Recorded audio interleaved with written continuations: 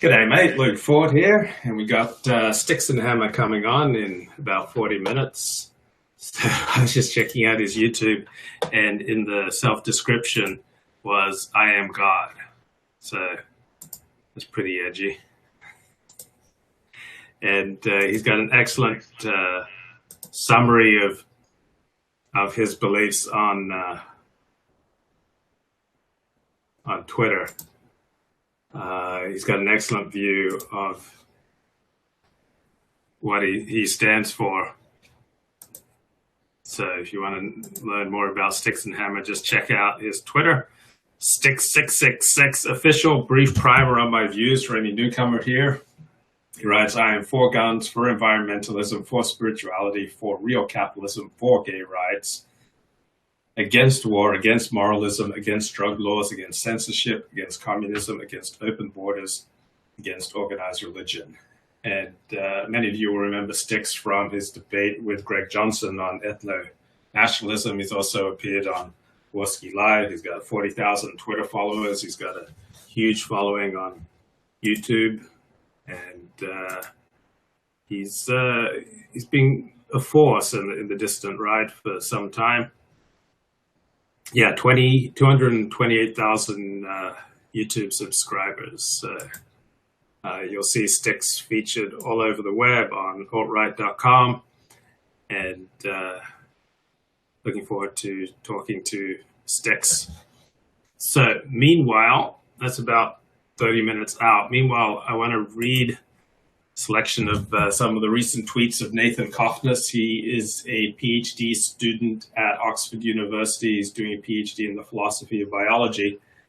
And he's made some tweets about the latest American Renaissance Conference, which is wrapping up today. He writes that Jews tried to be white nationalists. For example, 40% of the speakers at the first American Renaissance Conference were Jews, but they got chased away by Kevin McDonald fans. It's ironic. McDonald predicts there won't be white nationalist Jews, and there aren't that many because of McDonald. Interesting. Cohosts writes, as soon as a non-anti-Semitic white nationalist organization was created, American Renaissance, headed by Jared Taylor, Jews showed up and said, we're here to help. White nationalists told them to piss off, now complain that Jews don't support them. And Cohosts adds, if white nationalism weren't anti-Semitic, I think Jews would be intensely involved. And Cohosts further tweets, Jared Taylor recently strongly endorsed Identity Europa, which prohibits Jews from being members. He would never endorse a white nationalist organization that excluded Slavs or other Gentile whites. Jews are now de facto second-class citizens in American Renaissance, even if Taylor says otherwise. And Cohosts continues, Jared did make some more ambiguous statements too. In any case, it's clear that he's willing to be allied with open anti-Semites who say Jews should be excluded from white nationalism. Jared Taylor never took a clear public stand on Jews. He didn't expel anti-Semites from American Renaissance, so it got Nazified. Cohosts continues, heard several stories about Jews who used to attend American Renaissance but stopped because other attendees were confronting them with Jewish conspiracy theories. Seems clear that they are much less represented among speakers, though I haven't collected the data on that. So from what I gather about people who attend American Renaissance conferences, about half are strongly opposed to Jewish presence in white nations, and about half are not strongly opposed. So from that, my understanding is that American Renaissance conferences are about 50-50 in their attitudes towards Jews. And then Cohosts got into some discussions on treating diabetes for the people with low IQs. So life is an ongoing IQ test, and lower IQ people, of course, are much more likely to do stupid things, to do things that will cause themselves harm. And treating some ongoing chronic diseases such as diabetes is a particularly stiff cognitive challenge. And Cohosts tweets, I suppose that nannying hurts the majority because the majority do not need it. But what about the minority that does need it? Shouldn't their suffering also be part of the moral equation? And Coffness tweets, I'm sympathetic to libertarianism, but I don't see why an IQ of 80 obese person who cannot understand how to treat his diabetes is better off with unlimited freedom. Yeah, in general, I don't see how people with IQs lower than 100 are better off with unlimited freedom. But Styx, hey, it's great to see you, man. Hi, I'm happy to be here. Hey, so tell me, what is your relationship with the alt-right? Well, in my case, originally I was sort of on the fringes of it. I remember mentioning this to Richard Spencer in one of his podcasts, I think in around mid-2016. I think parts of the alt-right, though, have gone further than I would go, which is they've gone from maybe being mimetic in form. That was my main interest, and in the sense of protecting American jobs, American workers, in that sense, I fit in with populism. Some elements have gone more often to, I think, almost a la-la land, where there are certainly people, not naming names here, who endorse various violent ideologies. When you use the alt-right used to be mimetic in form, what does that mean? Well, originally, as far as I understood it, when I was sort of on the fringes of it, it was mainly about shitposting. It was a form of very refined online propaganda. And it was largely positive. Its message had nothing to do with any form of hatred. It warps later on, and I think some people begin stopping their use of that term for that reason. And they start using new right or just populist in general. They have something in common with the original alt-right, but it's not the same thing. What label would you just use for yourself? Well, I'm a libertarian. That's the essentially in the monarchist sense, but that doesn't really fit all the time because the libertarian parties, they're like Bernie Sanders fans now. So yeah, they've got issues. Yeah. When did you first develop a coherent worldview? Many, many years ago when I was still in high school, I was involved. I took senior law and got more interested in politics at that time. So shout out to my teacher at the time. No, it was great, but the thing is, my views haven't changed, but the label that's used for them has. Like, it made me a liberal back then because I was anti-war. I didn't like surveillance, the police state and stuff. And then it made me sort of more conservative, and now, reverted back to a sort of libertarianism. But I've always stood against the drug war. I've always stood against war and censorship in general. I've never really been happy about state power being as large as it is. I think it should be much less. Not absent, I'm not an ANCAP, but it should be considerably smaller. So what year was that, your senior year in high school? Oh, that would have been 2006 and 7, that era, okay. So quite some time ago. And when did you start going public, sharing your views with a blog and with videos? Well, I didn't even have home internet access until 2007. It literally, my first laptop, like the first computer that I had that was new enough to go on the internet at the time that I owned it was, sort of an essential purchase for when I was going off to UVM. Before that, we never had home internet. I was a total Luddite. Like a lot of kids, they were like during their summer vacation, like, oh, I went on the internet, I'm using 4chan or something. It's like, oh, I was out in the woods. I didn't even really like TV by that point either. And I watched like Deadwood on HBO to give you a sense of the dating involved is the last series that I enjoyed on TV. I don't understand how you didn't have access to the internet. Well, because I came from a poor family. That, and I had never really used it enough to realize what I was missing at the time. Wow. And what's UVM? What does that stand for? The University of Vermont. Okay. Yeah, that's where I started studying. Then I went to Castleton State, which is now a university, and then back to UVM for a while. I dropped out, which was the best fiscal decision that I ever made, because I had already gotten plenty of knowledge of anthropology and taken some courses on religion, English, and so forth. So I had that groundwork. But, getting out before I was 10, 20,000 more in debt, yeah, it was helpful. I'm glad to be a college dropout. You grew up in Vermont? Yeah. Yeah, I lived briefly in Texas, right along the border, and in Tampa, down in Florida. And what was your clique in high school? I was the quiet kid, basically, that people copied homework off of.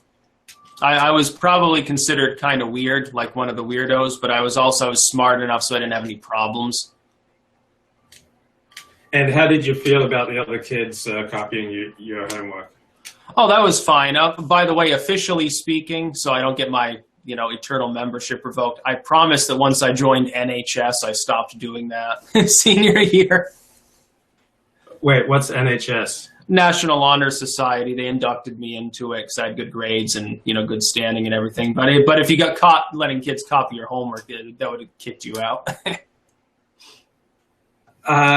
Your parents must be high IQ if you're high IQ. Yeah, and I mean they have different interests from me. Neither of them are particularly interested in the religion. Politics, yes, but my politics are different from my parents. My dad is more just generally bitter at politics in general.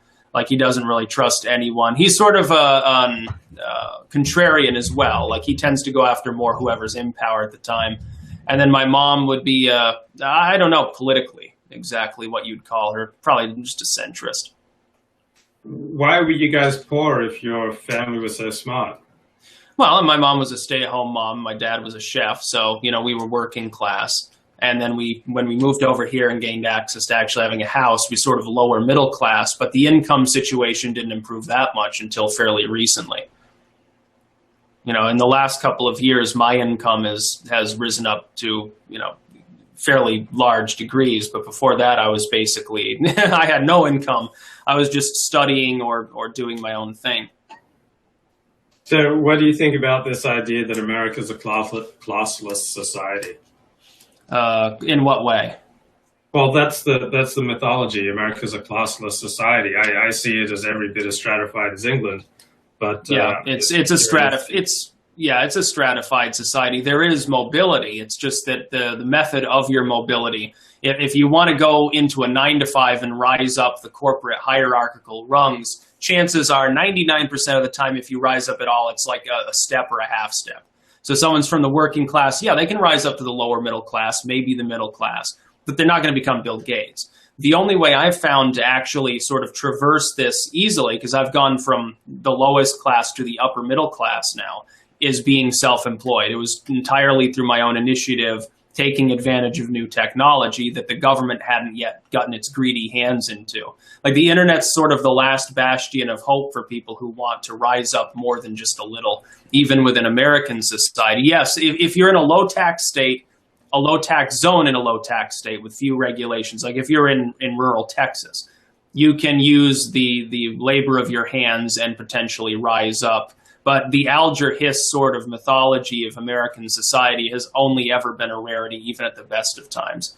Even in the boom times of like the Roaring 20s, the early Homestead Act era, even then the average person, if they came from Europe, they're impoverished, they're landless like peasantry, they have just enough skills, they come over here, pay their $10 for a coffin ride over here and settle on some land. Chances are the best they became was a lower middle class farmer. They had land, but they had to work tirelessly to maintain it. Their children had a better plight, I think, generally. But even then, each generation can only rise up a step or a half step, usually at best. So I've experienced intense class anxiety. I went once to a party hosted by The Atlantic magazine. It featured Martin Amis and Christopher Hitchens, and I saw those guys had this following all around them, and it seemed like everyone at the party was either a millionaire, an elite member of the media, an elite professor, and it was one of those rare times where I felt outclassed, and it was humbling. Have you ever experienced intense class anxiety? No, not really, because generally speaking, I would rather hang around like average working class individuals. Generally, I find them to be more interesting, more forthright, maybe more hardworking than people who are, wealthy or something. It's like I don't exactly want to hang around people generally. They're like, would I want to go fishing with Bill Gates or something like that? I don't think that my mannerisms would be endearing to these people.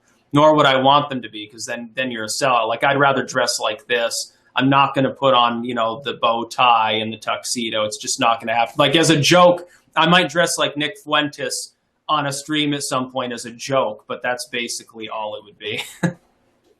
The biggest change in my life as the result of having now more money is my garden's a lot bigger, to give you some indicator of my priorities. Gotta get some asparagus in there. What's going on in your garden these days? I know you're about to go work in it.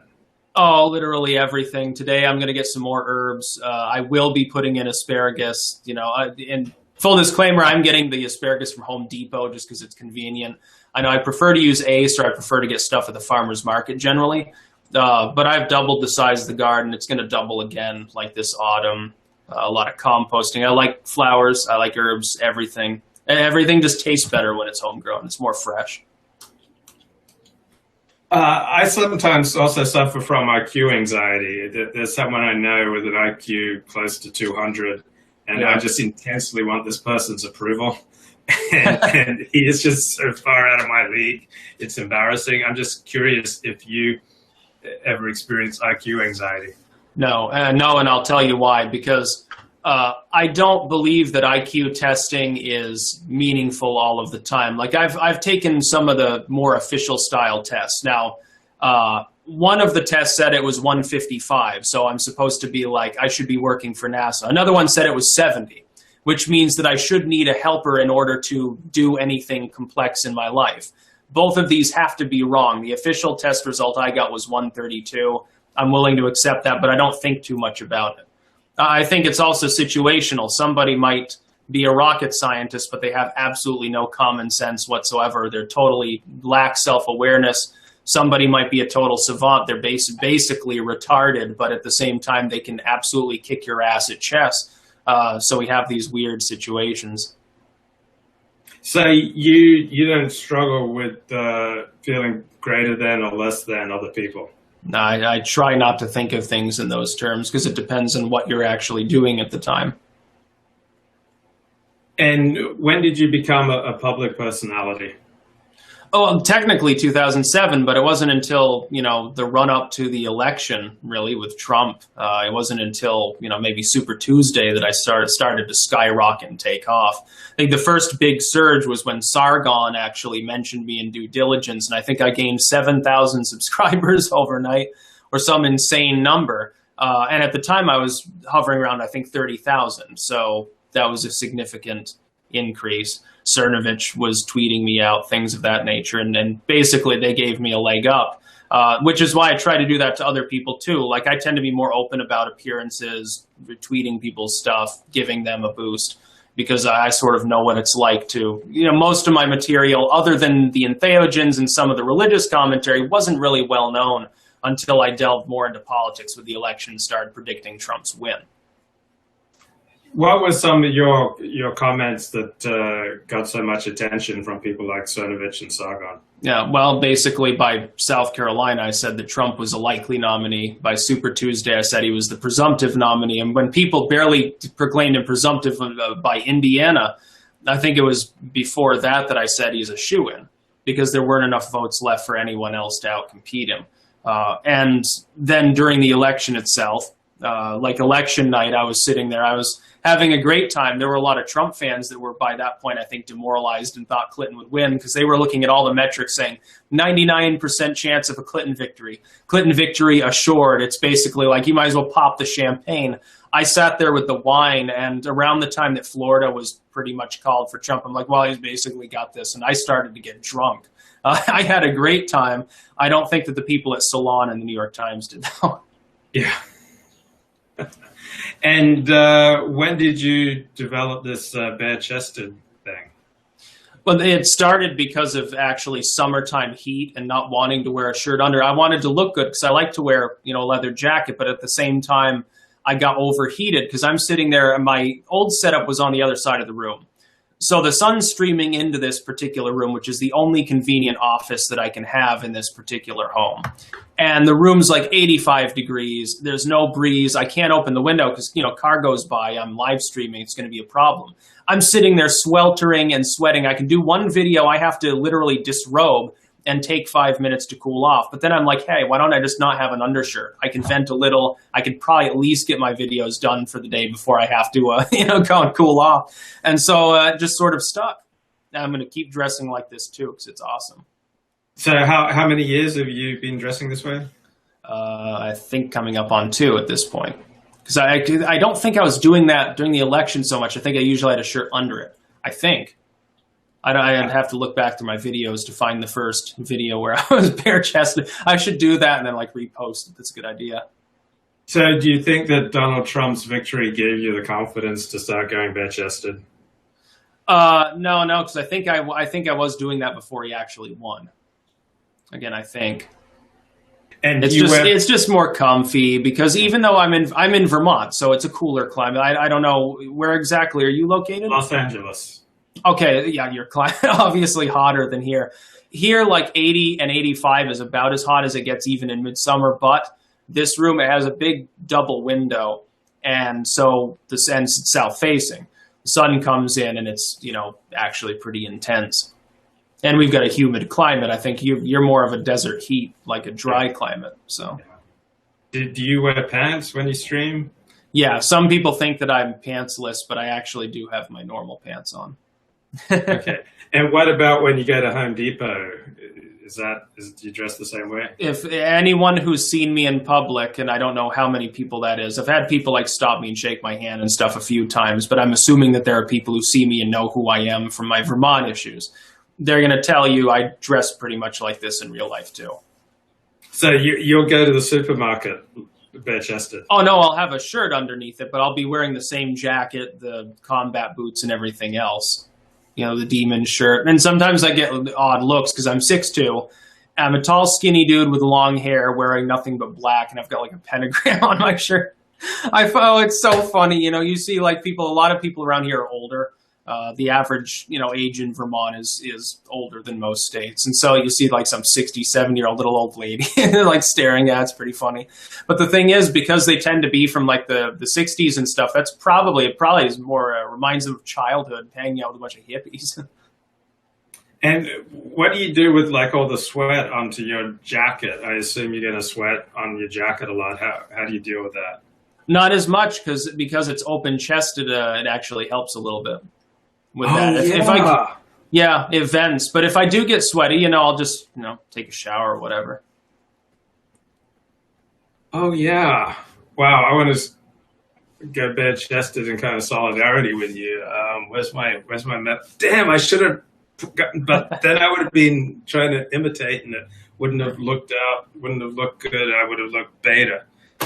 No, everyone should dress that way. It's just more comfortable. And it looks good, so it gives more contrast. Oh man, I never think about dress until now, and I've been exposed. You're pro gay rights. Yeah. What's your orientation, and how does that affect I'm totally straight, but years ago, now it's not a problem so much. Years ago, if you said, hey, I don't think that gay people should be ridiculed. I don't care if someone makes homophobic jokes or whatever any more than I care if they say racist stuff or whatever. If they're not harming other people, I don't believe in the PC censorship stuff. I'm not a PC individual, but I don't think that people should be harassed. The state shouldn't harass them for being gay. And years ago, if you said this when it wasn't fashionable, back when it was unpopular, people would usually say, oh, well, are you gay? You must be because you want gay rights. And it's sort of the same thing now. They assume you're a Nazi if you want free speech. It is basically the same. So I figure I must be over the target because I get flack on that now, too. Okay, I'm going to have my co-host Brindle on mute and take over, and I'm going to see if I can find a leather jacket. Brindle, go ahead. Hey, Styx, thanks for coming on. I've been watching you for a long time. It's really a pleasure to talk to you. Oh, thanks. So you mentioned you kind of, became political in 2007. Was that related to the Ron Paul movement? Yeah, somewhat. I liked Ron Paul. I would have voted. I did end up voting for him. I wish he had been on the ballot for me to vote for instead of, idiot Romney. And before that, of course, idiot McCain. The thing is, the Republican Party totally mistreated that poor dude. Yeah. And now the Libertarian Party does too. It's like, he is a libertarian. They say, well, no, he's not a member of the LP. He's just a Republican. It's like libertarianism is an ideology. It's not a party. You represent the party loyal, a partisan movement. That's all well and good, but Ron Paul is more libertarian than Gary Johnson by far. Yeah, the Libertarian Party has definitely moved to at least at a minimum a left libertarian kind of position. I mean, they're focused on the libertine aspects of libertarianism. I mean, which is fine, but I mean, when they get into open borders ideology, it's like, wouldn't that necessitate the eventual death of libertarianism as, a billion Chinese communists potentially move in? Like people in such a society. If you had it that way, if it had open borders, there would be no protection to keep anyone from coming in, immediately claiming voting rights. It wouldn't take that much effort for even a minority of your population to be potentially foreign as long as they were more politically active. And there'd be nothing you could do about it. Yeah, that's interesting. So that kind of brings me to one of the biggest, I guess, appearances you've had in the last year might be your role in the Spencer versus Sargon debate. A couple months ago, and I think it was more of a shouting match at times, but yeah.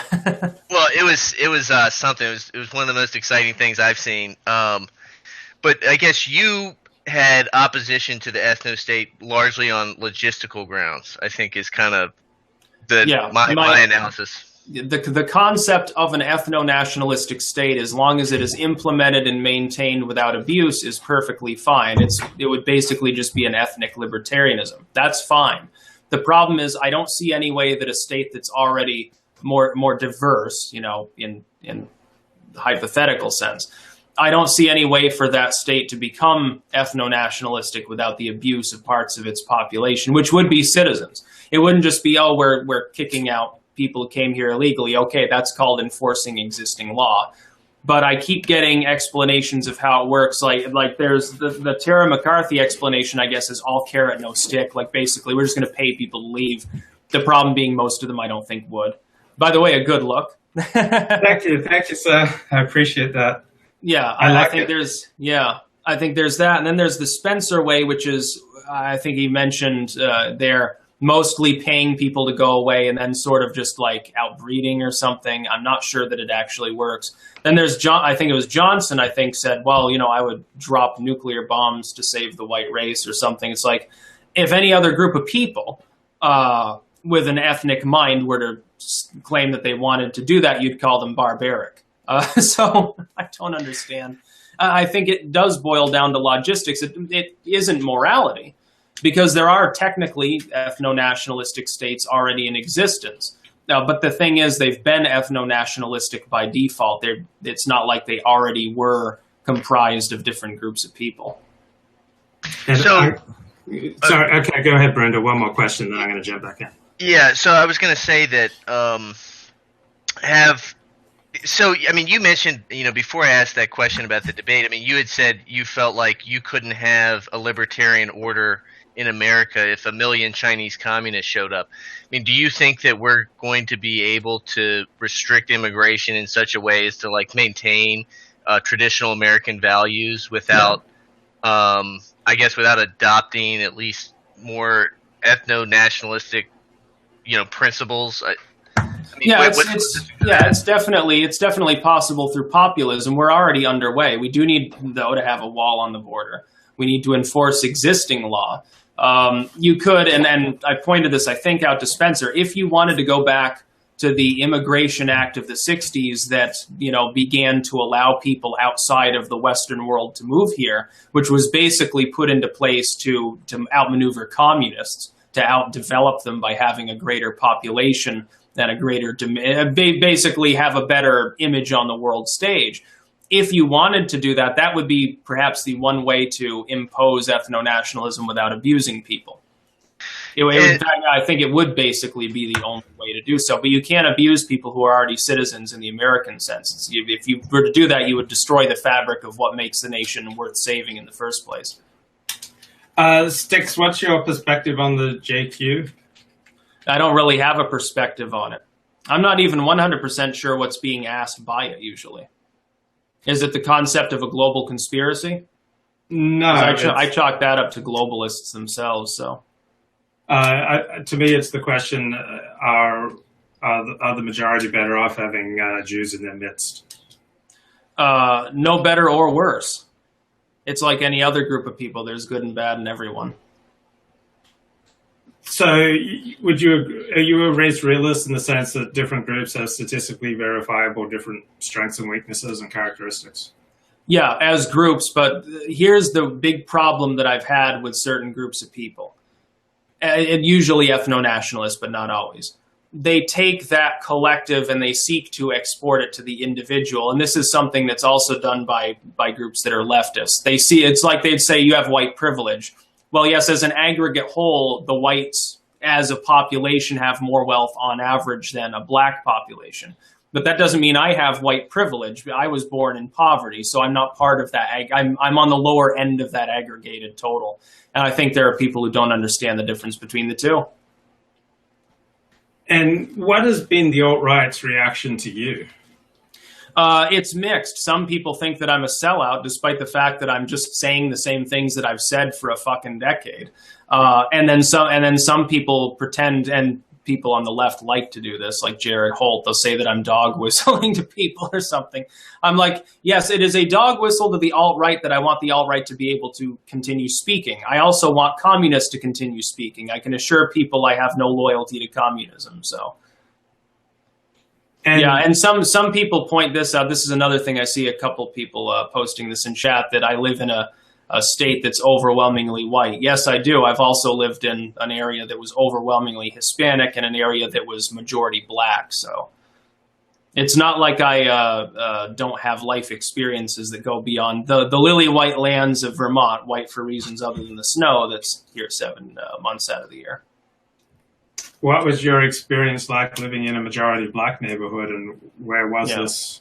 It was on the eastern side of Tampa, actually, years ago, and it was interesting. And I never had any real problems. Nobody ever bothered me. That's the thing, though. I understand people talk about aggregates. They talk about statistics, like, well, you are more likely to be abused in that urban situation than in, rural Vermont. Yes, absolutely. But that doesn't necessarily export to the individual. It doesn't in my case. The same is true of southern Texas. I'm sitting there living, so if I get up on the roof, potentially, I can literally see the Mexican border. I'm living in a neighborhood that was at least 95% people of recent origin in Mexico, first and second generation immigrants. It was a population explosion has happened there in the last few decades. And nobody ever abused me. I was never victimized for being I literally the token Anglo-Saxon white person of the neighborhood. I don't think I saw another Anglo-Saxon individual in the whole area, actually. There were a couple times some dudes dressed as cowboys were riding a donkey or some crazy shit in the middle of the street, though. So you did a debate with Greg Johnson on ethno-nationalism, and then, as I understand it, you got a lot of abuse and didn't want to do part 2. No, it had nothing to do with it. It just had to do with the fact that after I debated Johnson and certain others, people on the left attacked me as though I was enabling hate. I'm an enabler of hate. I'm platforming Nazis. I'm legitimizing them. It's like, okay, well, you're mentioning me in your hit pieces. Are you legitimizing me? So you're legitimizing hate too. Scott Adams pointed that out the other day when they said that he was platforming evil people or some crazy shit. Yeah. I'm sitting there. I'm sitting there dealing. It's not the problem. The ethno-nationalists generally were leaving me alone, despite the fact that I was debating them. The real problem is that idiots like Holt or the people at BuzzFeed would come out and say, "Well, Styx must be dog whistling. He's talking to someone who's an ethno-nationalist." And the problem was, their problem wasn't that I was talking to and debating them. The problem is that I was using the wrong tactics. I'm supposed to get red in the face and start saying, fuck you, you're a horrible human being, you should be destroyed, we should exile you and punch a Nazi. #resist. They want me to do the sort of incoherent bullshit that they do that always loses the debate. They don't want you to be able to use a winning debate strategy against ethno-nationalists because then you're platforming them. It's crazy. That's a great point. I was looking at your YouTube channel, and on the About page it says "I am God." So what does that mean? That's been there since 2007. It's just a recognition that I run my own life. It's a libertarian statement. By the way, someone in there is asking if I'm a goth. Kind of, yeah, not totally. What is a goth? And the gothic subculture is the spin-off of punk that's, it's related to graves and skeletons, spooky stuff. Originally, if you listen to like the works of Roz Williams and others, it has a great overlap with sort of the Shakespearean, a lot of theatrical things. Literally only Theater of Pain, the title chosen for a reason. It's interesting. Do you have any fear in interacting with the alt-right that you will get socially marginalized? No, because they've already tried to marginalize me through those interactions, but people have been trying to do that for years based on things that aren't even political. Like when I come out and I attack religion, like on Twitter, people will start posting Shrek Fedora meme. Some of these people probably do assume that I'm an atheist because I'm chastising Christians or whatever. It's not. I'm a pagan. I'm an occultist. I don't really care about the theism versus atheism thing. But they do seek to try to marginalize the argument. They're just sort of programmed to do that. They're like, it's a hive mind. In many cases, they're just like drones. And what type of paganism do you subscribe to? Just general paganism. I sort of mix and match. I don't see a problem with that sort of thing. It's sort of a Roman tradition in that sense. The Romans literally did the same thing. Oh, this god has some similarity to that one. They must be the same thing under different names. We can combine these ritual forms, and people will adapt Roman paganism the same way. I mean, are there any heretical pagan sects out there that you want to call out and criticize? Well, there are groups that have beliefs that are inconsistent with the general ideology of most forms of paganism, especially some far-left so-called pagans. Like when you see these so-called witches doing hexes against Trump, if you actually read through like their spells and stuff, it's New Age bullshit. It's not even really Wicca for the most part, or it's a really warped variant of it. As far as their paganism, yes, I'm sure that they're really authentic worshippers of Thor. They certainly go and bathe naked under a freezing waterfall every day, and I don't even think they could grow a beard. So what kind of moral prompts does paganism give you? Be strong, respect tradition, within reasons. If a tradition is, retarded, basically, if it causes people to die for no reason, you wouldn't. It's generally pro-nature as well, or it can be. Some people don't really have an appreciation so much. I feel more spiritual in nature, though, than I do anywhere else. Being kind to animals and trees. It's okay to kill an animal if it's getting into your garden, but you don't randomly go out and sport shoot, I guess. What does paganism have to say about abortion? Depends on which pagan you ask. There's no real consensus. It's sort of like within any other group. I tend towards being pro-choice. I don't see it as a moral issue. I see it as an issue of the government doesn't have any right to tell people, unless it is settled in a moral sense by the overwhelming majority of a society that they don't wish that to happen. It must remain an issue of individualism. Because there's no, when you're trying to define it as life versus just a parasitic clot of cells, that's a subjective sort of morality. Now, you can make that philosophically debating one citizen to the other. You can say, I feel it to be wrong, or I know it to be wrong, but you can't export that to the legal system. I think it's totally wrong, because what you would end up doing is creating a class of slaves, essentially, who wouldn't have full control, full bodily autonomy. So is Satanism synonymous with paganism? No, absolutely not. Satanism in the LaVeyan sense is purely atheistic. Satanism generally, as I held it as an independent Satanist, I never joined any satanic group, was atheistic or agnostic basically in form. And it's a mockery of organized religion, especially Catholicism. It mocks the Catholic ritual system for the most part. So are you still a Satanist? No, I haven't been for many years. I left it behind because it's too atheistic. I had spiritual experiences that I couldn't readily quantify in that sort of atheistic feel. And I ended up delving into, basically the occult, and it led me through to paganism. They want to know if you've read any Miguel Serrano. I don't believe so, no. Are there any pagan intellectuals that you hold in particularly high regard? Most of them are dead. In all honesty, I don't really keep up with modern philosophy, maybe as much as I should, in any sense, religious or irreligious, because I'm more interested in other things. So how do you spend a typical day, and how much of it is devoted to paganism? In a typical day, I get up, I have a cup of coffee, and start writing editing. And that fits in with the occult and paganism, because 99% of the time it's a text, religious works that I'm editing for re-release. Some of these texts have never had a modern edition or anything in modern English. It's like 100 years have lapsed since the last time it was reworked. It's in, sometimes shitty format. Some other people are taking scans of these texts and selling them as is, retaining all original defects. I go through them by hand to spell check, to correct format and so forth, give them new covers and give them new life.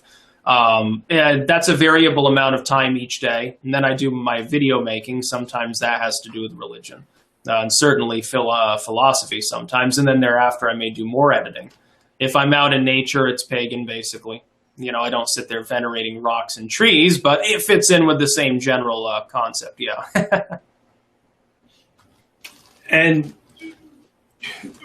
tell me more about these pagan texts that you're translating or updating. Why do you devote so much time to that? Well, for one thing, it's a form of employ. It's literally a for-profit venture. But like I said, a lot of it is I'm a bibliophile. I want to preserve these works. And if there is no other good modern edition, they're certainly not being preserved. There are a limited number of the original editions in the world. If there is no, new updated version, it could go extinct. There are texts that have gone extinct in the world. You think of maybe some of the lost works of the great philosophers, some lost play by Shakespeare. If one other person had bothered to write it down or print up a billet, maybe we'd still have access to it. Just think of how different the world would be. How many of those books have you done so far? I'm on number 149, but that counts some of my own works as well. What kinds of subjects have you wrote on? For my own works, I've written on memetics. One of my most popular works is occult memetics. I've sold thousands of copies of that. I've written about occult philosophy, a little bit on propaganda and the concept of liberty and censorship, topics like that. I think of all political topics, that's the most important to me. It fits in with all my work. Books have been banned and burned throughout time. Certainly we see censorship encroaching online. It's become a problem. So politically, that's the topic I write about most. I've also got a work against communism because I oppose communism. Another one called Sickness and Hell, which is a fictional work. It's splatterpunk.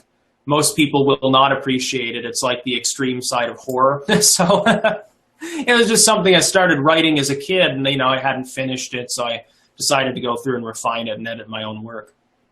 How much of what you do you consider to be propaganda, and how much of it is sort of new? I mean, a lot of what your videos are is a lot of current events. Yeah, reactions. We've got to understand that whenever you're weighing in with analysis, it is inevitably propaganda. That doesn't mean it's bad, though. The term propaganda almost always is used in a negative sense. The government made propaganda to support going to war. The government used propaganda to destroy dissidents. You can also use benevolent propaganda from the ground up. The little people can utilize the same exact tactics to affect society because of the way the internet works.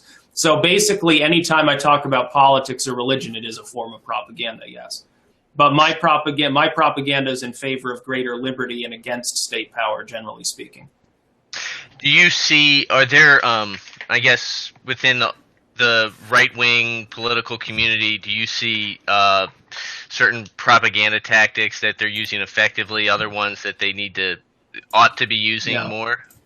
Yeah, they should go back to doing what they were doing in 2016 instead of holding marches and stuff, because it obviously doesn't work. They should need more frog memes, quite literally. They need more memetics, because that was a huge advantage over the left. And I think that will end up happening. Like when 2020 comes in, Trump is going to spawn the same kind of grassroots meme-friendly movements that he did before. You will probably have him opposing a neoliberal like Clinton who will not understand the concept and will fail. The biggest worry should be that it's a neoliberal like Clinton that nonetheless doesn't micromanage her staff, lets the younger crowd surrounding them actually do the campaign almost for them, because then they would be more effective at deflecting Trump's attempts. How do you think he's going to fare in 2020? Do you have a prediction? As of right now, he's got a 90% chance of being reelected. That's contingent upon several things: no economic downturn, didn't start a war, and the midterms aren't a complete fucking disaster for the Republican Party. I don't think they will be. I don't see a blue wave truly coming. I don't see the Democrats retaking the House. Trump is inching upwards. If Korea culminates, if the peace treaty to end the war there culminates before midterms, the Republicans keep the House, definitely. Because they can run on foreign policy. They can say, hey, I backed the dude that stopped the Korean War. How many administrations failed? How many presidencies? Was 10 presidencies since the Korean War began? That was the Eisenhower era. It's a lot of presidencies. No, it's been incredible. I mean, it just goes to show appeasement is such a failure, and it takes Donald Trump to show us how to do that. Yeah, even NBC had a piece on that. Yeah, but I was going to say, you say 90%. I mean, contingent on no economic downturn. I think it's been over since you graduated high school that we had our last recession. I'm always fearful it's right around the corner. I mean, it's been over 10 years. Yeah, there's no reason to believe that another recession is currently looming, though. People can use it's like all the leading economists. They all swore up and down there'd be a recession if Trump was elected. The opposite, like Krugman famously, the opposite happened. They said if he tried to tariff China, it'd be a disaster. We'd be in a recession. China backed down within a couple of weeks. Never happened. The tariff war is fundamentally over. If he lowered taxes, not only would there be a recession, it'd be a Great Depression. Well, I don't see any depression around me. I see wages rising. I see unemployment for certain demographics is extremely low at the moment, and Trump's approval is beginning to creep up because of this. Trump is sitting pretty. People are concerned that your jackets are made of human flesh. Care to comment? Yeah. No, it's made of a cow carcass. Okay. And have you ever played Led Zeppelin backwards? Yes, actually, of course. I think everyone's done that with Stairway to Heaven. It is a little bit creepy because it is so well enunciated backwards, the sort of Satan references. So I don't know. Maybe they did it on purpose. So it could have been a marketing strategy. Maybe they leaked the concept of spitting it backwards themselves just to get people all spooky dooky so they could make $1 billion. How can you tell when you're dealing with a scary Satanist or pagan and someone who's likely to be a solid citizen? A solid citizen? Yeah, how can you tell whether someone's going to be scary and dangerous versus being solid citizen? Oh, in the context of like being a pagan or a sadist. Yeah. It would be no different than any other group of people. It's like, how do you tell a good Christian and a bad Christian? You can't on the surface necessarily. They're both going to greet you with the same smile, give you the same handshake maybe. I would say judge people mainly by their actions. That's really commonsensical. Yeah, like if someone's coming out and saying, oh, butcher this goat for Satan and doing crazy shit, number one, they're not an authentic Satanist, don't understand the philosophy writ large. Number two, yeah, they might be a freak. They might be a weirdo. And Satanism, by the way, I have to reiterate this because people always get this wrong. Satanism not only frowns on, but outright bans the concept of harming children or sacrificing animals. So if somebody's cutting cats' heads off or something, they're not a Satanist. What they are is a devil worshiper. They are an inverted Christian. There's a big difference. They're certainly not an atheist. They're trying to appease some crazy chaos god or something. Why do you think the left sucks at making memes? They got complacent. They represent the establishment. Years ago, the Republicans, they were the ones you'd say, well, they're the they're boring and outdated and stuff. Then the Democrats became the same thing. It's not really Republican and Democrat. It's more neoliberal establishment versus everyone else. Libertarians are better at memeing. Progressives are better at memeing. The alt-right's better at memeing. The new right sort of groups. They're all anti-establishment because they're the ones being suppressed. I think what it does is it puts them under enough stress to purify what they release. It makes them mad, and so they put more effort into it. Are you friends with people on the alt-right? Friendly, yeah. Like not in the sense of hanging out in real life, but, you know, I hang out with plants more than people, so. Do you have any fears about the alt-right? Fears that segments of it could spin off into criminal violence? No, I'm not afraid of that. That's a bunch of propaganda usually by the neoliberals. You look at it this way. People are afraid of like a handful of literal Hitlers starting violence. Okay, when's the last time the alt-right started a war? Because there are plenty of drones were launched by peace-loving, totally normal establishment neoliberal Obama. Tens of thousands of people died. Even Trump. I happen to generally support Trump, but he's continuing the same drone policy. Thousands of people have been splattered by his drones since he took the presidency. Bush, he killed 500,000 Iraqis. Totally normal, everyday conservative, never Trumper, not even a populist.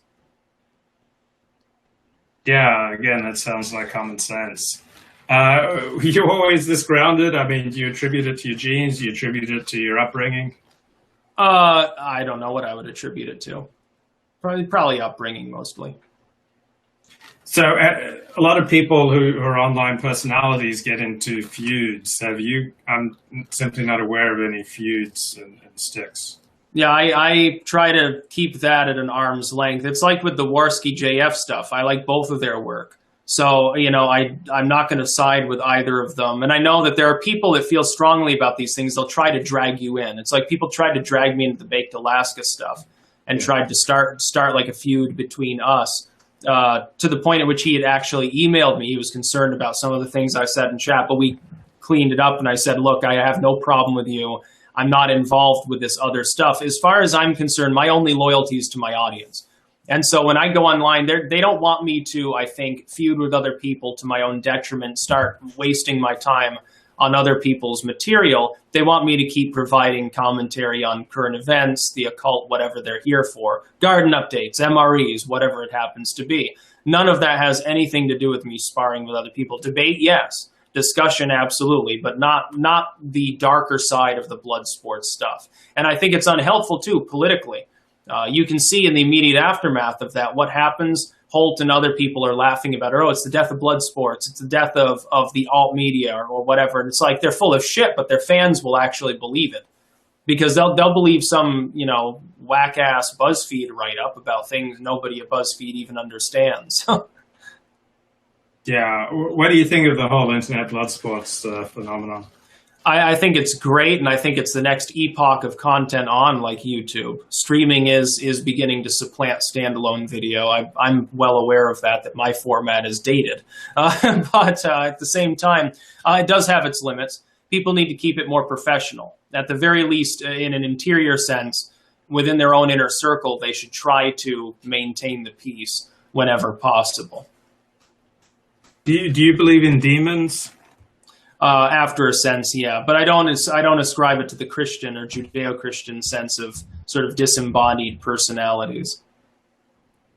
And how do you look at Christians and believing Jews, people who have faith in a God who runs the universe and revealed his will in the Bible? Yeah, in the past, I was very much against even the concept of theism. Like I was, angry at these people. Generally, I'm like, how can you believe that? But then I had my own spiritual experiences, and I'm like, well, I'm not a hypocrite. I don't like organized religion. As far as I'm concerned, any Christian church or any Jewish religious movement, like a synagogue or something, those I class as generally bad for society, or an imam or something. As far as people who simply they believe in the Christian God, the Jewish God, Allah, whatever, I don't really care. I can't be compelled to care at this point because I have better things to think about. So you don't believe in an objective morality like that maybe in some way an organized religion can tap into, like you believe like every person like some sort of moral relativism where they can find their own truth? Ultimately, everyone considers their own morality to be objective in their own life, but that's the thing. It's just an anecdote. A society needs to have a legal and moral system, but they have to understand that it is ultimately it is subjective. It is not based on a god or anything like that. If it were, then all of those systems would be inevitably the same, because the same observable truth would be used for each of them. I've debated people on the right, traditionalists, who think that it can be objective. What I say is, use it as though it were objective, but keep it in the back of your mind that ultimately it is not. Now, otherwise, you can become weak. You become so self-assured of your God will save you or whatever, you end up getting crushed and destroyed. Well, it's not a good place to be. Do you think a society can function with a bunch of individuals sort of determining what is right for themselves? As long as it adheres to the concept that victimizing people is subjectively speaking wrong, or at least punishable. As long as it does that, you can have a polite society. People can believe whatever they want. You can believe in anything as long as you don't victimize other people in the process of the mere belief itself. But isn't the problem with setting victimization as the standard is that we have these SJWs out here like saying that they look at microaggressions as form of victimization. I mean, victimization in of itself is a subjective. Yeah, let them prove it in an objective way then. You can prove if I kill somebody and I've prevented them from functioning, I've deprived them explicitly and objectively of their life. That's pretty obvious victimization. If I rape somebody, if I steal their car, I've deprived them of something. I've deprived them. If you deprive someone of livelihood, defaming them, which the legacy media does every single day or tries to do, that's objective. But if I simply say, well, I don't like insert group here, or I manspread or something, let them prove that actually deprived them of anything and victimized them. I mean, in most cases, they're talking about something they're not even physically attached to. Like it's not the same as there's been a physical effect upon them. I didn't go punch them in the neck because they were a commie or something. No, it's more they saw something that they don't have to see. They can close the chat window. They can close the video out. They feel offended by it. Who cares? Nobody else other than them could possibly feel offended by it, nor would they construe it as offensive, generally speaking. So the things, I tend to agree with you about the things that you listed as being like almost a universally agreed upon, deprivations. Yeah. It's about the survival as well and well-being of individuals, and in some cases in collectives. For instance, a reason why you would want to ban treason, well, that could boil down to great harm to individuals as well. Yeah, I will note, though, that it seemed to me like that list was strictly talking about material deprivations of rights and things like that. I mean, what about, in some sense, I really am very anti-SJW, okay? But they do speak to, that people's dignity can be deprived. Like, for instance, a lot of people on the alt-right feel like sort of the soul of white people is under assault by our current culture. That's a collective, though. That's a collective. What I would say is it's your responsibility, if you believe that, to fight against it ideologically. But to make it illegal would make no sense. I mean, by the way, this is something ethno-nationalists need to understand. You're essentially saying that a state that is run by people who want to destroy you should also have the power to do such a thing. I don't think that's a good idea. You can feel free to feel differently, but I think that would probably backfire. Giving a state that's trying to kill you more power seems self-destructive to me. So Hans Hermann Hoppe, I'm sure you're familiar with him. He's a prominent libertarian. I guess he wrote Democracy, the God That Failed. He spoke and has embraced the alt-right as, his position is that I guess you can't have the libertarian order without white people. How do you feel about that?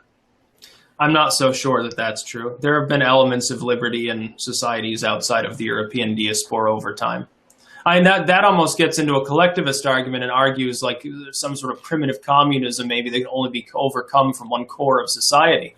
But if we look at societies that were never part of that diaspora, they had property rights. It's evident when we look at archaeological remains. There was theocracy. Primitive theocracy was a thing. Primitive capitalism, after a fashion, existed. The basic groundwork from which the concept of liberty springs, it doesn't fully originate with Europe. There have been people that aren't of European descent involved with that as well. Personally, I think that there should be more liberty worldwide. I think it'd be the best of all worlds. The problem is, of course, promulgating that without pulling a bush and bombing people for peace. Yeah. Luke, did you have something? Yeah. Would you say that you're a shirtless Jordan B. Peterson? Is that a good description, Styx? I don't know, because he just released, what was it? He released some list only a couple of days ago where he makes arguments for a new form of conservatism. And the first few points he made, I absolutely agree with. But then he gets into things like, it's better to teach your children responsibility than about their rights. No, I don't know. I think they're both important. Some of his points, I think, deviate quite far from my monarchist views. Absolutely. And how do you get your hair to have that shine and that bounce? Is there any particular shampoo or conditioner that you recommend? I don't know, because there are 3 or 4 different things that I typically use. I prefer natural soaps, though. As far as that goes, I like, what is it called? The Filthy Farm Girl brand of soaps. I obviously don't use that one. I use like Filthy Philosopher, which is funny because it has marks on it and stuff like that. And weird stuff sometimes. I actually use like vintage products. I've actually washed with 80s era soaps. I actually bought some of them. They work just as well as the new stuff. They're probably better for you. They probably don't have a bunch of soy in them. So how often do you wash your hair, and what sort of products do you use on a regular basis? Yeah, well, it depends. I mean, some days I skip showering, which I think is probably healthier for your hair long term. But usually, I just shampoo it and then I condition it.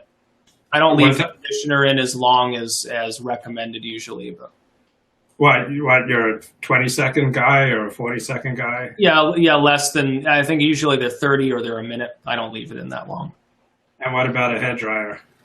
No, I don't use one. I just towel it dry. Or I towel it to the point where it's dry-ish, and then I let it air dry, basically. And what type of conditioner? I don't actually know. I would have to actually go look in order to determine that. I don't really pay too much attention to it. And what type of women fall for you? Huh? What type of women fall for you? Oh, I don't really get into that on live streams. Oh, okay. I respect that. There are some things about my life that I tend to keep close to my chest. Just because I've got to realize anyone associated with me potentially is at risk for being targeted for harassment by social justice warriors and stuff.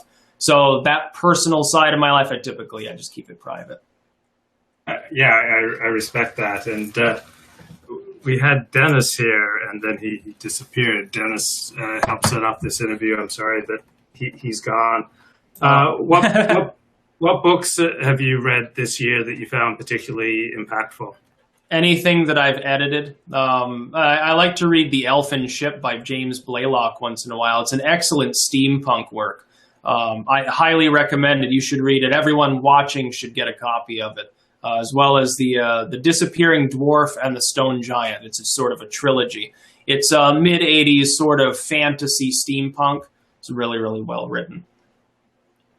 And could you give a few books that have been most influential in your life? Well, I always recommend people read the Holy Bible, even if they don't believe in it. It's still a piece of spiritual literature. They should read the Quran also. Like I'm critical of Islam as an ideology generally, but you can't really be critical of something unless you understand it. So I remember when I was at UVM, my first year, I took a course, actually, an intermediate religious course in sort of Islamic doctrine, setting the groundwork for being able to criticize it as a sort of religious body.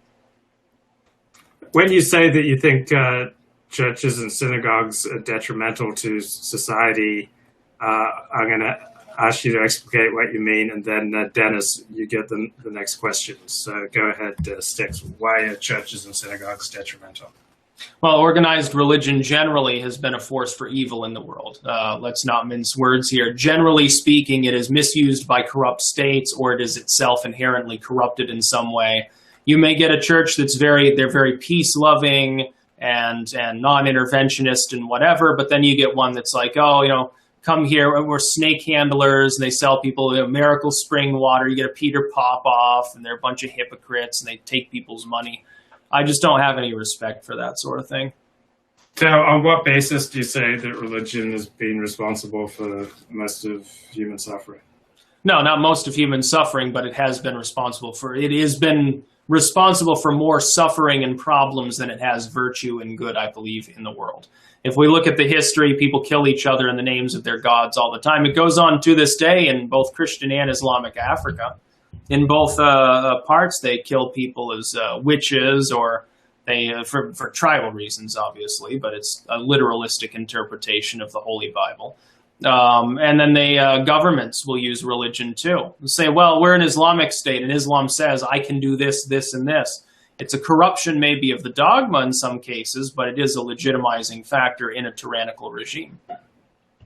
Well, I see like political ideologies like communism as sort of arising like out of secular worldviews. I mean, political ideologies like sort of seek to explain the world and explain how one ought to behave in much the same way a religion does. Well, communism didn't arise from secular worldviews. It arose out of Orthodoxy and Judaism largely, and certain Armenian factions.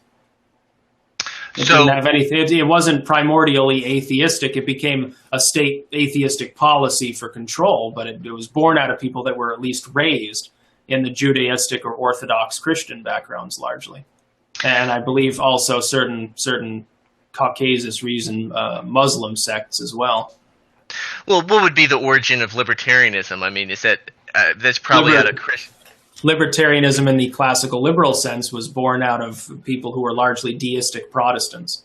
That is, they believed in the Christian God, but they didn't like organized religion. If you read about the founders, people, especially Ben Franklin, he had orgies and did crazy shit and mock up satanic rituals. He was nuts for his time. He could drink any of us under the table easily. These were the people that founded the country. They got drunk and shot at British soldiers. Yeah, see.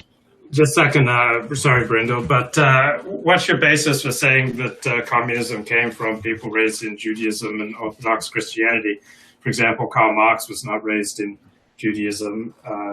Like Lenin, did he receive a particularly religious upbringing? I believe Stalin was raised Orthodox, and Stalin certainly formed the worst period of communism. I'm not talking about communism as in Marxism. I'm talking about its latter-day incarnations. Now, if you want the atheistic side, you go to Mao. But then Mao, his version of communism ends up fighting with Stalin's sort of Orthodox Christian background version. And I know that generally speaking, communism is not adhered to or appreciated by most people within either of those religious backgrounds. I'm simply saying that it has to have had cultural influence as well, because if you look at national origin, it plays a role within what becomes communism. So in the Russian sense, purely Orthodox. So if we were to take the 50 most influential communists of the 20th century, do you think we'd find even one or two who were theists? You'd find some that were deistic, essentially. Or I should say, raised under a religious background without being particularly religious, because then they go off. Most religions, tell you not to slaughter, 10 million people. But the thing is, that plays a role. The existence of the organized religion itself influencing as well the state lays the groundwork for their ideology. It plays a role in the ideology as communism arises. The most butcherous ideology that's ever existed. Some people say it's Islam. I don't know. I think communism has Islam beat. It's a much shorter period of time. What's your criticism of Islam? Basically the same. It's misused more frequently, it seems, than other religions to butcher people. And I think that if you read the hadiths, you'll find some stuff in there that's just patently false. It's a little like the Book of Mormon or something, like Muhammad. This is a factual, according to, I believe, the Bukhari. Says that he thought that sperm came from the kidneys. The funny part is he got that idea from Greek pagans from before the age of modern surgery, essentially. And he used to call black people raisin heads. So, I wonder how many people who are progressive who like Islam realize that. And if we look at the foundational text of paganism, will we also find similar amounts of mistakes and errors and falsehoods? Oh, absolutely. Of course you do. But the thing is, most pagans aren't going to try to sit there and debate the point, say, no, that's not really what it means. No, they're going to say, yeah, people living 2,000-3,000 years ago, they didn't understand everything about anatomy. And it's just as simple as that. It's an admission that the sort of theological path is flawed. That's something, though, that most religious people in the Abrahamic sense aren't willing to do. They're Muslim. They say it is 100% true. If Muhammad said sperm came from the kidneys, it must be a mistranslation. What he really meant is the testicles. He just looked like kidneys. That's not true. That's not what the Sahih al-Bukhari says. But they'll make every possible excuse for it in the world.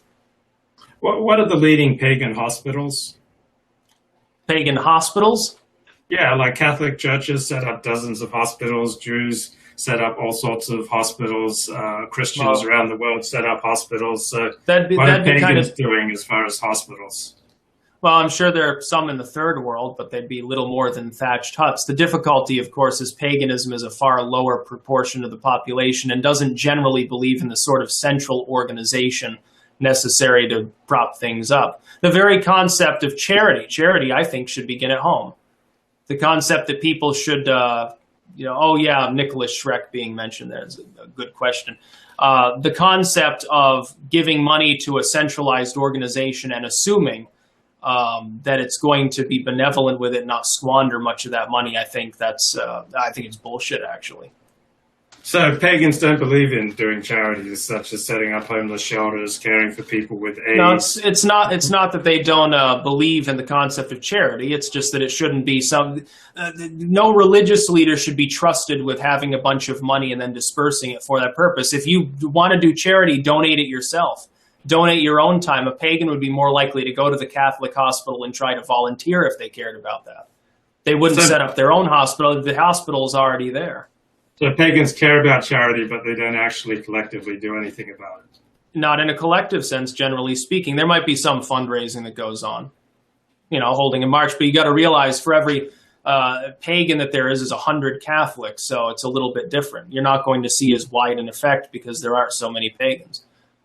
So if you got into trouble, the type of trouble that required collective effort to get you out of that trouble, should people go, well, we're all individuals, it'd be wrong to engage in collective action to help Styx?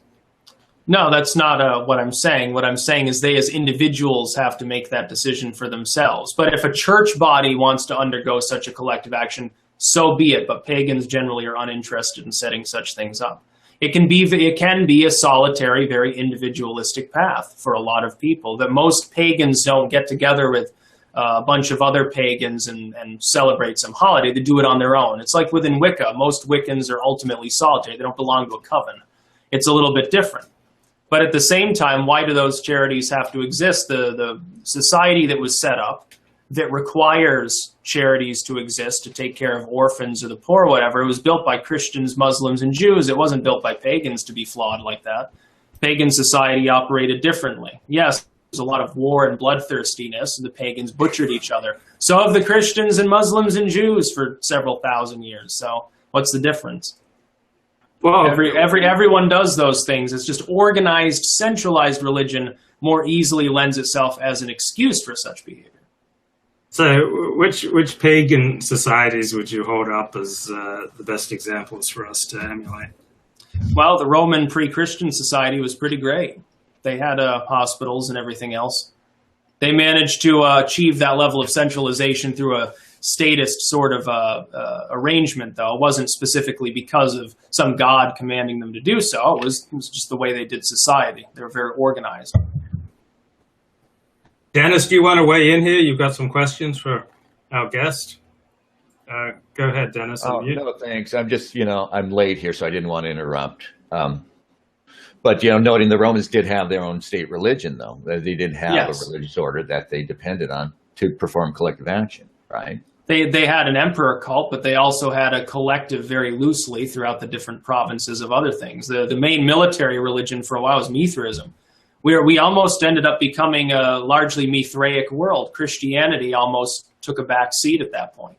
Judaism, 1 in 10 Romans for a while was a Jew. So, the biggest forces in the Roman Empire for a while, essentially, if you weren't just worshiping the state itself, you were practicing Judaism in the East, or in the West, you're probably worshiping Mithra, not Jesus Christ. Of course, the Roman model was the empire allowed you to worship your gods, didn't interfere. You just had to pay your tribute and mind your own business. But again, everybody had religion. How does it work without individual religious orders, sustaining each community. There's no need for it. People can organize on their own. Look, there was a time in primitive man's history that there were no organized religions and there were no states, and yet they sprang up. And so how then did they perform that organized task without such things? They had primitive towns and cities, essentially, before we have evidence of the sort of centralized, organized religious structures. You look at what's its name there, Catalhoyuk or some similar remain, or you look at Göbekli Tepe. Göbekli Tepe is a religious site, fairly obviously, but it wasn't built by people who had a significant organized religious movement that we know of. There's no evidence of that. We say it looks like they made a temple and put a bunch of animal statues in there, basically, and just sort of, watched the moon movements or something together. They managed to do this without a priest apparently telling them to do so. Are you familiar with the pagan French philosopher Alain de Benoist? Benoit, or however you say that? The name does barely ring a bell. Yeah. I'm not sure that I've read any particular literature by this person, though. What type of society in the current world do you most admire? There's not a whole lot in modernity that I do. Maybe the Swiss, or at least most aspects of Swiss culture. Probably parts of the U.S., especially maybe Texan culture or something. I believe in rugged individualism in some ways. Why do you think Roman civilization collapsed and was replaced by monotheism? Well, it wasn't Roman civilization collapsing. It was just the way in which things were being overhauled. Essentially, they decided they wanted one state religion, and then persecuted people who didn't have, that particular religious background. That was Constantine's problem, largely. So I was chronically ill for 6 years, and I noticed that the people who came to visit me when I was housebound were mainly Christians and some Jews. They were religious people who felt a religious obligation to visit the sick. Well, you gotta realize that most of the people in the Western world are Christians or Jews, so it is going to be disproportionate. There aren't many pagans within any particular Western nation. In Scandinavia, you'll find a higher concentration, but it's still a minority. We're more likely to meet a Muslim in Sweden at this point than you are someone who worships Thor, unironically. That's just a numbers game. That's like saying, why didn't the Zoroastrians come visit me? Well, it could be that there aren't many left in the world. I think there are like 10,000 of them. So they don't have the numbers necessary concentrated in any given area to do much in the way of charity work. There's just not enough of them. Yeah, my point was more that peers my own age shied away from me because I think most people feel an instinctive desire to stay away from sick people. It's just they're kind of contagious. I think that's the natural human instinct. Yeah. And so you need some kind of moral training to get people to override that basic instinct. And I was wondering, does paganism have powerful moral training? For someone who's part of your group, you would probably overcome that. Yeah, like your parent is sick, a child, a close friend or something. But again, I reject the notion that I am responsible for people outside of that group. I'm only responsible towards people within my lineage, neighbors, to an extent, friends. As far as the state goes, you have a responsibility to that greater collective, but it's not as intrinsic.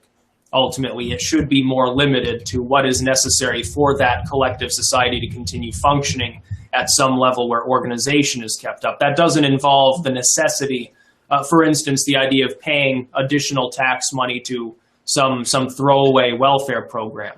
Welfare already exists. If you want to do that, I would say that the collective society also has a responsibility to alleviate the members contributing to it by cutting something else. At some point, you've reached a zero-sum game anyway, economically speaking. Do you feel we have like an obligation to continue the existence of the United States? I mean, you said we have like a lesser obligation than we do to our own family, but do we have an obligation to try to keep it going? I believe that would be best for the world. At least if we went back to the goals of our original founding, I would say absolutely yes, because it would lead to the greater promulgation of liberty, which I happen to use as a slightly more objective measure of morality than certain other things. As it is right now, perpetuating the United States in the fallen state that it's gotten itself into, I think we would be better off improving the U.S. itself than attempting to maybe spread it elsewhere. I mean, I know you don't identify necessarily with the Republicans, but I imagine the Democrats are much more odious to you than they are. Like as a collective, yeah. Okay, so California is like pretty much lost, and the thought is, I don't know if you're familiar with Frame Games Radio. He's been talking about how Texas by 2028 is going to, or 2024 is going to go forever blue. No, it won't.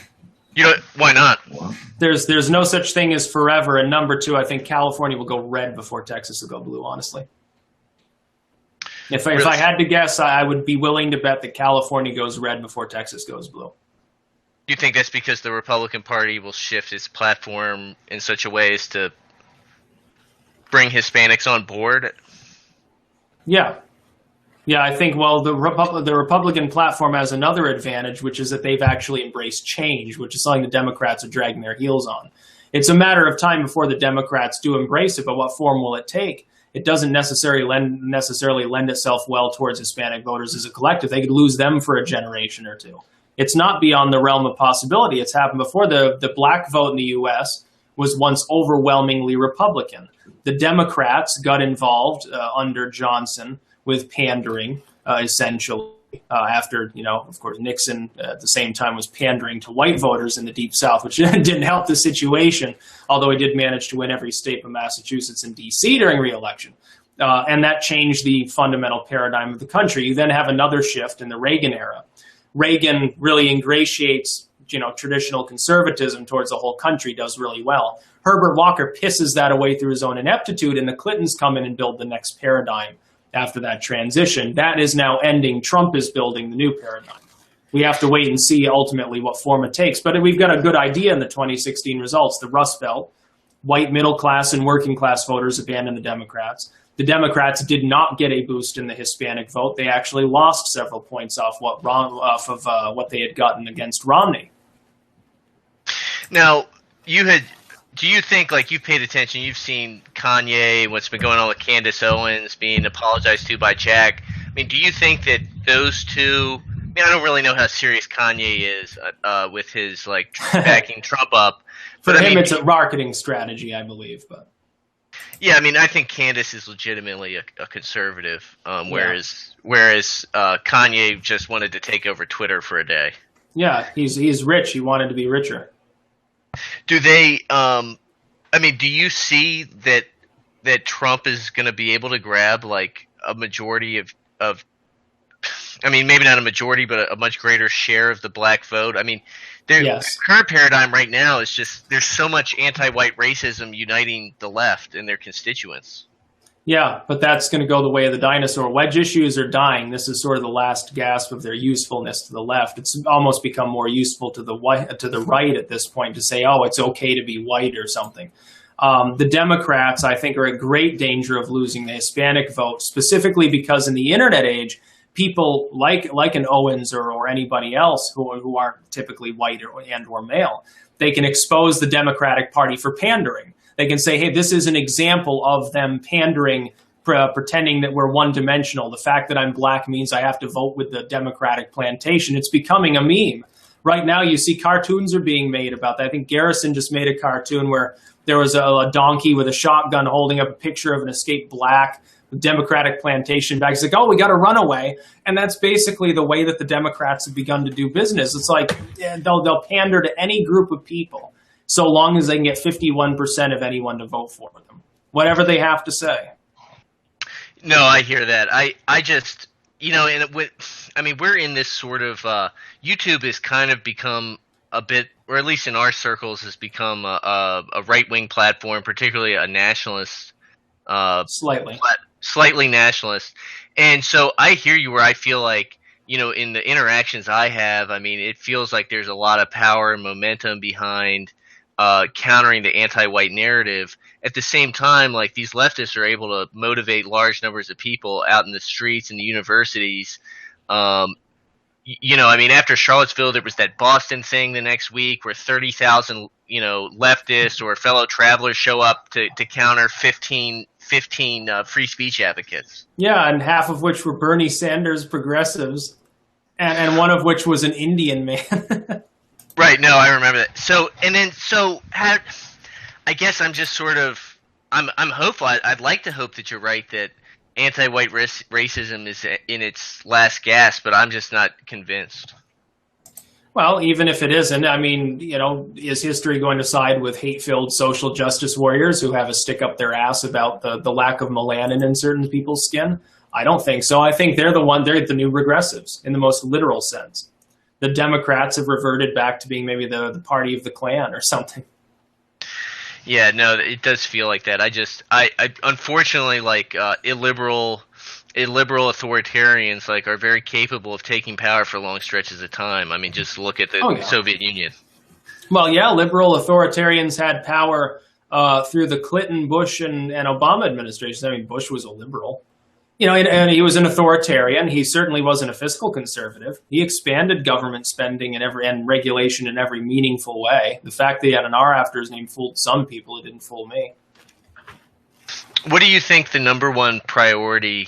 What is your number one priority politically? Like, is it borders? Is it the welfare state? It's maintaining free speech and, in fact, expanding it. I think that's the most important issue, because everything else is subjugated. If you can't speak about an issue, then you lose. If you're able to speak freely, I honestly believe in social Darwinism, in the sense that I believe that, or cultural Darwinism, you could call it. I think that good ideas will tend to rise to the top in a largely unregulated situation, which we have on the internet, grassroots, huge amounts of human communication. I think that open borders lose in the long term. I think that excessive taxation, disarmament, those lose. I see a regret coming away from some of the authoritarian tenets of society if we are successful in propping up online speech over the next decade or two. How is developing such a large internet presence and personality, how has that affected the real you? Bigger garden, basically. In no other real meaningful way. I mean, I get to, maybe eat a little higher on the hog, so to speak, but I don't really think any differently. It's like some people, when they get more wealthy, they start like looking down on the poor. But I realize, hey, looking down on myself 10 years ago isn't the smartest thing to do, mainly. So I read a book recently on the dangers of the e-personality, and it says that when you go online, five currents start flowing. One is disinhibition. You tend to say things that you wouldn't say in normal life. 2 is impulsivity. 3 is grandiosity. 4 is narcissism. And 5 is a tendency towards morbidity. And I am aware of all those currents kind of flowing over me as soon as I press, broadcast now. Do you notice those currents? How have you dealt with them? Yeah, it boils down to self-control. Some people do and some people don't have it. But the thing is, at least on the point about narcissism, I've always had a little bit of a narcissistic personality anyway. I do like myself. I think pride is a good thing. I don't have any problem with saying that. It's false pride is the problem. It's when you don't have anything to be proud of or anything, to say. But I don't tend to make videos on topics I know nothing about, because then, that's false pride. It's totally different. What was the experience like when you first got attacked online? Many people find it like getting stabbed in the heart. No, I thought it was funny because I've always liked debating. So, then you just get to shitpost. I noticed. I used to deliberately get into fights on ICQ chat just to raid rooms and stuff. So it was pretty fun. For several years, it was like nighttime activity. I notice a lot of internet personalities struggle with a tremendous amount of self-hatred, but that doesn't seem to affect you. Well, sometimes you feel you doubt yourself or whatever. You get a little depressed, but no, not mainly. And how often have you said things online that you had to take down because you regretted them or ashamed of them? Not really ever. Occasionally I've gotten wasted before and phrased things like I attacked Milo Yiannopoulos once And some people had thought that I was attacking my own audience, so I took it down and I remade the video. But it's not like the basic fundamental premise of what I was saying I thought was terrible. So because I don't like him as a person. But then what happened is people were coming out saying he was like perverted, like in an illegal sense. And I said basically to people, if you support that, you should just unsubscribe. People thought that I was saying if you're defending him in general from the claims against him, which wasn't what I was saying. I have no problem with that. I was saying if you defend like NAMBLA style behavior, basically get the fuck off my channel. So, go read Salon. A lot of people say things online that they regret. How is your ratio so low? Well, I try to keep it professional. It's like for the same reason I try to stay out of e-drama. I really don't want to get involved in the personal side of YouTube. It's even like with the conference stuff, like I would have liked to go to Kilroy in its original form, but even then it's like, actually physically meeting people who know you basically as a two-dimensional figure, it would be a little bit odd because I don't really do that. Meeting other content creators, some of these people have, 10 million fans or something would be a little bit odd, I think, ultimately. Have you lost friends or family relationships because of things you said in your videos? Let me think about that. No, not directly, no. At least not that I know of. I tend to keep my personal life separate from the online stuff as much as possible. And in your video presentation, you don't seem to have a desire to wound people, to trigger people, to hurt people. You're just genuinely sharing your perspective, and you don't seem to go out of your way to infuriate. Yeah. I used to be more into trying to deliberately bother people, like, with the ICQ raids or Sickness in Hell or something. I've sort of gotten past that into the realm of, at this point, it's so important to defend free speech, especially online, not just for my own livelihood, but I think for Western civilization, I don't really have time to just go around bothering people as much. Has social media censorship affected you? Have you gotten strikes or problems with YouTube or Twitter?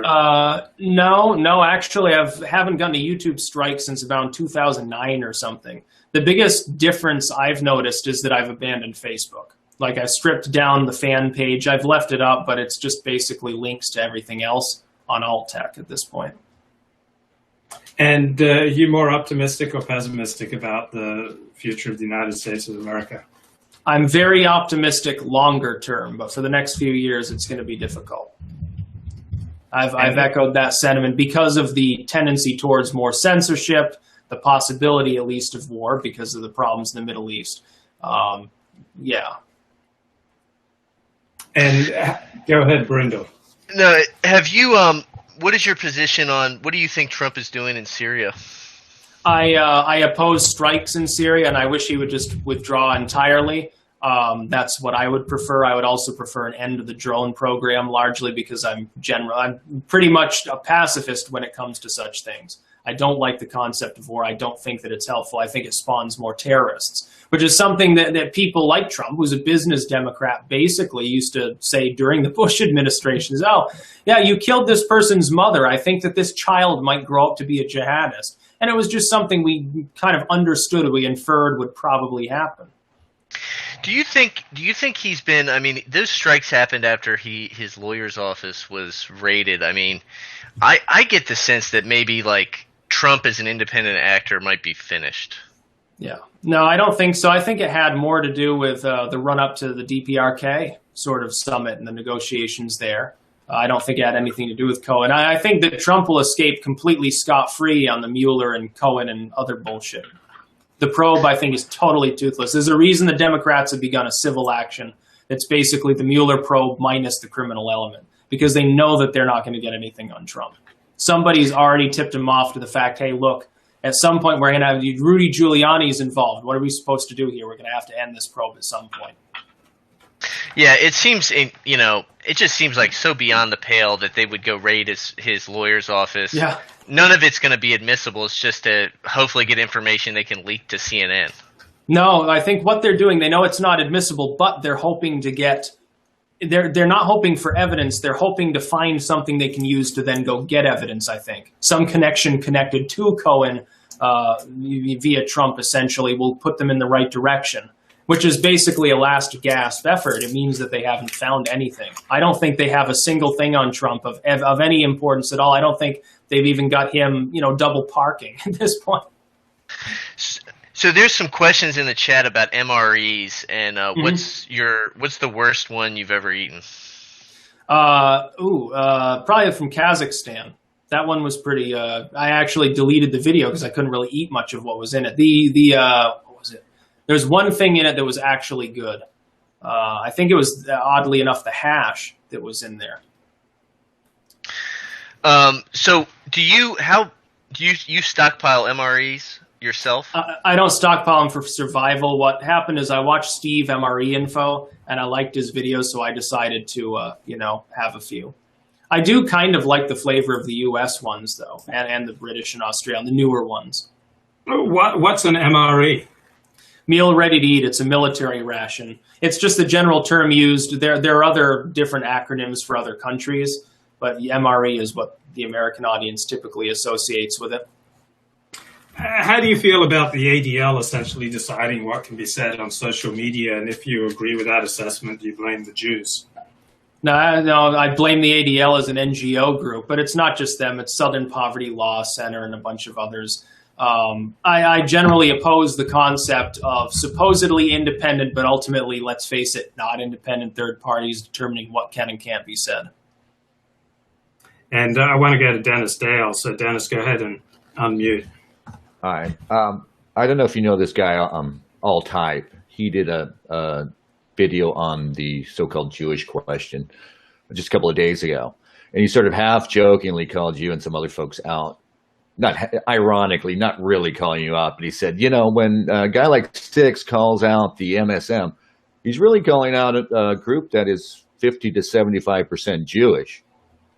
Yeah. This is implicit anti-Semitism, he says, half-jokingly. Sorry. Yeah, people on the left say that sort of shit, too. No, it's me calling out the MSM, mainly because they put out hit pieces on me. I've had the Wall Street Journal, BuzzFeed, Right Wing Watch all attack me and basically insinuate that I've got like Nazi tendencies. And the thing is, I'm saying literally the same thing that I've been saying for 10 years that used to get me called a hippie or a liberal. And then through that, it got me called like a fringe libertarian, like I must be post-Ron Paul ANCAP.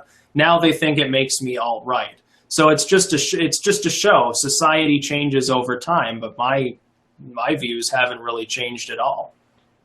How do you feel about the Nazis? Well, I'm not a Nazi. I'm not a German in the 1940s, so. Yeah. No, and some of these people aren't hate-filled individuals. Some of them are more gentle, kinder, gentler nationalists anyway. But I mean, they're all going to get tarred with the same brush. It's like, for me, I've been more on the outskirt of civic nationalism. But ultimately, it fits in with minarchism more than anything. I just want to be left alone by states. I don't see them as a panacea to our problems. I don't really care what the ethnic composition is. Dennis, go ahead and ask Styx about LaVey and Crowley. Oh, right. Well, I read one book about Aleister Crowley, and I became convinced that he was ultimately a charlatan. And what I know of LaVey, I think you said he, quote unquote, just wanted to see boobs. And it strikes me that they're obsessed first with mortality, like every religious sort of impulse, but also with sexual vigor. Mm-hmm. Aleister Crowley was really into orgies and stuff, and in his diary he sort of recorded, his performances. He kind of like a typical guy, and I wonder if Viagra might have simply shut it up and thwarted. We would have never seen his whole, his books and everything. Yeah, Crowley, I don't get so much into him because, as one other occultist put it once to me, and I thought this was fitting, he basically died alone and cold with a couple cans of beans, desperately addicted to opium.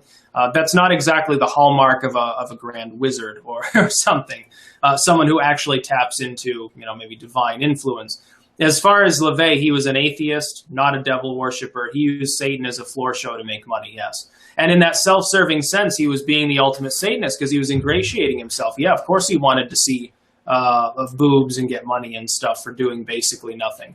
But he was honest about the fact that it was a mock-up. He was basically doing the same thing Catholics do, only the Catholics pretend that it has a greater meaning. It's the only difference. I see Satanism as kind of a satire of Christianity. Yeah. And if so, it's not going to have a broad effect on all religions. It's going to specifically harm Christianity, I see, and leave the other ones mostly alone. Satanism? No, it mocks them all. Well, Judaism and Islam seem, I don't know, more durable against it somehow. No? Well, that's just because the largest primordial satanic movement, which was the COS, generally took Catholic trappings and mocked them.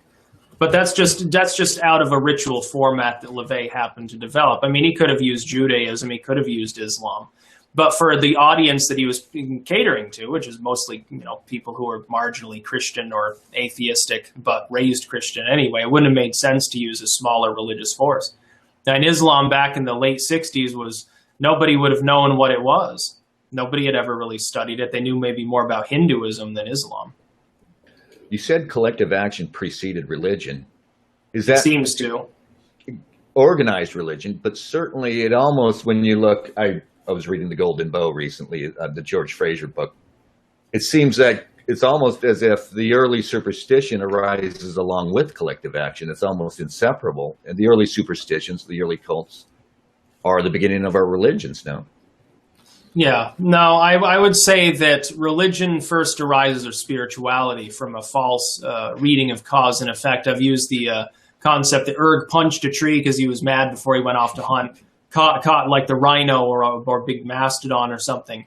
And then over time, over the course of weeks, he did that a couple other times and then didn't do it other times. And in his dim mind, he began correlating the totally coincidental tree punching as being related to having good hunts. And so the tree punching cult was born.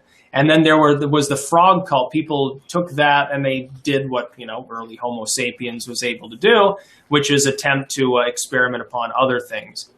It could also have to do with the adaptation of cause and effect simply related to the ingestion of plants, sort of the stoned ape theory. Like certain plants cause certain effects. This one kills you. Erg is no more if Erg eat red berry, but blueberry make lots of colors, essentially. Have you ever played Led Zeppelin backwards? Did he already ask? Yeah, I was he does it every morning. He does it every morning. I've actually got to hop off now, though, if it's all right, because it's garden time, I think. Thank you, Styx. You're wonderful. You're a real match. Thank you so much for giving us so much of your time. Yeah, this was a great time. Thanks to go have fun in your garden. Peace out. Peace out, bro. Thank you. Hey, that was awesome. That was fun. Yeah. That was great. He's really interesting. I didn't see and he's such, you can tell dealing with him, he's so solid. He's not filled with self-hatred, unlike most people online, most online personalities. He has no desire to feud with anyone. And he has really clear boundaries. I asked him what kind of, women for you, and he had really clear boundaries. To me, these are all signs of a healthy person. And so for me, signs of an unhealthy person are you're filled with self-hatred, you engage in feuds, and you don't have clear boundaries. So to me, Styx is a terrific role model for anybody who wants to be a public personality, an e-personality, and yet retain sanity, retain privacy, retain dignity. I mean, Styx is the man. Styx is a model. No, I thought he's been doing this a long time, right? I mean, the videos go back years and years. I mean, he's had experience in dealing with those kind of questions, and I'm sure he's had incidents where things have crossed over, and he's learned to draw the line. I mean, I find it really impressive that he has such strong boundaries. That, like, he didn't get thrown by when I asked him, what type of women, fall for you. Like, he had good sense to keep his private life private. A lot of people like me don't have that same good sense. And then it's just impressive, like, how solid the guy was. He just had no desire to self-destruct. He had no desire to flame out. He had no tendencies in that direction. He was resistant to the self-destructive currents that are flowing over anyone who goes online and does what we do. Well, it's interesting. It sounded like maybe in his younger days he got that out of his system. I mean, I also find like when you put your face, it's I don't know. Maybe it's when you have your face on there and you're talking with people and you're looking them in the eye. You're not nearly as antisocial as when you're in a chat room. Well, I mean, had some pretty strong antisocial tendencies, waving my flex bar around and talking about some of my indiscretions. Dennis, I told you to wear a leather jacket and no shirt. What's up with that? I waxed my chest and everything, but I don't have a leather jacket. Yeah. Oh man, hit up the super chats, folks. We need to get Dennis a leather jacket because this is going to be the required uniform for anyone who comes on our stream. Brundle is wearing one behind the avatar too. Yeah, absolutely. I even grew my hair out for this episode. Yeah. And it's true. I can feel the breeze just kind of blowing off my chest, and so I'm not sweating on my leather jacket. So I really think Styx has got something here. Yeah, Styx he's too sensible. I would like to see a more emotional, little fire. He never gets riled at all. Maybe he should get a little worked up once in a while. Seems to be working for him. Everybody loves him. I like him. I like listening to him when I go to bed at night to like kind of drift off to sleep, listening to someone who's sane and calm. He has like a calming effect on me. Oh, see, I prefer to read the Daily Stormer as I'm falling asleep. Get my energy in the right place. Well, I also like to listen to Mein Kampf audio version. I find that very soothing. The soothing tones of William Pierce for me. Yeah.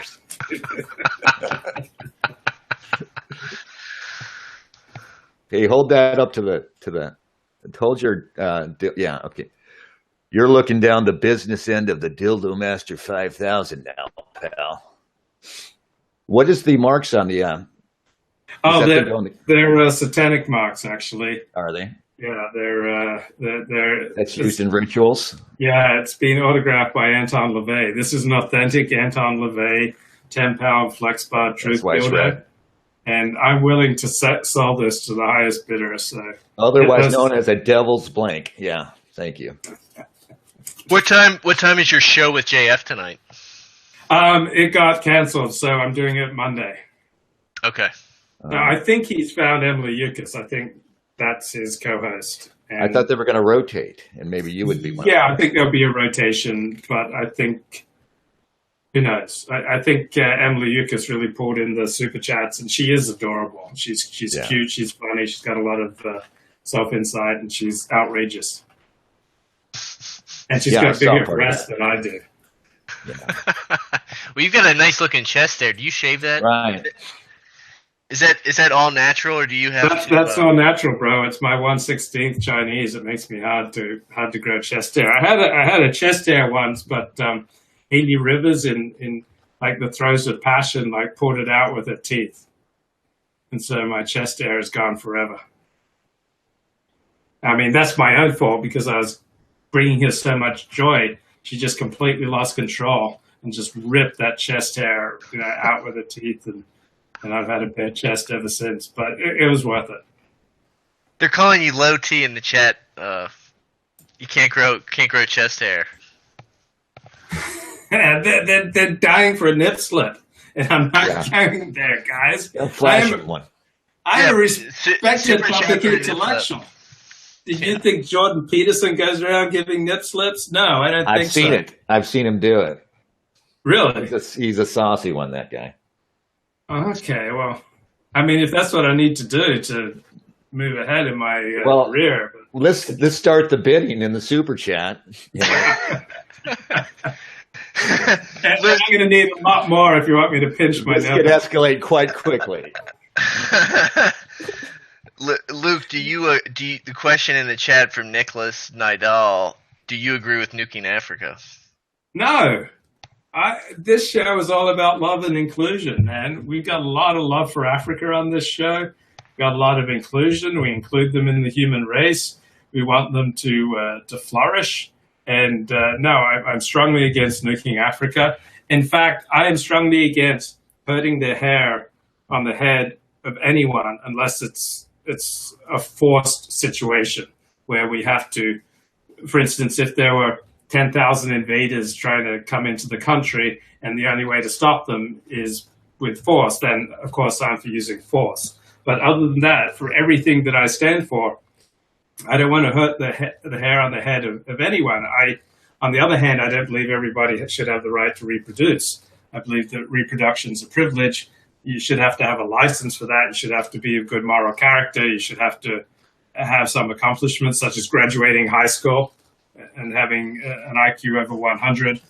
We can't afford to have people on welfare reproduce. We can't afford to have criminals reproduce. We can't afford people who engage in antisocial behavior to reproduce. But I'm not for nuking people. I'm not for using force unless it's a last resort. And I am for treating every group with dignity and respect, because every group has its strengths, it has its weaknesses. And I don't like the nuking, the gratuitous hatred, the diminishing of the humanity of people that we're opposed to, the denigrating of outside groups, just kind of dismissing their humanity, the spark of the divine soul that's within them. I don't like that kind of language, unless it's venting that's done in private, then I don't really care. But I don't give public sanction to the denigration and diminishing of other groups. Well, especially, I mean, you set off nuclear weapons. I mean, that radiation will circle around the globe and end up backfiring on you. So it's probably not the best choice. But I mean, do you think we should be sending medicine and food to Africa? Like, I mean, they're, basically like their population is dependent on outside help to maintain their numbers. I mean, should we be doing something like that? Is that? Well, it seems like the Christian thing to do. On the other hand, it seems like it's creating a population bomb that's going to explode all over the world. So I'm for letting Africans work out their own destiny. Is that the Jewish thing to do? No, there's not really a lot of precedence in the Jewish tradition for go build hospitals in Africa or go build hospitals in Southeast Asia.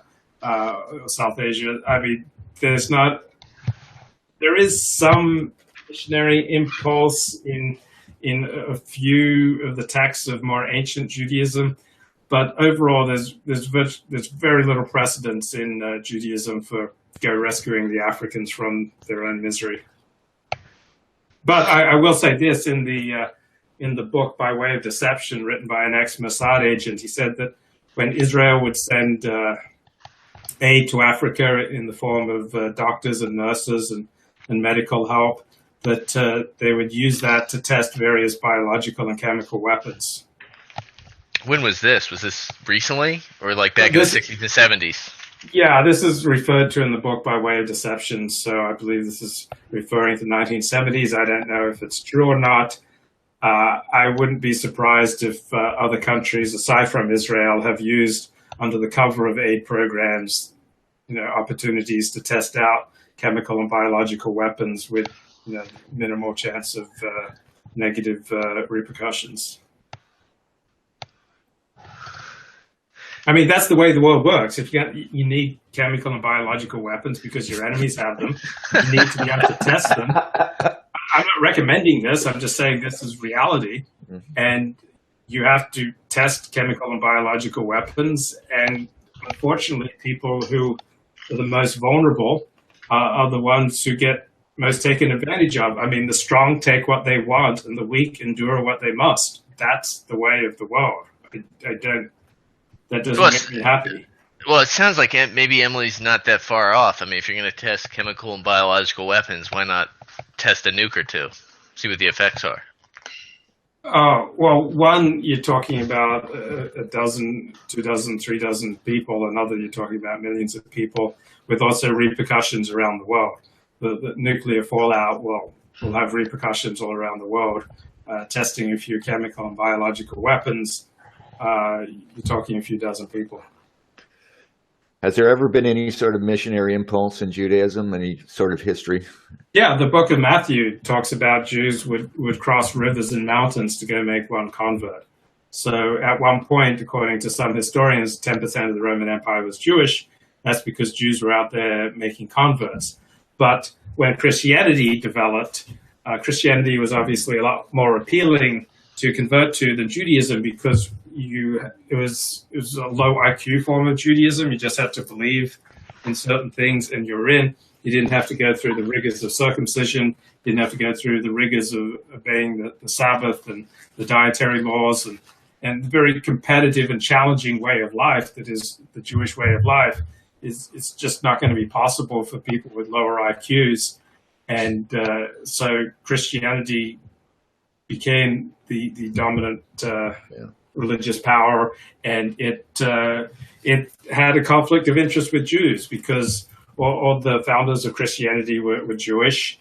Jesus devoted his whole mission to the Jews, and yet Jews were the one group most stubbornly resistant to Christian claims. So the very existence of Jews denies the truth of Christianity. So Christianity had a strong incentive to try to shut down Judaism as much as possible. And so Jews couldn't proselytize anymore. And so the habits that developed over 1,700 years of living as a minority, where it would be very dangerous to do any sort of proselytizing, then you just don't overcome those habits in the last few decades when proselytizing becomes once again possible. By and large, Jews do not want converts. Yeah, I was surprised to learn that after the persecutions of Christians in Rome, it caught on with the wealthy and it became the elite thing. And by the time Julian was trying to turn it back and return to paganism, he was up against his own elite, which is just, I don't discount the idea that it's better for low IQ people because it's easier. If it's easier, it's going to be more easily taken up. And you can also, Christianity is just much more easily appealing. Like, who doesn't want to have eternal life simply by believing in a particular story? Doesn't it remain a problem for Judaism, though? I mean, it's, this false Messiah comes along, as the Jews see it, a false Messiah almost takes over the world, right? I mean, it's got to be seen as a sort of catastrophe for the Jews when Christendom is on the rise. Is it still viewed in that way? I mean, is it still viewed as a problem? There are elements of that, but at the same time, there are elements in the Jewish tradition that say that Christianity was a vehicle for taking the Jewish Bible to the world because of Judaism's rigor, because of all its laws and its very demanding way of life. You can't take Judaism to the world in the same way that you can take Christianity to the world. A Christian missionary can go to Africa, can go to India, can go to Japan, and tell people, hey, you believe this story, you will have eternal life, and you will belong to a group that will help to take care of you. And so it's immediately viscerally appealing in a way that Judaism is not. Jesus talked about come to God as a little child. That's the essence of Christianity. Even a little child can understand the essence of Christianity. There's nothing in 3,000 years of Judaism suggesting that people come to God as a little child. Coming to God in Judaism is a very demanding, very rigorous process that requires a lot of study and a lot of practice and getting along with your fellow Jews, because you can really only practice Judaism within a community. And it's a very expensive way of life. So you have to make a lot of money. You have to be learned and knowledgeable. You have to practice a rigorous way of life. And you have to live within a tight-knit community. Those four things are very challenging. And so it's simply not going to be possible for most people. So Christianity is junior varsity. Sorry. Yeah, no, I was going to say, and if you don't make it, nobody's going to give you their Jewish daughter to marry, so you're out. Judaism's a very demanding way of life. It's very competitive, and the Orthodox Jews give to the poor. If you're taking charity, you're not really going to be part of the community. You're generally going to be regarded as a drag. So do you want to be a part of a community where you're going to be regarded as the loser, the biggest loser in your synagogue? By and large, most people don't want to be regarded as the biggest loser in their community. So they're going to feel a tremendous incentive to leave that community and go somewhere where they're more accepted. So Judaism, you say they give to the poor. I mean, they normally just give to the Jewish poor, right? I mean, that's what they're really focused on. There's a lot of that, but there's also a tremendous amount of Jewish charity for non-Jews. Synagogues take up food and resources for homeless. I mean, Jews are renowned for charity, not just towards Jews, but also towards non-Jews. They set up museums. I mean, just search Jewish charity. A tremendous amount of it is also given to non-Jews. But yeah, the primary focus, as you would expect, as it would be for any healthy people, is you first look after your own. You said that. Sorry. No, go ahead, Dennis. Some Jewish thought is that Christianity is a good in that it brings the Hebrew Bible to the masses, but those masses are engaged in a heresy as Jews see it, right? I don't see how it could be a good thing. And those masses are all either, from your point of view, deluding or, again, a threat to you.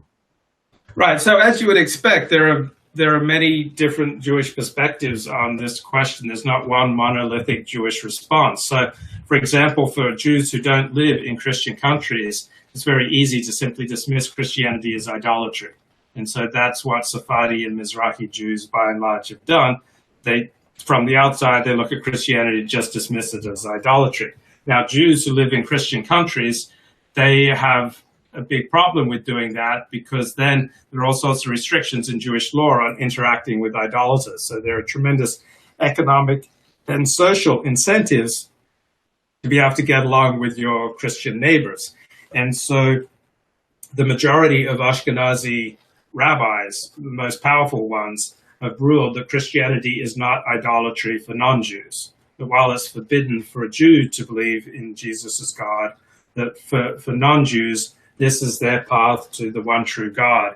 And so Jews, by and large, understand, who live in Christian countries, that if the non-Jews aren't Christian, they're going to be something else. And that something else is not necessarily going to be an improvement on Christianity. So certainly some Jews think that if non-Jews left Christianity, they'd be better off. But probably a majority of Jews think that's not necessarily true. You see how the compromise, though, is not ideal, because they say, okay, it's not idolatry for them, so it establishes a superior-inferior relationship nonetheless. I mean, you can get by, but it's still there. This idea that, okay, they're idolaters, they're inferiors, right? Well, is there any strong in-group that doesn't regard out-groups as inferior? I don't know of any. I mean, it's impossible. By definition, when WASP were a strong in-group, they regarded other groups as inferior. When I grew up as a WASP, I view WASPs as superior, that they had a divine mission to improve the world. And by definition, I regarded other groups as inferior. So as long as WASP had a strong in-group identity, they regarded Catholics and Jews and the Japanese and the Gooks as all inferior. So you can't have a strong in-group identity and not regard outsiders as inferior. It's a contradiction in times. Yeah, but you've witnessed this WASP transformation, I would say. You're a WASP. Your dad was a prominent in his church. You've kind of witnessed this history over the past 40 years of the WASP starting out right where, like you said, strong in-group identity and a mission to rule the world, more or less. How did it happen? Well, there was a war. There was a cultural war in the United States. It happened much more slowly. So when I was growing up in Australia, it was taken for granted that the WASPs had the superior way of life, and that if you weren't Australian, you weren't much.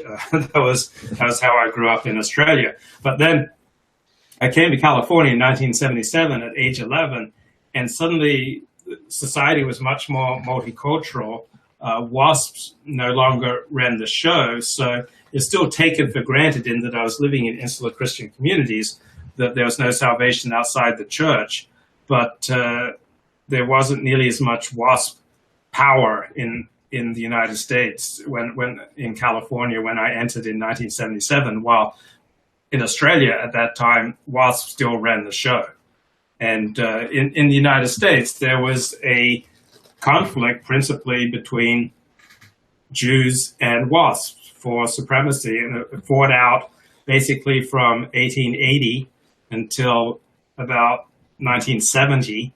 It was a battle that fought out in the armed forces, for example, where there are a lot of non-Jewish members of the armed forces who are highly resistant to the rise of Jews in the armed forces, believing that they might have dual loyalties or could be susceptible to treason or to acting against the interests of the United States. And so there was a tremendous conflict there. There was a tremendous conflict in the realm of culture, so that the Catholic Church saw that what Hollywood was putting out was just poison, and so the Catholic Church reacted, and the Goyim essentially imposed codes of conduct on Jewish Hollywood, but Jewish Hollywood eventually overthrew that in the 1960s. So there was a war, and the Jews won temporarily, and the WASPs lost. I just wonder if Christianity in its universal nature was how they managed to do that to themselves. They thought, okay, we'll surrender our ethnic identity, but we're still within Christianity, and we're still bringing everybody to it, and we're still going to all be one global community. They took a leap, it seems, off a cliff, and the other end, the other cliff edge isn't there. They're out in the middle of the air, and they're just going to, they took a leap of faith with the rest of the world, and the rest of the world isn't playing along now. Luke, they're asking you in the chat, did you get circumcised as part of your conversion process, or were you already pre-snipped? Well, let me show you guys. wait, we got to bid the super chest before we get Dude. I was pre-snipped. I was snipped at birth. Was that typical in Australia? Yeah. And then I had a ritual circumcision when I did my first conversion to Judaism. What is that? They took a little extra? Well, what happened was I did my initial conversion through a Reform rabbi who'd never done this ceremony before. It's called a hatafat dam. And you use that device that you use for taking blood for a test diabetic. And so he'd never done this before, so I was a little nervous that he'd get it wrong. So I dropped trowel, and there were male witnesses. I dropped trowel, like I unfurled the snake, and then I think, did he hold it or did I hold it? And then he applied the diabetic thing, and the first time he didn't get blood, so he had to load it up and shoot me again, and then this time he got blood and he showed it around to the witnesses.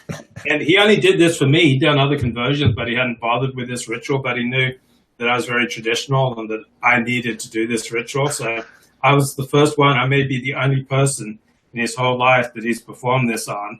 So that was a real honor. And then I did it again when I had my Orthodox conversion. This guy was a pro. I mean, this guy had done this on a lot of schmeckles. So he just went boom, boom, showed the blood to the other rabbis, and I was in like Flynn. So do you think you would have converted if you'd had to do, the full Monty on that? Yeah. I know people who had to do the full Monty, and yeah, you just go in and you get anesthetic and you have it done, and you're fine. If you go without anesthetic, do you get any special? Well, then you're guaranteed heaven. Yeah. And 18 virgins. Why 18? I don't know. I don't set the laws.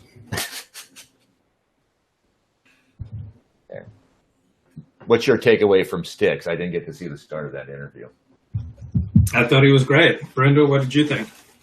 I thought he was awesome. I mean, it's surreal for me, as someone who's just recently come out of lurking status, to talk to somebody that has been on these huge streams, and I think he has 75 million views of his video, or 750 million maybe. Wow. he's pretty freaking big. And I mean, Dennis, great job on getting him on. That was awesome. But actually, Dennis, have we talked since? Have you been on since the Frame Games JQ debate on Worski? I have not. No. Did you follow any of that? I did not. Those two videos came out on the JQ, and I made time last night to watch them, Sean Last and the Alt-Hype. Can you tell us? I mean, I've only watched the Sean Last one. Can you break those down? I'll tell you what, I'm going to play them, and I'll stop them. Okay, yeah. I'm going to play the old one. But before I do that, due to popular demand, I'm just going to read Nathan Coffness's responses. He just made a few tweets in response, and so people love Nathan Coffness in the chat. So let me just read his latest tweets, and I will play the old hype video. 1. Sean Last claims the default hypothesis has been directly tested and disproved. He fails to understand the default hypothesis and appears to have read only half of the sentence describing it, and even that he misunderstands. Here is the default hypothesis. Because of Jewish intelligence and geography, particularly intelligence, Jews are likely to be overrepresented in any intellectual movement or activity that is not overtly anti-Semitic. According to Last, Mazur 2007 directly tested Coffness's hypothesis. Mazur found that among Jewish and Gentile whites with college degrees living in big cities, Jews were more likely to be Democrats, ergo the default hypothesis is dead. 4. Last fails to notice two things. 1, the default hypothesis is about Jewish overrepresentation in intellectual movements and activities. That means political leadership positions. 2, I say explicitly that Jews lean left because right-wing movements are more anti-Semitic. Last goes on and on about how the default hypothesis says that IQ and city living is supposed to explain Jewish liberalism. Geography and intelligence just cannot explain Jewish support for Democrats. It doesn't say that. I repeatedly and emphatically say in the paper that Jews lean left, made it clear that Jewish political behavior is not explained entirely by IQ and geography. Mazur's findings are exactly what I predict and are consistent with the default hypothesis. Although I do address the political behavior of the Jewish population as a whole, the default hypothesis concerns Jews in positions of influence. No test, and definitely not Mazur's, has disproved my claim that Jews are overrepresented as leaders of all non-anti-Semitic movements. And so let me go to the alternative hypothesis video, and I will repeatedly stop it. Celebration of the Jews. So what are the Jews as we know them today? Well, they are a group that always cause quite a stir wherever they go. They arrived in Europe sometime before 600 AD, but by 629 AD, King Dagobert of France expelled all the Jews from France. Jews were expelled from England in 1290, Austria in 1298, France again in 1394, in several German states in the 1400s, Spain in 1492, Naples in 1493, Portugal in 1496, Bavaria in 1551, and the Papal States excluding Rome in 1569. By then, most Jews had moved into Eastern Europe, especially the Russian Empire, and particularly Poland, which eventually became part of the Russian Empire. Then, by the late 1800s... Now, I don't find it a particularly compelling argument against Jews that they've been expelled from countries. Brundle, do you find that a powerful argument against Jews? That they've been thrown out of all these different countries? Yeah, they've been expelled from 109 countries. I mean... Yeah, I think it's not the strongest argument in the alt-right arsenal. I mean, but it is like, if you're constantly at the center of problems, like, you've got to look at yourselves. I mean, I don't think they're like they're not Christ-like figures, like, who have done nothing wrong and like offered themselves to the cross 109 times. Like, there's definitely mutual antagonism between the communities that would get them thrown out like that. And Dennis, do you find it a powerful argument against Jews that they've been thrown out of 109 countries? Not against them, like, you mean morally, like, I think it just shows the inevitability of our conflict, right? And I don't like to make it a moral question. the Jews are just acting in their own interests, and they're separate, and they're high IQ. And this is what you have. You have conflict, like Bruno just said. It's inevitable, and it doesn't really matter. Of course, it's damning. I don't view it as damning morally of the Jews. I just view it as damning of the prospects of us living side by side peacefully. I mean, you know. He points out that it's through history, and it's large and small. He even points out these remote little you know, they get kicked out of Guatemala, some tiny little group. You know, I mean, it's almost universal, this effect. And I think I remember when you asked Coffness, and he's just sort of shrugged, you know, and laughed and said, well, it just means the Gentiles don't like us or something. I mean, we're almost like at this point where if we view it as this moral question, the Jews come back at us saying, well, it just means you're that bad that you can't, you know, you just keep kicking us out. You know, so I avoid the moral question and view it as you do, Luke. Like, you know, we live in a world of conflict. We live in a world of ethnic identity, you know, and we WASP, or white Americans, whatever, white Westerners have unilaterally disarmed. So we got Monique Bibler here, and I told him, Monique, I said, buy a leather jacket if you don't have one. Go shirtless, and you don't do it. Yeah. You don't follow direction, Monique. What's up with that? Where's your leather jacket, bro? I respect Styx, but it's not Styx nationalism for me. I mean, the guy's he's a content machine, but to me, and I don't know if he's younger than me or what the deal is, but a lot of his takes seem like they're from 2004 to me. Yeah. Wow, that's just so hateful. I know, it's brutal. That's brutal takedown, bro. But come on, I mean, you didn't feel aroused when you saw him? Oh, well, you mean the look? The beautiful long hair, Yeah. the anchored chest, the leather jacket. Tell me you didn't at least feel like a whisper of something. The thing that's interesting about that look is that he's clearly considered it and then still went with it. You know, it's like that's. I think I'm going to do all my streams like this from now on. Like I tip my yarmulke to Styx. Monique, did you notice? I was so impressed that Styx had very clear boundaries. I asked him a question about his personal life, and he says, I don't talk about my personal life. So I was impressed with how clear his boundaries were. I'm impressed by how the guy stays out of feuds. He does not get involved in feuds. And I was impressed that he seems to lack self-hatred. It seems that most internet personalities are really struggling with huge amounts of self-hatred. So those are three things I found highly impressive about Styx. Did you pick up on them, and do you have any thoughts? He strikes me as our generation's Mr. Rogers. Like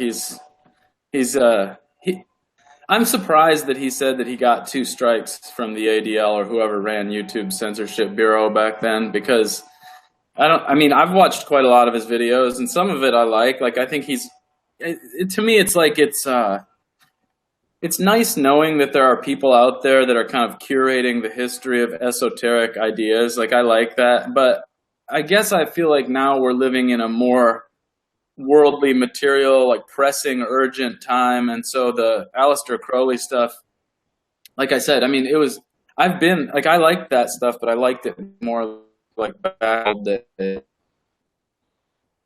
And you're fading out there, Monique, and you're frozen. So, okay, you're back. Monique, were you intimidated that Styx seems to have 15 IQ points on you? No, I think I like the way that he does seem smart to me. I'll stipulate that. That guy's read a ton of stuff, and he's articulate. And but I liked what he said. He actually doesn't have that class anxiety status, and it seemed very Anglo-Saxon to me of him, the way that he kind of dodged or deflected that question, and I feel the same. Okay, I just don't want you to go into a downward spiral because you encountered this. Okay, you're going to be all right, Monique? Okay. What's that? You're going to be okay. Sorry. I just don't want you to be triggered into a downward spiral by Styx intellect. Yeah, no, I'll be okay. And there are certain, like I said, there are certainly people who've really gone for it, and Styx is one of them. So more power to him. Styx nationalism. And so we're discussing the old hype. Did you see the old hype video on the Jews? And Yeah, I did. And video and paper on the Jews. I mean, that's kind of why I wanted to hop in, just to mostly to listen in. But I thought it was interesting, and to me, the default hypothesis, aside from just how annoying to me it is that that's how it's framed. Like, we're gonna call it. All of a sudden, we're gonna drop this brand new, totally radical explanation for things and be like, "This is the default explanation." But aside from that, it sounds like I hadn't read Coffness's reply that you just read online, like right before I got on. It wasn't as clear to me in reading his first paper that he was because when he says, "I'm not saying the default hypothesis explains everything," it sounded like he was saying that in the first paper. I know that there's room for wiggle on that, but I don't know. In general, to me, the whole thing with Coffness, and this is what I've been saying for 2 months, is that once you say in a peer-reviewed paper that Jews are overrepresented in every intellectual activity, I think there's going to be a lot of people who stop listening. It doesn't matter if you justify it after that, any more than it does in, India, where it's apparently the, Aryan-bred people who tend to be in the Brahmin class or something. It's a caste system that he's describing, and I don't think that's going to work in America. What do you think about Rodney Martin? Fed. Anyway. I mean, he's obviously a Fed, but actually, I think I said in a DM to Brundle that if he's not a Fed, it's getting sad to me. There's a point where I hope you're a Fed if this is your whole act, because I don't get it. Maybe I think it's white nationalism 1.0 maybe, and that's just such garbage to me that because that's because I and people younger than me were perfectly inoculated against that stuff, so it couldn't present like that anymore. It couldn't present drinking whiskey out of a glass and smoking. This is just, it's absurd to me. I will say this. He's a great guest. I think he's a good guest. Yeah, for sure. I mean, it's so fun to look at him, sparking up, drinking liquor, and just he's a winner. You can tell he's at ease with himself, and he's not. He will take on all comers. He's just so forthright. He's just a fantastic guest. I love the guy. He's the personification of white nationalism 1.0. Yeah, he's taken that form and perfected it.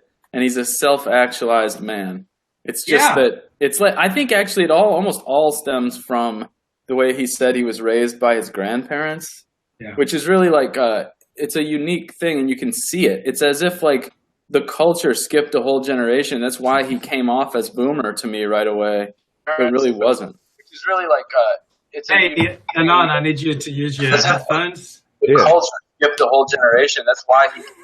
Jesus Christ. He was talking before he got here. Anon, are you there? Anon is...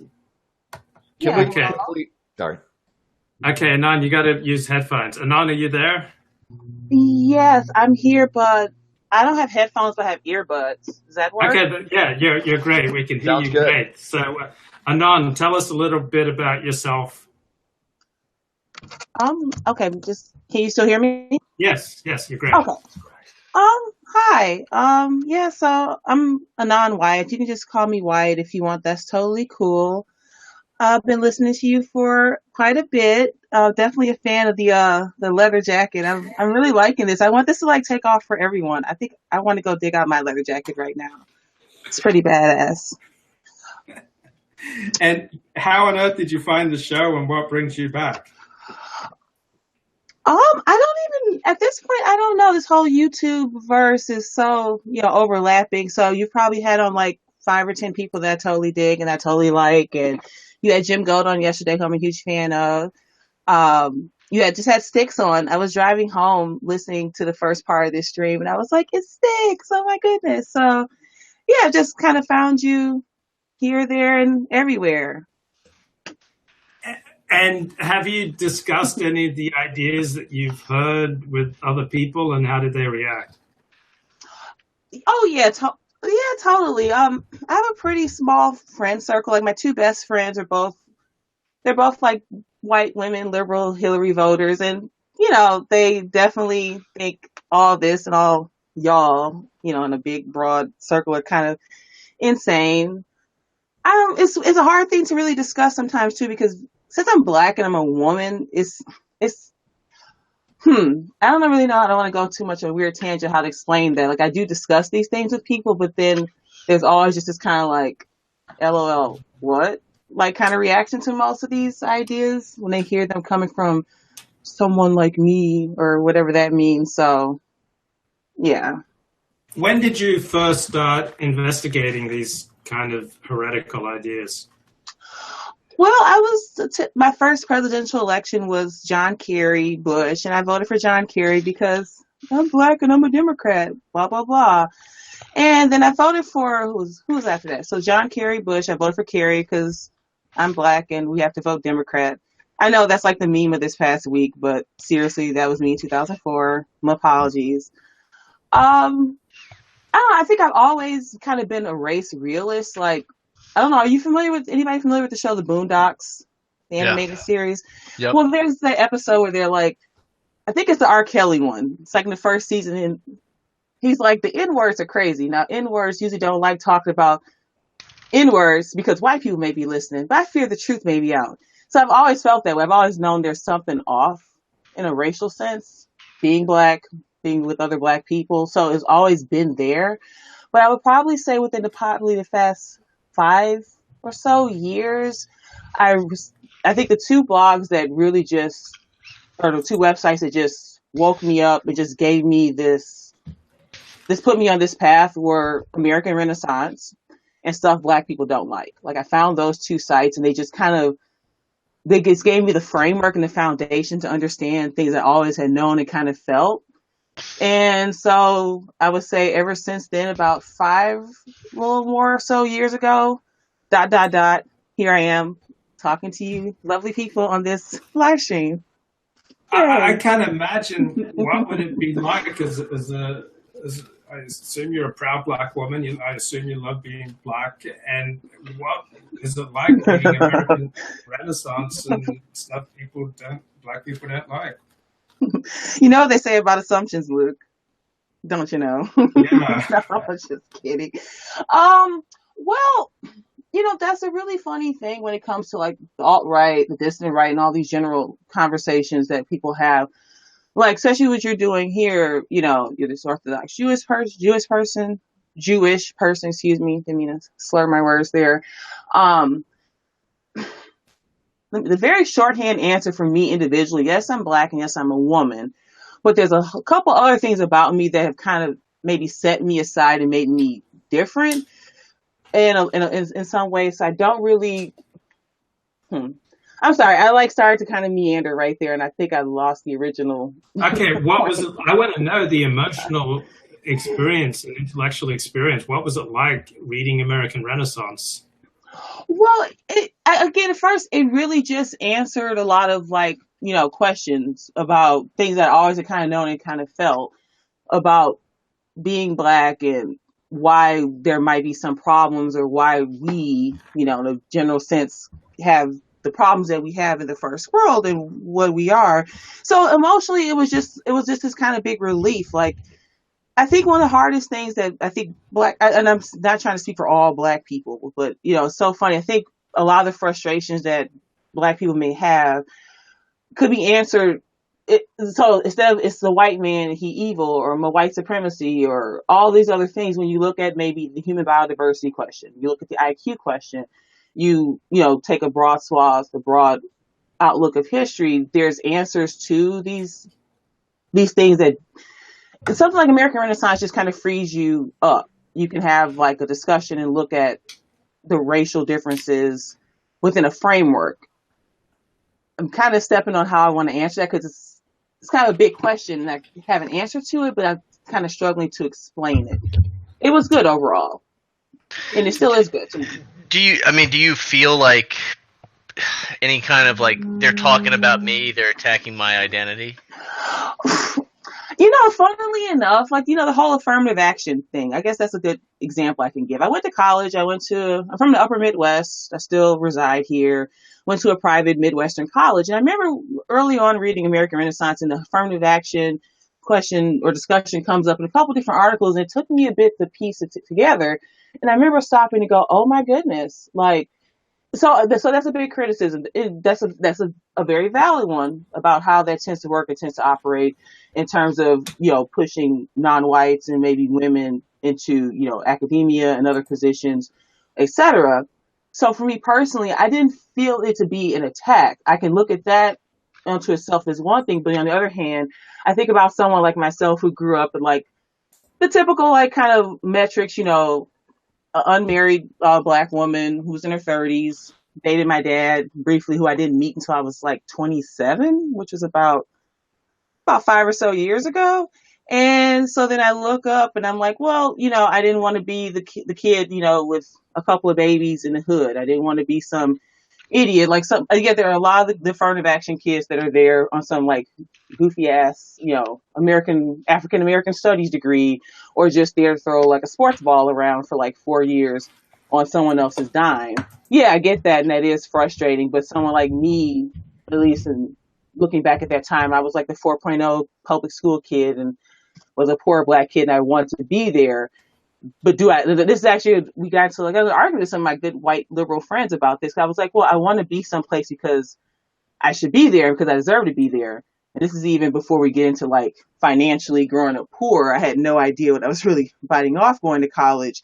But so the affirmative action thing is just a piece of that kind of felt personal. But then just as I kind of very hurriedly just said, there's a couple other pieces there to that question that also come into play. What did you major in? And I was always a theater kid. Like I went to arts high school. I did theater probably like from middle school through high school. So I decided to be an accounting major just in general business. Oh, really nice. Now, granted, for a lot of reasons that didn't hold up so well for very long, but I was always a theater minor. I left school for a year, just overwhelmed, a lot of personal issues. And then I came back and Oh, wow. And we just lost her. But Brindlefly, she's interesting, and she's not completely rare. There are a lot of race realist blacks, and but she's certainly an interesting personality. I wonder why she has to be anonymous. I wonder, what opinions she holds that are off the map. But that was fun. That was. I'm sure hopefully we can get her back on another time. I think it would be interesting to get a black guest on. We don't have a lot of those. We could learn to be multicultural. Oh, she's back. So, Anon?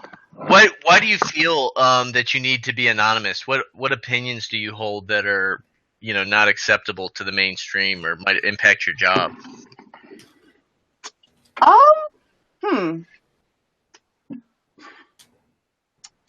Interestingly enough, like I've write a bit, but not that much, and I really just started making videos too, kind of within the past month or so. Yeah. I think at some point, maybe it would be something to kind of. I don't know. I mean, it's weird because I think originally, especially like when I was kind of like when I left being like, I'm just a black Democrat and I'm just black, so I have to do X, Y, Z, and I went hardcore. Like this is where I think. Funnily enough, it seems like I'm kind of really outside of these type of circles. But when I think about some of the conversations I've been a part of here online, a lot of these communities, a lot of my own political travels kind of mirror some of yours, not yours, individually, but just particular. Like I hear like someone has a video called the libertarian to alt-right pipeline. Mm-hmm. And I remember being a big Ron Pauler and kind of really big into that scene. And then just like for a lot of other people, you start having the more breadcrumbs, the more red pills kind of show up about race, about, the JQ, the this Q, the that Q. So, I mean, there's things to say. I just don't want to. It's weird. Like, what is I haven't seen your channel. I'll have to check it out afterwards. But what kind of content are you doing? Like anti-SJW, race realism? Like, what's your focus right now? We lost her, Brundle. Oh. Luke is just... She comes and she goes. Isn't that just like a woman? Yeah. Isn't it heartening that black women are just like the rest of them, too? Let's see. I'm looking at her. Anon. Yeah. Talk to us about your video channel, Anon. What type of subjects do you like to discuss on there? Anon, can you hear us? So I'm looking at your video channel. It's Anon Wyatt. Speak up, Anon, when you can. She's doing She's got a lot of videos on here. So Hello. hey, so Hey, yeah, I'm new to this. Sorry about all the dropping and the ins and the outs. I apologize. that's okay. We understand you're a woman. Exactly. Anybody want a sandwich? Oh, we love you. We all love you. I actually do have some cooking to do. I bought a hen and I made Brussels sprouts yesterday, and that will be the Sunday plans later. Cooking. Do you have children? No children, never married. Do you have plans to? The feel win, no boyfriend. Yeah, I hope so. There seems to be like I mean, there's kind of a meme out there that there's like sort of a crisis for black women to find acceptable black men to marry, and that's one of the reasons that they don't get married. Is that how you view it, or your experience? That's a juicy question. So it's twofold. One, that is exactly the case. And actually, I did a video about this, because the problem there's these communities here that kind of run around and comment and inhabit. But then there's kind of like I guess for lack of a better term, a very dissident black woman scene that I kind of run in circles with too. So yeah, there is a problem because black women, for the most part, will just only date black men. Like the race loyalty. There's this she stopped making YouTube videos. Her name is Kendall St. Charles, also known as Brooklyn Blue. And she has this saying, one-sided loyalty is for suckers. We know black men overwhelmingly have no qualms about saying they're going to date Becky, Mingling, Maria. I know that's very stereotypical, but that's kind of like the three-name catch-all that we use in these circles. But black women overwhelmingly have a crisis because for a lot of reasons, there's more black women than there are black men, and they outnumber each other. And if black women just specifically say, I'm only going to date or marry black men, well, they're going to have a problem, and they're going to end up with like no options if you just only are going to be picking from one circle. Now, for me personally, I guess I should just go ahead and lay this out here. You can go call me a race mixer or this, that, and the third in the comment section. That is A-okay with me. That's totally cool. But no, I mean, goddamn, you know who my first crush was growing up? No. It was Vanilla Ice. I know. I was like, oh my God, like, who is this guy? And then it was Bruce Willis. I was like obsessed with Bruce Willis when I was a little girl. And then like my like predominant teen crush like was Ben Affleck. I know. Especially now, like I realize how dumb he is. It's like that sucks. But so then when it comes to back to your original question about the black men, the BQ, the black or the BMQ, the black male question, for me on an individual basis, it just does not apply to me, and I just simply don't particularly care, and they've not really been my personal preference ever. I mean, I had a crush on a boy in 4th grade. I still have this scar for trying to steal this like picture of him that we have on this bulletin board. I think that was the last time I was like ever checking for the brothers or black male crazy, was probably in 4th grade. So, but hope that answers that. Hey, Anon, thanks for coming. This is fun. I got a question for you about I'm sort of interested in what happened to black American culture in the 1960s in particular, where it seems like black people stopped naming their children what would have been like conventional American names before that and started using distinctively black names. And there was a period in like the early 70s with the Afros and sort of, embrace Afrocentrism and stuff. Do you think was that the beginning of a black nationalism that's sort of living in a smaller in a sub nation within a nation now?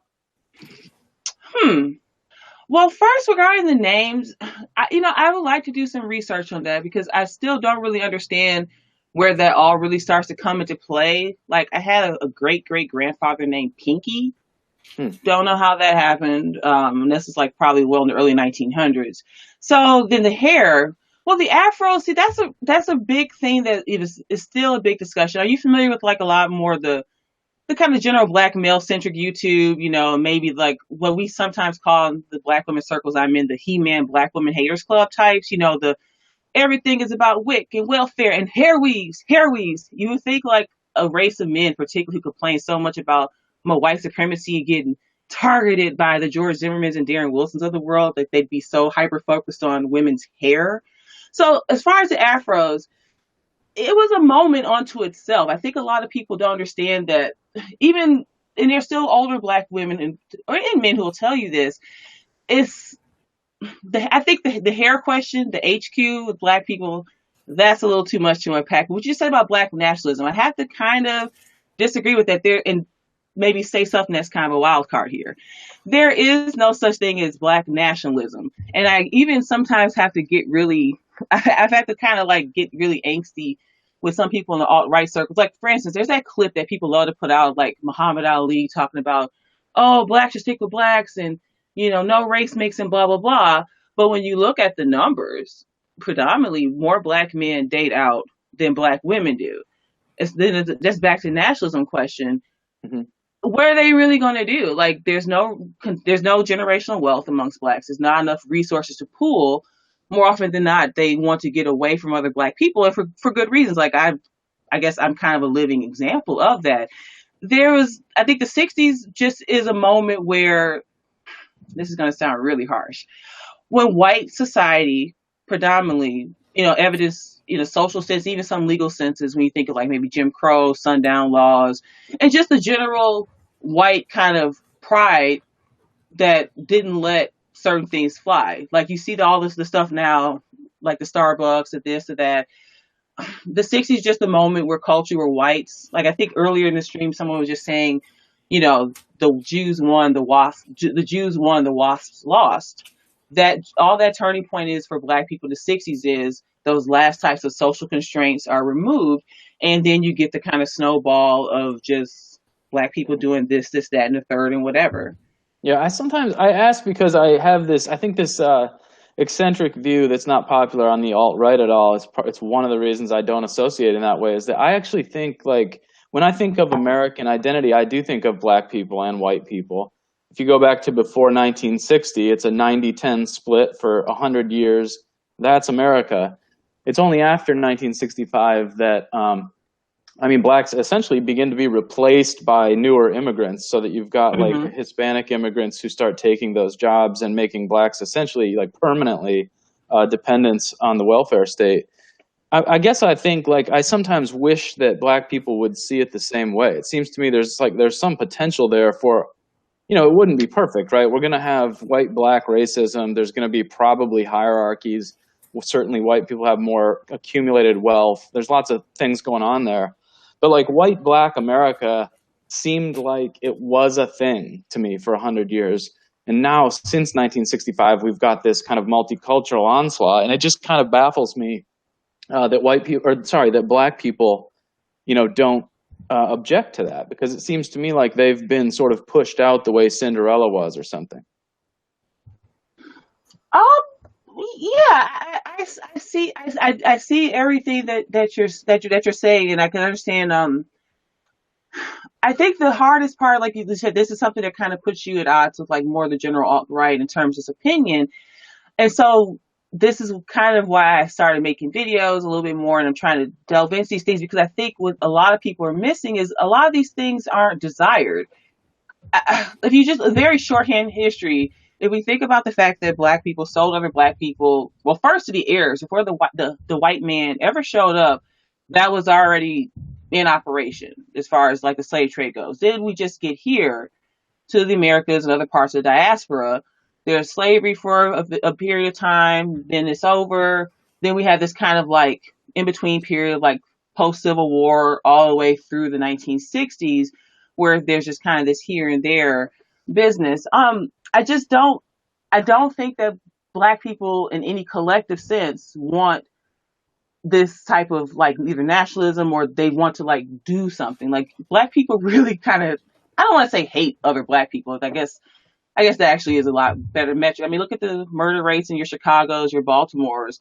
Look at, go turn on a unfortunate World Star hip hop video of them like beating and like strangling and killing each other. Like, this idea of this Black cohesion, I think the problem is, this is the big thing. It's one of my theories. Let me try to say this.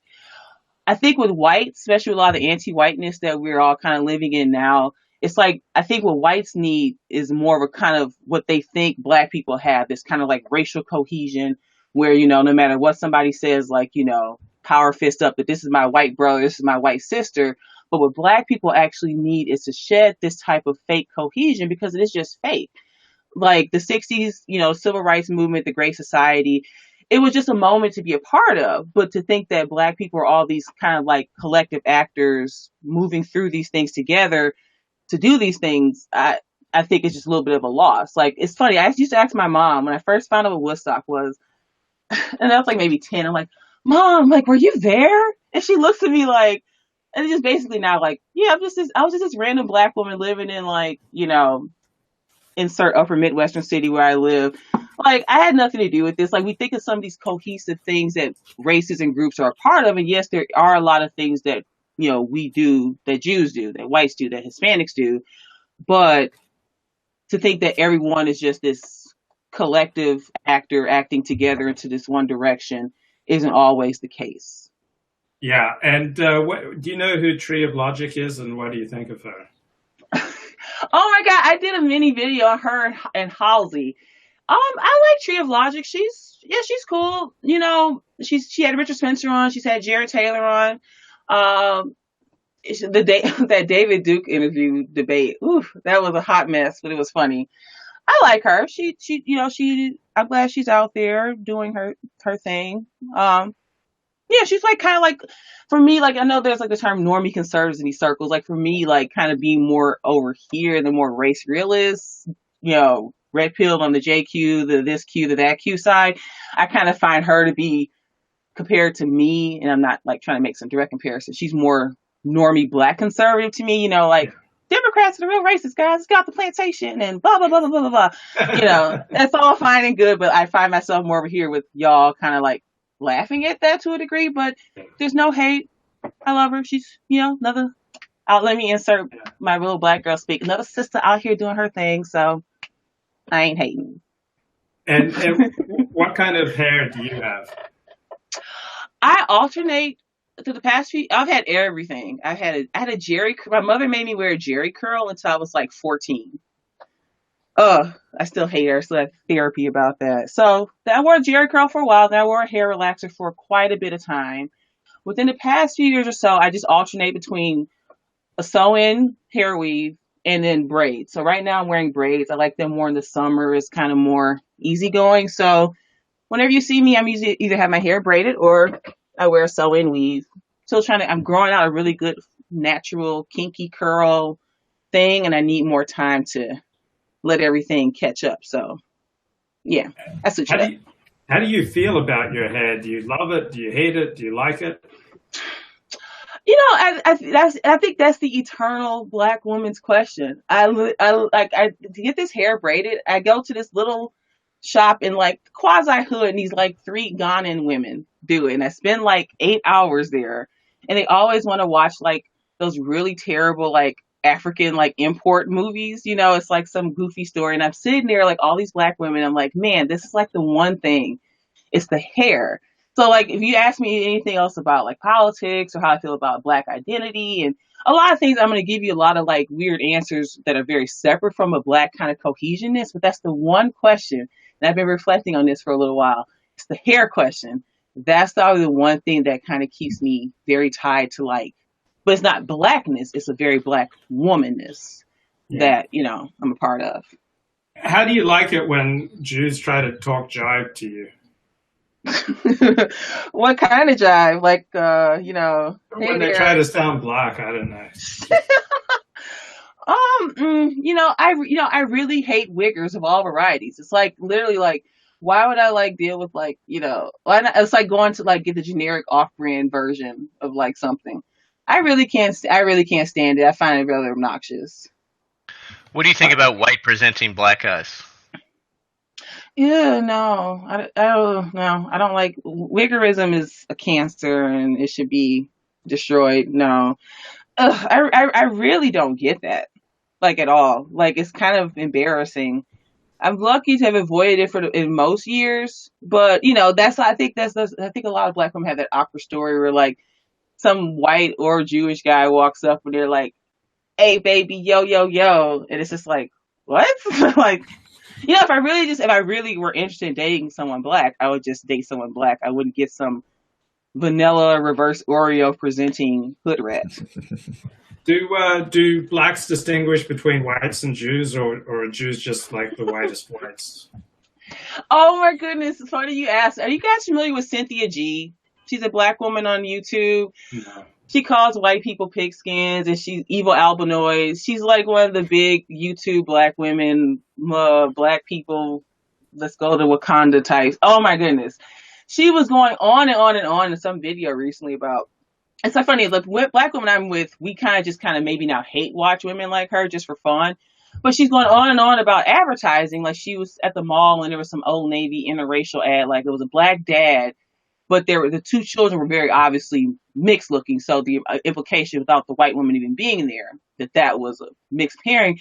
And she's like, these white people and they're pushing their white genocide everywhere, but they're saying it's white genocide, but you know them and they're the advertisers and the media and the Hollywood. And I'm just sitting in my car like, just like giggling because it's funny. There's moments where there is a recognition of the differences between the two, but I would say it's like maybe like a 70-30 kind of the split between who sees Jews as something separate or even for me, like I was thinking about this. I had this crush on one of my high school crushes, this Jewish kid in theater.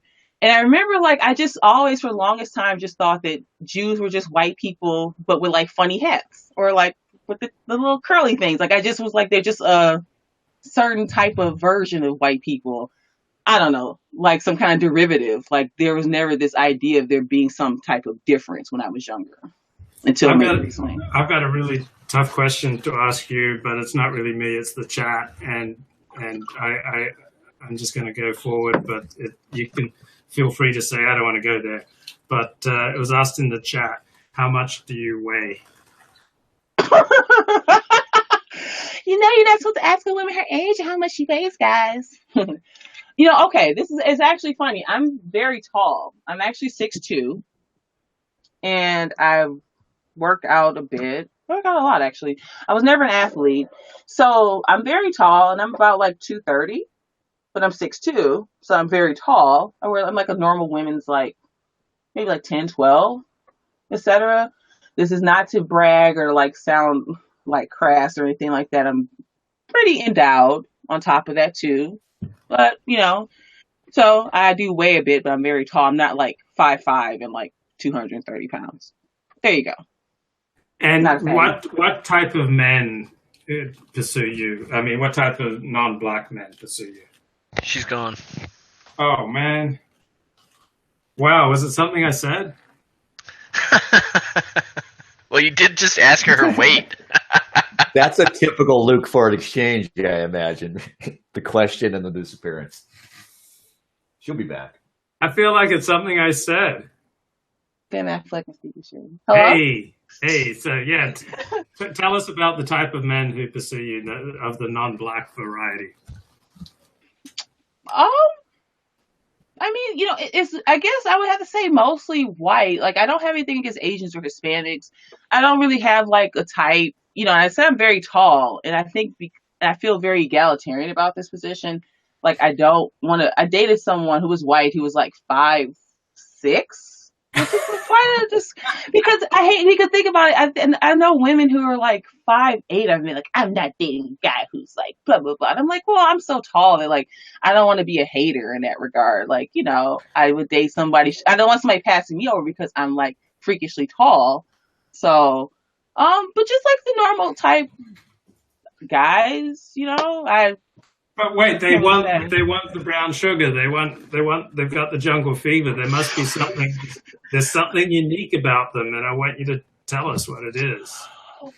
Well, again, like that's what makes this weird. Like I'm a black woman, but like if we're like if I meet someone white at an IPA or a 30-year-old bourbon tasting or at some yoga studio or at some art gallery or something for like 1940s found art. But you know, I'm trying to lay out the impression I'm not your typical. It doesn't sound arrogant. I'm not your average black woman just wandering about the streets. Like you're probably meeting me as a white man in certain places and spaces with interests that even some of your other average white people don't have. So yes, I bet there's maybe some of that. Would you say, look, that brown sugar? I'm gonna you hear me snapping. I'm rolling my neck and snapping while I say that. Like if I wanted to send you a pretty dress, what are your measurements? No.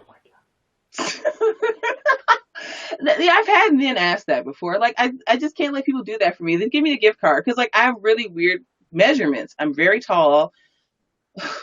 I'm like a double D cup, so everything looks weird on me, like dress wise. Like there's so many things like I can't wear because like it makes me look like a slut, just like wandering around in it. So, you know, just send me a gift card, look, and I'll go buy like the perfect dress. You tell me what colors you like, above the knee, below the knee, princess cut, scoop neck, sailor dress, whatever.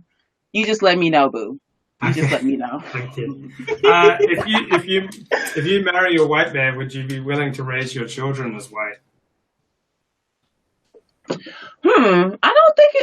don't think it works that way. You know, this is a big question over the years in the alt-right and a lot of these discussions about race. And I hear this whole, you know, the mixed kids don't have any sense of identity. There's this, there's that. I think one of the big reasons this has been a problem with the mixing and producing race mixed children is because of the crazy anti-whiteness that's been so prevalent over the past, you know, I guess maybe this last half of the century, just slowly gaining steam. So I don't see a benefit to saying raising, like, okay, the one drop rule. There's that versus looking at any person. We're carrying 23 chromosomes from each parent: the white parent, the black parent, the Mexican parent, etc. I'm saying as someone who doesn't have children and that this isn't on the immediate horizon right now for me, I'd argue that raising your children honestly, and specifically biracial people with a healthy type of understanding of both races in the general place that they fit in the world is more beneficial than predominantly what we've seen now for the past years. Like, since again, there's less black women because black women tend to be very race loyal, even when it's not warranted or even rewarded within the black community, to black men and producing children with black men, even up to into the worst circumstances that you see today. So predominantly we see black men, most of the biracial children who have half black, half white parents, predominantly the ones you're seeing are ones raised with black men and white women. And more often than not, depending on the circumstances, it seems like they, as a coupling, have been pushing their biracial kids to identify as black under this kind of general one drop rule. This has been a part of this country for so long. And inherently, I find that to be more of the problem. It's something that needs to be discussed and unpacked, because I think that's where we should be situating a lot of our discussion about the race mixing. It's the mixing of black and white, but also who is doing it. Well, do you think you can even make like a conscious choice in terms of like what race you raise your children as? Like, I feel like, so for instance, like I'm a quarter Puerto Rican, right? But you couldn't see it at all, you know? And as a kid, I used to like, when I was like in middle school and high school, like probably within like 15 minutes of meeting somebody, like I would almost like make mention of the fact that I was part Puerto Rican, like almost to get a little bit of minority cred kind of thing. Mm-hmm. And people wouldn't necessarily believe me. And I realized like as an adult, like it's not actually a functional identity.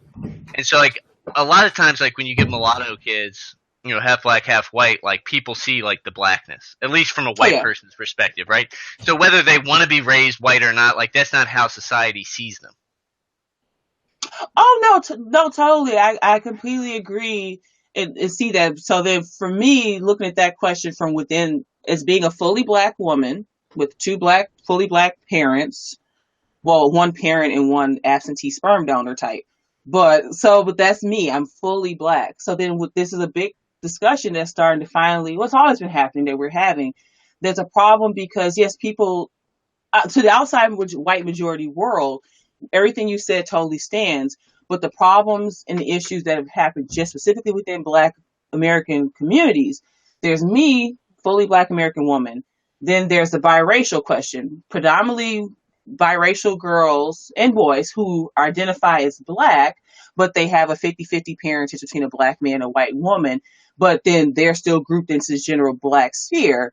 But then, so within that, between skin tone, quote unquote, more favorable features, lighter eyes, the kind of kinky, curly, biracial hair that's a little bit more half white, half Black, and the type of scale and pedestals that people are put on and put in between.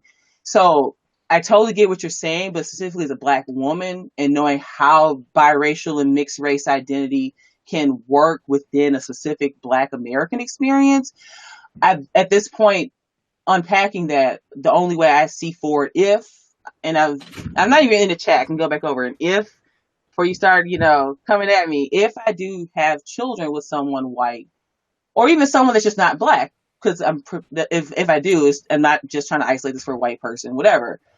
I think biracial with a firm rootedness in this is your Black mother, me, and this is your ex-father. These are both of our races. This is who we are, and try to build something from there with that distinction. People may see more of my Black woman features in this child versus the other, whatever, but just knowing how this one drop rule has been very detrimental within a lot of Black American communities and circles, I just have to make sure that if I were to pursue this or do this, that I'm operating from that standpoint. Is there a lot of rejection within when you see biracial kids or even light skin, maybe they have two light skinned parents or whatever, do light skinned Blacks face some kind of ostracism or, I mean, how does the Black community react to them? Well, no, you heard of the paper bag test? No, please. Yes. Wow. Oh, you heard of that? Okay, so this is the problem. So, and then again, I'm just going to be just laying out two definitions here. There's light-skinned people who just, however it shakes out of the womb, they are just a lighter shade versus someone else. Then we're talking also separately about biracial people who are 50% Black and then 50% of something white or some other admixture. Mm-hmm. So just as far as the light skin, there's something called the paper bag test. This used to be, now this is kind of more of a colloquial way this is shared. Certain clubs, certain maybe college fraternities, sororities that were, Black fraternities, sororities, used to have this thing called a paper bag. And for entry to certain types of clubs or certain types of things, there used to be a test. If you were lighter than a paper bag, you were cool to get in. If you were darker than a paper bag, like myself, you gotta get the fuck out. So that's actually been kind of more of the divide within the Black community towards more preference for more lighter skinned people or elevating them, particularly when it comes to, it's weird because it splits off. There are lighter skinned Black men who will tell you that they didn't feel brother enough or Black enough because they were lighter and that was considered not, the full mandingo. Whereas lighter skinned women, and even some of them struggle with this because it's a problem, they felt more picked or being the first chosen amongst Black men, particularly darker Black men or anyone else. Not to go too long-winded, but this is a recent story. Beyonce's father, Matthew Knowles, if you look him up, he's a very, very dark-skinned Black man. It's so funny. He actually looks like my father. It's creepy. And if you look at Beyonce's mother, she's a very lighter-skinned Black woman. And I guess he wrote some memoir saying that, well, I was told not to bring a dark-skinned, nappy-haired woman home. And so, he went out and found the lightest Black woman he could find to produce children with. There's a whole tangled history there in terms of that light-skinned, dark-skinned discussion amongst Black people. Hey, Nod, it's great to have you on the show. We're going to move on to other topics, but thanks so much for coming in. Yeah, thanks for having me. This was a blast, everyone. Seriously, it's nice to talk to all you guys like this. Totally love the stream. You guys have a good rest of your day. Okay, take care now. Bye-bye. Bye. Blessings. Yeah, she was fun. I mean, anyone with a personality like that is going to be fun to talk to, and very honest as well, and a unique perspective that we don't hear often on the show. I don't think she's an autist or a Spurg.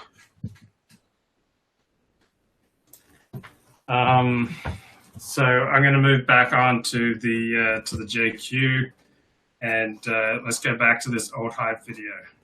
Started having pogroms in the Russian Empire, and by the 1940s, the Nazis did, of course, what they did to the Jews. Between 1947 and 1972, the Jewish population of the Middle East dwindled as they fled Muslim persecution, all according to Wikipedia. This time period of Jews leaving the Middle East also happens to correspond to when these countries were being released from Britain and France. So as soon as these Muslim countries were released, they expressed views of Jews similar to those of Eastern Europeans and Germans did 20 years prior. In Algeria, for example, there were over 100,000 Jews there at the time of Algerian independence in 1962, but by 1990 there were only around 70, and today that number is virtually zero. There are virtually no Jews in Algeria. And there are plenty of sites that go into far more detail on this stuff, pointing out all the expulsions from all these little city-states and principalities. And there's even some scuttlebutt today about anti-Jewish attitudes in China. And there's all sorts of little things like Jewish sect expelled from Guatemalan village after clashes with Mayan villagers. And of course, there's no way to document every single little event like this, but it raises the question, why is anti-Jewish sentiment so common that it has its own word, anti-Semitism? Disliking some other race or ethnicity is just called racial animosity or religious animosity. Anti-black sentiment isn't called So is there any significance, guys, that there's a special word for anti-Jewish sentiment, anti-Semitism? Yes. Go ahead, Dennis. No, go ahead, Brundle. Stop being so self-abnegating, Dennis. You speak.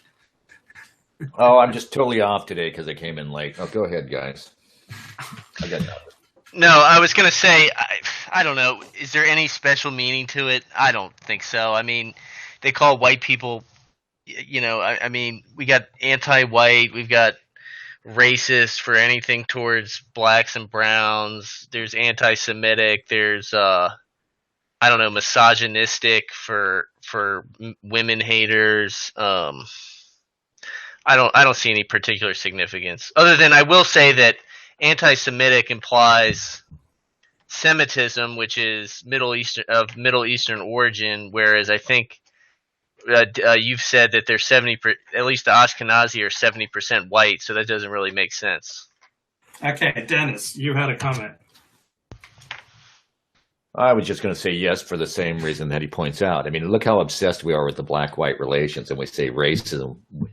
We mean almost primarily black-white racism, yet we still don't call it anti-blackness, It's just because of it precedes the idea of racism, anti-Semitism. It precedes all our notions now, the bigotry and racism. So yeah, to me, it's just evidence of our eternal problem that, we're going to have this problem as long as we live together, I fear. I hate the term anti-Semitism because, one, it's a euphemism. Why not just be explicit and say anti-Jewish? And two, I hate it because we don't have any reciprocal term for how Jews frequently feel about non-Jews. So there's at least as much enmity towards non-Jews from the side of Jews as there is from non-Jews towards Jews, and we have no reciprocal term. And so therefore, Jewish negative attitudes towards non-Jews isn't real because we have no term for it. John 6:15 has joined us. John, do you have any thoughts? I'm sorry, I missed what you guys were talking about. Are you talking about just the term for... How do you like the term anti-Semitism, John?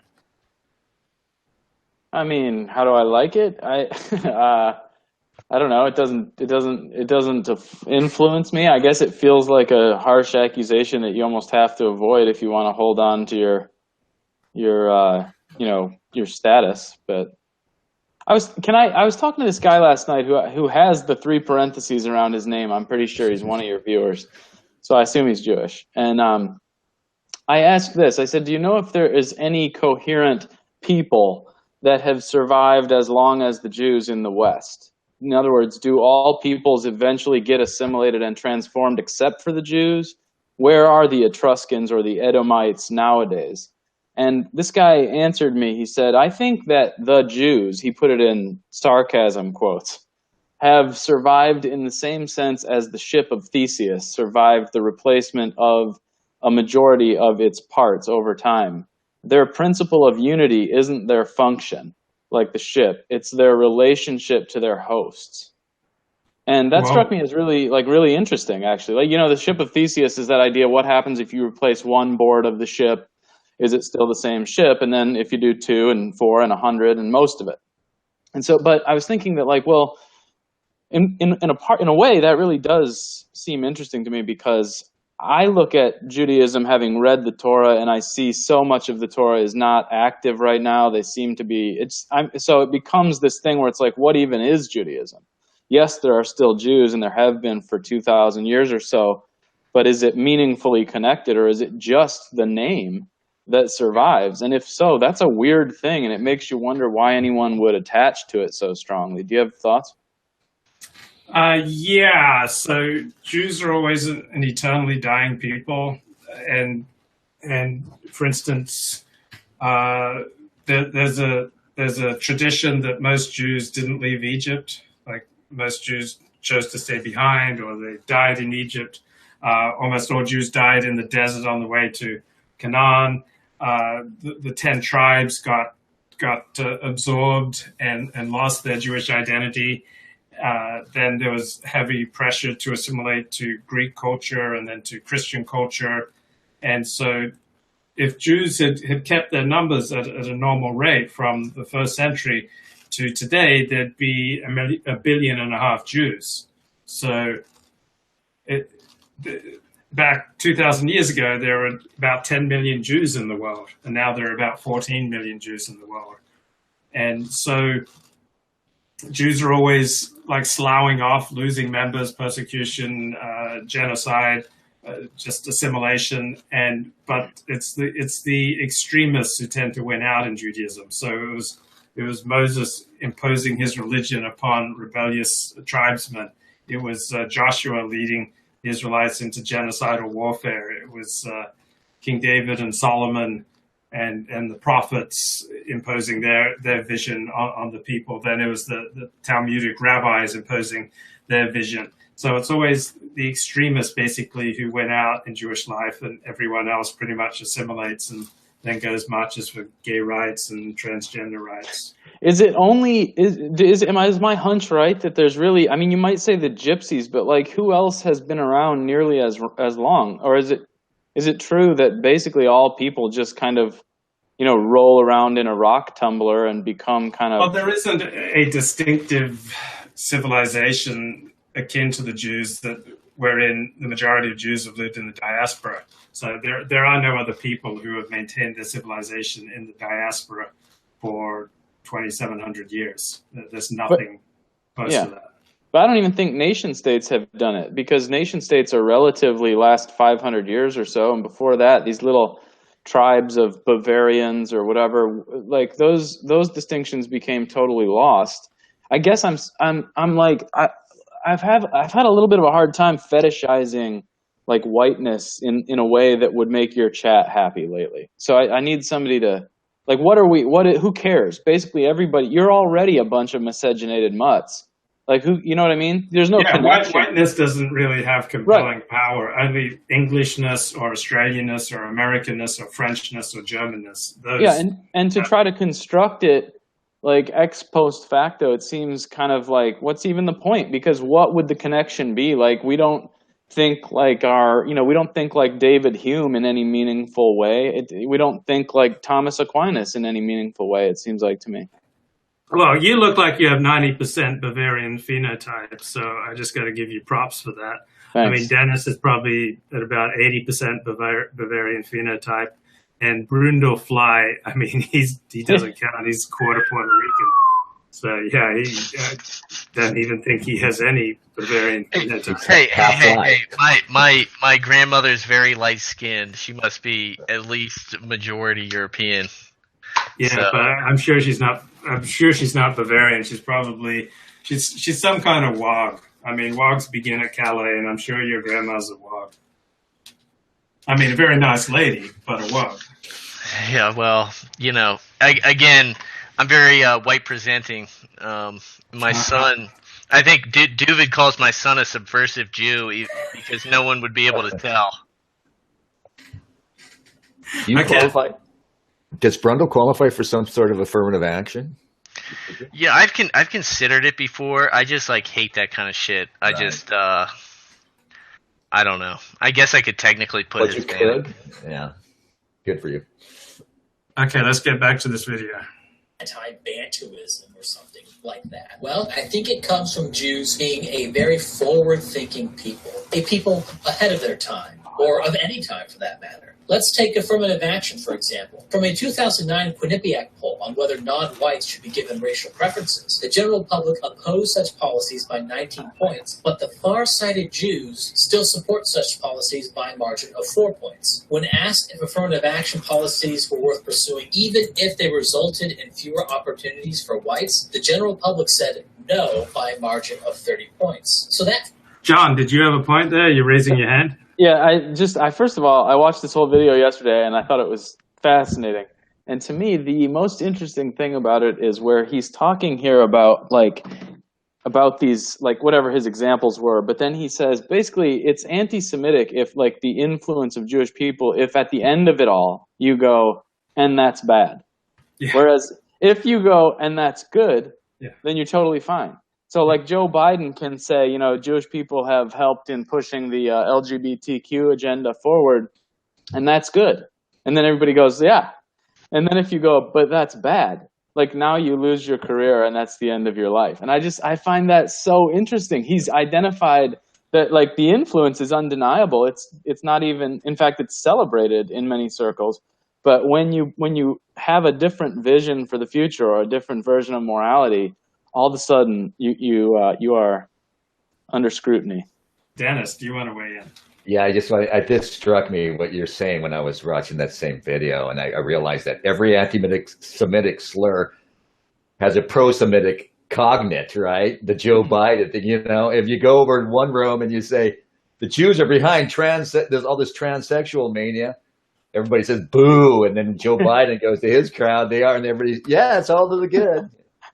It fascinates me. So yeah, great points. Okay, framing as being harmful to whites caused the general public to be even more opposed to affirmative action than before, but not so with Jews. When framed as being harmful to whites, Jews go from supporting affirmative action by 4 points to supporting it by 9 points. Being harmful to whites increases their support for it, showing that Jews truly have the courage of their convictions. And much of the world just isn't ready for that courage. In contrast, blacks go from supporting affirmative action 78-14 to only supporting it 48-40 when it's framed as being harmful to whites. So blacks become less supportive of affirmative action when it's framed as being harmful to whites, where Jews become more supportive of it. The poll also asked participants whether they favored affirmative action in hiring promotion. Bruno, I think that is like the most devastating indictment and sort of proof of like a general Jewish animosity towards white people.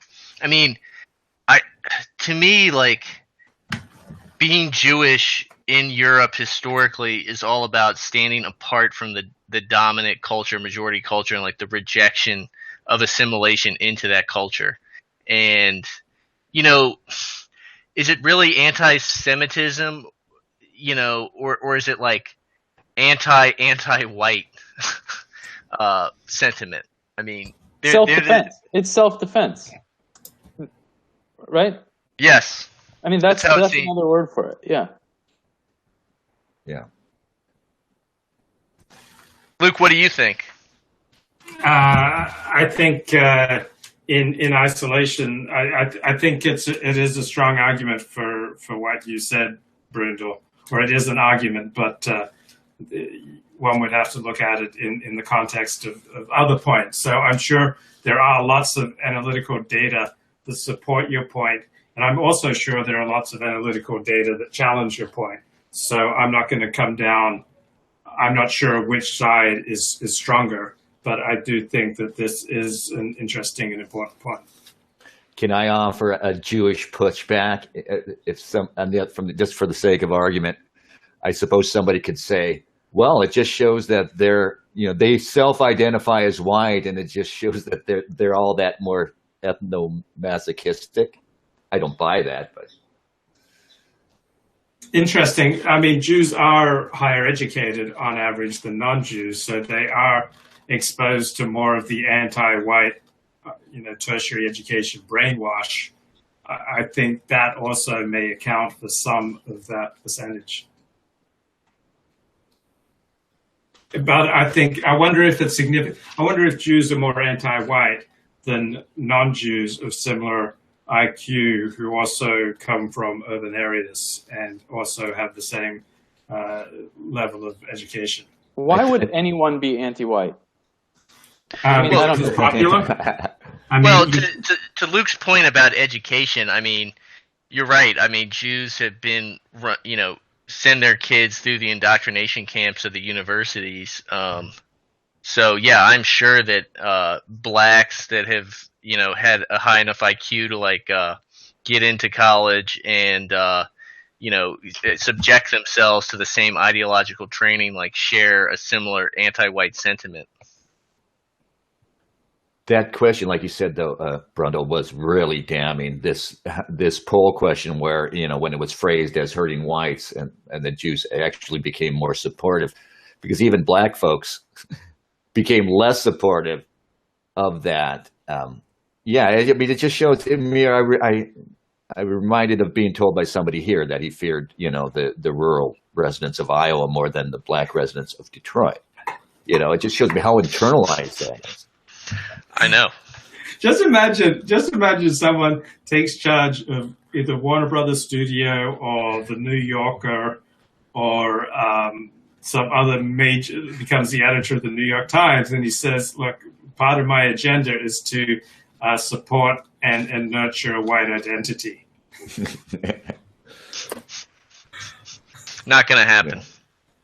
Like anyone or someone who becomes president of the United States and he gives his inaugural address and says, I am concerned about developing white identity. I'm concerned about anti-white attitudes, or some billionaire on Wall Street who says, I've been blessed to make $1 billion. Now I want to plow this money back into helping white people. Well, sorry, Brundle. No, go ahead. Make your point.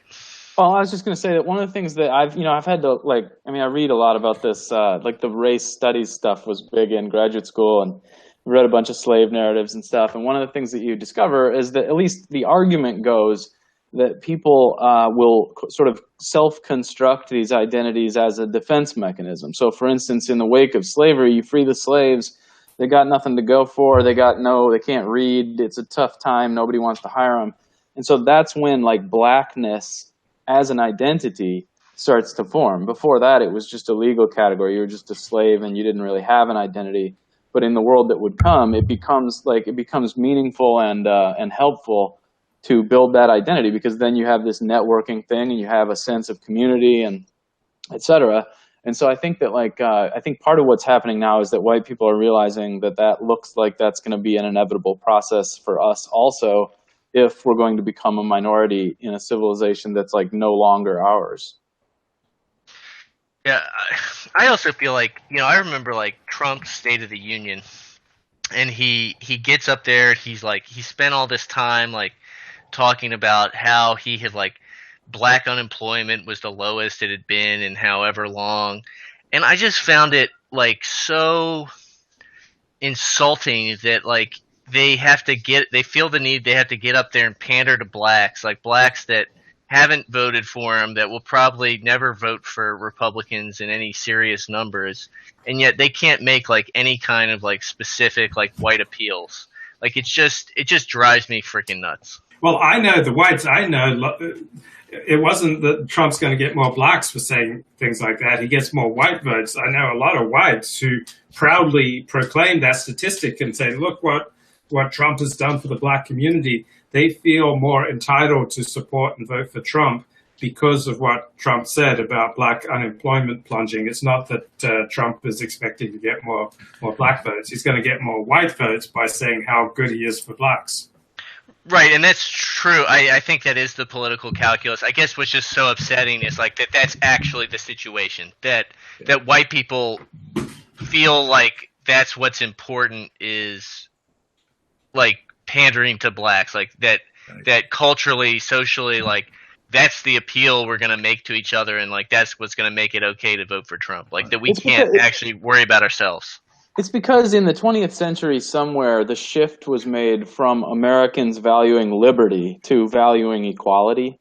So these were all sort of competing values, but in the 19th century, no doubt liberty was the aim of the whole thing. By the 20th century, you start getting that liberty talk, and democratic becomes more than just a structure of government. It becomes like a mindset. So it means that everybody has to have equal everything. And once that's the dominant meme, then everybody starts to, then it becomes obvious. It's just Marxism. Like the racism is just a charge of classism that's color coded. And so now that's the sort of snowball that we're on. And there's really, like, how do you even begin to push back against that once you're this far into it? Luke's right. Like there's a huge chunk of people in America, white people, who have accepted that as the dominant framework. And once they've accepted it, you can't really appeal to them on other terms. Somebody wrote a piece about the typical political speech now, and it usually involves what Trump does. Well, he goes through this litany of how I've improved a lot of blacks, women, if they're liberals, it'll be gays and trannies. Everybody is usually included except the one group. You can never even go near the third rail and say, yeah, I've also improved the condition of white Americans. That's one thing you can't say. It's pretty screwed up. Hey, Luke, I was looking at some of the stuff like Cohosts was writing on Twitter, and one of his arguments is that Jews are represented in every intellectual activity except for explicitly anti-Semitic intellectual activities. And I was like, part of what interests me about, so he said, for instance, that they'll show up at the Amran conference and speak, but that when it goes explicitly anti-Semitic, they won't. And part of me I sort of wonder about that. Like, is that a justification enough? Because I think that there's plenty of arguments that, like, I support Japanese nationalism, even though it's effectively anti-white. You know what I mean? Like, I might not be active in their organizations, and I can't be, but I wouldn't oppose it radically. And it seems like there's a lot of opposition to anything that would be an anti-Semitic white nationalism. Yeah, but it's not a good analogy because Japanese nationalism is no threat to you. So pretty much every Jew has experiences of being around people who just passionately hate them simply because they're Jewish. And so Jews are about the only group to become more liberal as they age, because as Jews age, they start to have some of these disconcerting experiences. And when you encounter people who say Hitler did nothing wrong, gas the K's, that has an effect. You, John 6:15, you don't encounter Japanese nationalists saying, gas white people, let's slaughter all the white people. Yeah. But I don't live in their country. Yeah. I mean, the Jews wouldn't either if they were in Israel. You see what I'm saying? Like it seems like I'm not even trying to be sarcastic here. I'm sort of saying that legitimately you have a country. It seems to make sense to me. In a way, you're of Anglo-Saxon origins. I mean, there are tons of millions of Americans who are of German origins. They don't live in their country of Germany. They could go back and live in Germany. Irish in Australia or in America could go back and live in Ireland. What Jews do by living outside of the land that is their homeland is not unique. Okay. I mean, Japanese Americans have no desire to move back to Japan, and nobody thinks that that's terribly subversive in and of itself.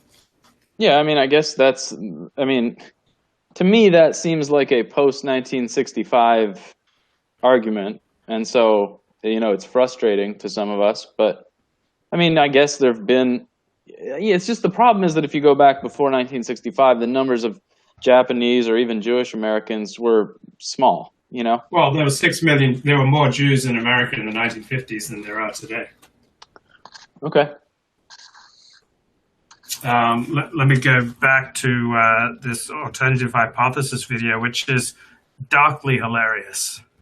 And college admissions for 3 groups: blacks, Hispanics, and white women. The general public opposed this by a margin of 28 points in the case of blacks, 30 points for white women, and 35 points for Hispanics. Jews favored such policies by a margin of 7 points for Hispanics, 13 points for blacks, but opposed it by a margin of 8 points for white women. Now, this may seem inappropriate given that white women have lower median incomes than black men and are very close to those of black women. But you must understand that Jews as a group, and I'm generalizing here, are very sophisticated thinkers who understand something called white privilege. And Jews were very important in creating this doctrine of white privilege. And once you understand... So I'm just curious, what would be... Episcopalians and Jews have basically the same IQ. It's around 110 on average. And my sense is that Episcopalians have same attitudes towards white privilege as Jews do. Do you guys think I'm wrong? Panic? I mean, I don't want to judge all Episcopalians in one fell swoop, but it seems to me like, yeah, in general, they tend to be I think of them as the kind of New England rich Christians, and so they'll tend to be overeducated and they'll tend to have the liberal positions. I mean, sure. Yeah, you can't underestimate, like, I mean, look, there is both a racial and a cultural environmental component to all of this, and the fact is our educational system is teaching people like the anti-white ideology, and so the fact that educated people in America like also subscribe to this, the anti-white ideology that like originated with Jewish intellectuals like doesn't really surprise me. It doesn't really like diminish the Jewish role in this. John 6:15. How was your visit to your local Assemblies of God church? Did you find it spiritually renewing? Snake handling and chanting and stuff. We didn't get into it. I spent most of this week actually I did a lot of nature walking, and I listened to a bunch of esoteric Duvidism, a lot of Hare Krishna chanting, and even, you know what else? Even the what are they called? The monks that chant, the chanting monks. Yeah, they're awesome. How about you, Dennis? How was your visit to your local Assembly of God church? I couldn't find one. I'm looking for a good pagan temple that I can start. You just want to join a sex cult like the Bhagwan Sri Rajneesh. That's what you want. Back to you, John 6:15. Elevate us here. I was just going to say that when I watched Styx talking today, you guys did ask the right question, so this isn't gross. Oh nothing, my God. Nip slip. Nothing, Holy shit. I totally forgot what I was going to say. Distracted by those glistening. Oh, I got it. Oh my God. It was that, Tear it out, dude. I got to close my eyes for this. The argument about Styx, everybody can be their own weirdly niched esoteric, like everyone's going to cultivate their own sort of customized spirituality out of the whole library of, druidic and esoteric. And it's like, to me, you're going to have such a atomized, such an individualist society that it's just begging to be conquered by monotheists, Yeah, were you impressed when I asked him, like, where are the pagan churches, where are the pagan AIDS hospices, where are the pagan outreaches to the homeless? And he says, well, pagans don't believe in collective action.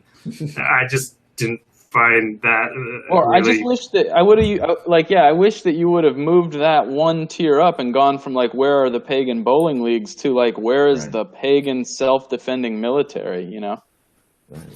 But yeah, leather doesn't breathe very well. I understand. You're supposed to put baby powder on under that. Thank you. God. But I mean, it's wonderful to look. I mean, it doesn't feel good, but it really looks good. Does it? Yeah, it's amazing. I mean, I'm just looking at myself here, and I can't describe on a family show the physiological reaction that I'm having to looking at myself here, but it's certainly a very strong one. Dennis, were you impressed by my incisive discussion with Styx on where are the pagan hospitals, where are the pagan AIDS hospices, where are the pagan homeless shelters? That's a great point. Yeah, no, where are the pagan nations? What did the pagans build, right? I mean, they had Rome, I guess, but and that thing about, well, we're not into collective action, I don't know. Like I said, I mean, collective action, it's hard to disentangle religious belief really from civilization. He's talking about organized religion, and we know that superstition begins, the moment society begins, there begins some superstitious order that doesn't make sense, that's not rational, but nonetheless, is kind of the basis for the community. Hey, Luke, I really found it. I was listening to you last night, and for the first time last night, it really clicked for me what you and Brundle were saying about how voice, like, clicks into gear when you let go of everything you think you know. That works so great. And because I've been trying to do these streams where it's like monologue. And like, in order to keep up the momentum in a monologue, you have to go down that tunnel. Yeah. And there's a tendency for the voice to, like, I don't know how to define it. It gets strangled. It gets strangled. It gets tight. As you keep going down that tunnel, you get tighter and tighter. It gets harder to breathe. I start yelling because that's like the only way I can get it out. And then you catch yourself 20 minutes down a rabbit hole and you go like, I don't know what I'm talking about. And the voice changes in that moment. And it's interesting. Sometimes if I go from an emotional place, it's much easier to like just keep going. Like when I'm doing battle with Rodney or Al or Duvit or something, like it flows out a lot better when I'm a little angry. Monique, John, do you get a sore throat when you stream for 30 minutes? Yeah, I get dehydrated. Mm-hmm. Mm-hmm.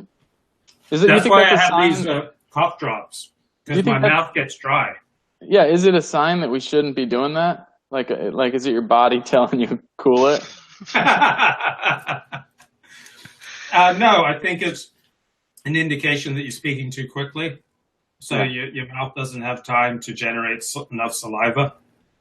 And also, I think it's a sign that one has these ingrained tension patterns that are putting pressure on the larynx, because we should be able to effortlessly speak for hours. But because we sit in chairs, when you sit, your head instinctively starts doing things like tipping back, putting pressure on your cervix, which when you do it habitually, it starts to strangle your voice. So if you were a savage who didn't sit in chairs, you would find speaking for longer periods of time much less effortful. But because you've got these ingrained habits that put a lot of pressure on your cervical spine, that in turn puts a lot of pressure on your larynx and your voice box. Yeah, I stand up at work all the time. I have a stand-up desk. I like it. Excellent. Back to the video. What looks to the untrained eye like anti-white racist contradictions on the parts of Jews actually begin to make more sense. And having these views may come from Jews just being so well educated. In an article by Ron Unz, who is Jewish, in the American Conservative, he wrote about how Jews are certainly overrepresented at elite universities, but more importantly, they are overrepresented all out of proportion of the various proxies for merit that they have. What's compelling to know is that several Ivy League universities, there are straight up more Jews than non-Jewish whites. And from 2007 to 2011, at least, non-Jewish whites were a simple minority of Ivy League graduates. So Unz came up with the criteria for classifying high-ability students, and using this criteria, he found that Jews are overrepresented by a factor of 3.5 relative to their proportion of high-ability students, while non-Jewish whites were only 33%, a third of what they should be at the Ivy Leagues. Jews have less overrepresentation at places like MIT, Caltech, Stanford, Berkeley, and UCLA, but even there, they are still overrepresented relative to their proportion of high-ability students, according. Okay, I find this ridiculous because it's based on Ron Unz, who I find his statistical analysis always ridiculous. And don't listen to me, listen to Andrew Gelman, who is a renowned statistics professor. And Gelman's written a couple of blog posts on Ron Unz's lousy statistical methods. Ron Unz wrote a statistics field article a few years ago claiming that Harvard and other Ivy League colleges discriminate against Asian Americans and in favor of Jews in undergraduate admissions. Turned out that some of his numbers were off by factors of 2 or 4 or more. And then, amusingly or horrifyingly, Unz offhandedly remarked that one of his more high-profile statistical claims, cited in a notorious New York Times column by David Brooks, has been based on 5 minutes of cursory surname analysis. What do you guys think? I have an opinion. Sorry to I'm hogging the mic here, but there's a Vox Day blog post this week too that you saw, and what we're getting is that Jordan Peterson seems to have read Andrew Gelman now, and he's making the same arguments that Gelman makes.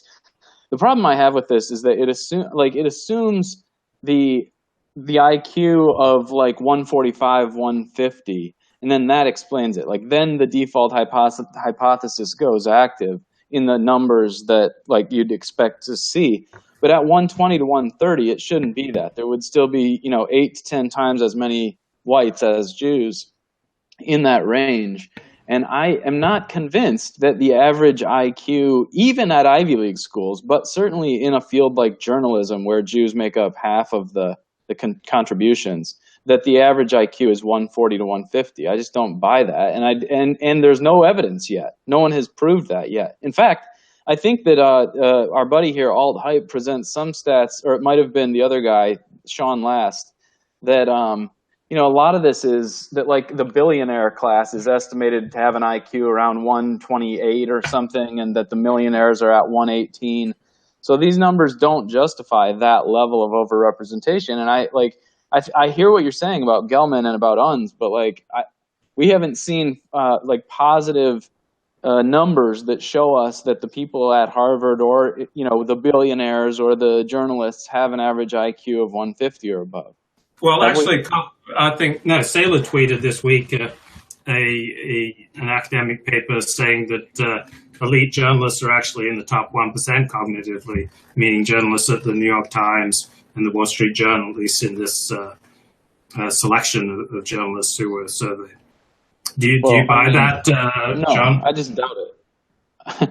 I doubt it. I don't know why. I guess I've met about 2 people in my life, IQ 150, and they're autistic. They wouldn't be good on television, and you have to select among all the IQ 150 people for people who are good looking and normal enough to put on television. You can't have weirdos on TV. So that's a really small slice of America, and to say that it just so happens that 9 out of 13 of CNN's most popular pundits are Jewish. Again, if the average CNN pundit has an IQ of 160, but I don't believe it. Yeah, I don't see. I find IQ is so strange to me because mine, I've had an IQ test, and based on my SAT scores, mine is 145. But maybe I don't have a good self-evaluation, but I don't think I'm that autistic.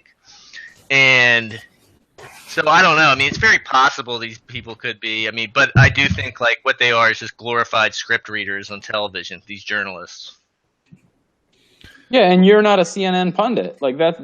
So what explains it? Yeah, true. Well, as I said, this survey was of elite journalists at the Wall Street Journal and the New York Times. All right, one more point. And then somebody we had on last week was saying, well, it's actually about the geography part here, is that Jews tend to live in New York City and LA, and that's where the media congregates. But that's a stupid chicken and egg, right? It's not oh, what a coincidence that they just happen to live in New York City and so all the jobs become available. Isn't it the other way around? I mean, isn't this their baby, sort of? Wait, I'm not following. Maybe, how is it the other way around? To me, it's an obvious point that Jews do tend to live in New York and LA, it's not the media capitals. it's not coincidental that they live there. I mean, the Jews flocked to New York and created New York. It's not magic dirt. You know what I mean? Right. They choose to live in cities where, among other things, it's advantageous for all sorts of careers, including and Coffness offers this as an explanation for overrepresentation, but like John said, it's a chicken and egg thing. I mean, it's not like they happen to be here. Like some other force determined that New York would be. I'm having a hard time explaining it. It's like if I move to Washington, D.C. and start interning for powerful Supreme Court justices and stuff, like obviously I'm trying to climb my way up the power ladder. And so what you see is that like when you say Jews congregate there, that indicates that they're trying to achieve a certain level of in-group power, it seems like to me. Why is it about in-group power? Why isn't it just personal ambition, just like any other American? Well, why else would you? I mean, why don't the rest of them move to Atlanta or Tampa? There's certainly jobs there. I mean, why would they want to move to those hip places? Why would anyone want to go to New York to be with other Jews? Sorry.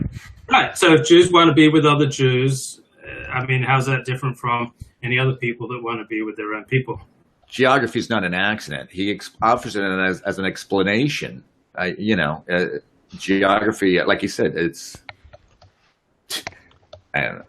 I guess I see what you're saying. I mean, you're sort of saying that their ambition explains why they live in New York City, and like ambition is just part of the great American tradition, right? Well, for one thing, as an Orthodox Jew, you have to live within walking distance of your synagogue. You also need a community where there is a mikveh where you can bathe. You need kosher food, kosher supermarkets. So the way Judaism works is you have to live in very closely together. And so it's a lot easier to be a traditional Jew in a tight-knit insular community. So Jews have always congregated in the big cities. That's the natural Jewish way of life. So that's a result of insularity. Sorry. It's a result of the practice of being Jewish is that you need to be able to live close to each other. When I go to a Jewish conference, we will spend 3-4 days in a hotel, and most of us will never leave the hotel. We're not people who are out there exploring the great outdoors. That's not the Jewish general thing.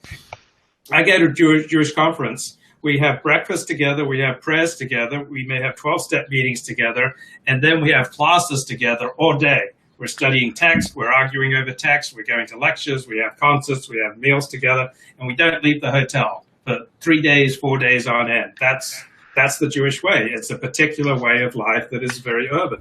But there's definitely a chicken or the egg element to this. Like, are they not outdoorsy because they're urbanites, versus are they drawn to the cities because they're not outdoorsy? I mean, I was thinking about this is the fact that the Jews like fill the market niche that they do is that in a multiracial or multi-ethnic society it develops these racial caste systems where, like, for instance, Jews in Israel fill all market and economic niches, right? I mean, they're the farmers and the bankers, etc., and the carpenters and things like that. Whereas, like, when they're intermixed with white Gentiles, like, they fill these upper middle class roles, accountants, lawyers, doctors, teachers, things like that. Because we see the same thing with, like, the roles that blacks play in America, like Hispanics fill their own niche. Asians fill their niche, whereas like when they're in their own homogeneous society, they fill all niches. Yeah. Anyone else want to jump in on that? Yeah. Well, it ties into one of my crackpot theories that the Jews, by happenstance or design, it doesn't matter. They came like ready-made for modernity for our world by not having this huge rural population, by being a diaspora.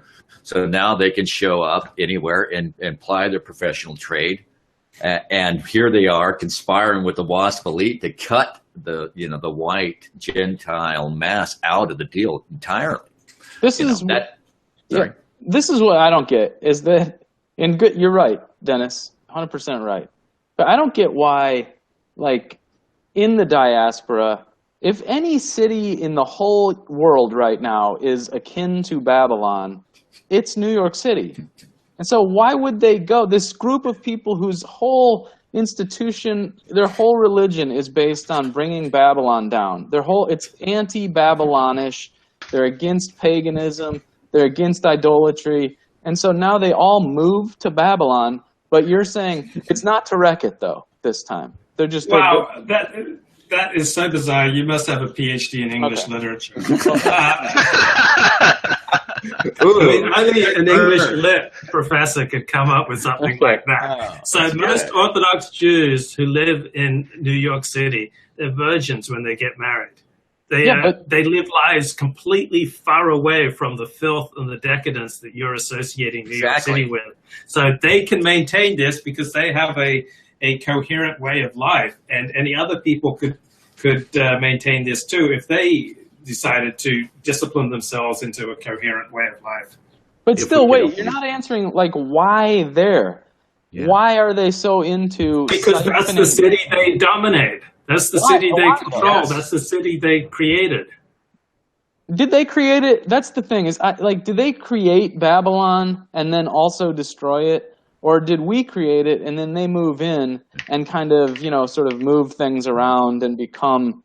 what's interesting to me is it seems like when you say stay in your lane and like Jake Tapper is born on third base in New York City, like that's his lane, right? I mean, that's privilege. That's exactly what we're talking about. And I'm sort of saying, well, I don't understand.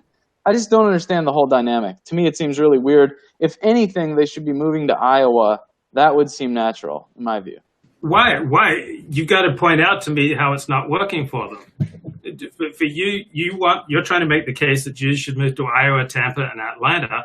Well, to do that, you've got to point out to me how Jewish life in New York is not working for Jews in New York. I'm saying it is working for them, but what a weird way to do it. Like you're going to a immoral focal center of humankind, and then from there you're extracting resources. Yes. Now you might say, and I understand, like in some view, the iconoclastic tear down their Asherah poles view of things, that makes sense, right? Because this is just an immoral big apple and we should ruin it. But they're not saying that, and you won't admit that right now, and I'm feeling nervous about even saying it. But it seems to me like that's what that is. It's not as if they're going into New York City and assimilating. They're not becoming part of that culture, right? They're a secondary, they're a nation within a nation in New York City. Well, you have to speak from the point of self-interest of the individuals involved. There's no self-interest for Jews to go to New York City and assimilate into Babylon, right? So, speak from out of that self-interest. If they go to New York City, they're around friends, they're around community, they have all the Jewish resources they need, they have jobs that are suited to their abilities, every kind of recreational thing that they want is available. So make to me the self-interested argument for why Jews should assimilate into Babylon when they've got a great thing going being Jewish. No, they shouldn't assimilate into Babylon. But I don't understand why they would even move there. I just told you they got family, they got friends, they've got careers, they've got resources, they've got community. Do you know how responsive the NYPD is to the Jewish community? Just like this. This is my question: could they have all that stuff in other places than New York City, or are they only able to get those kinds of resources because there's a big cosmopolitan metropolitan center?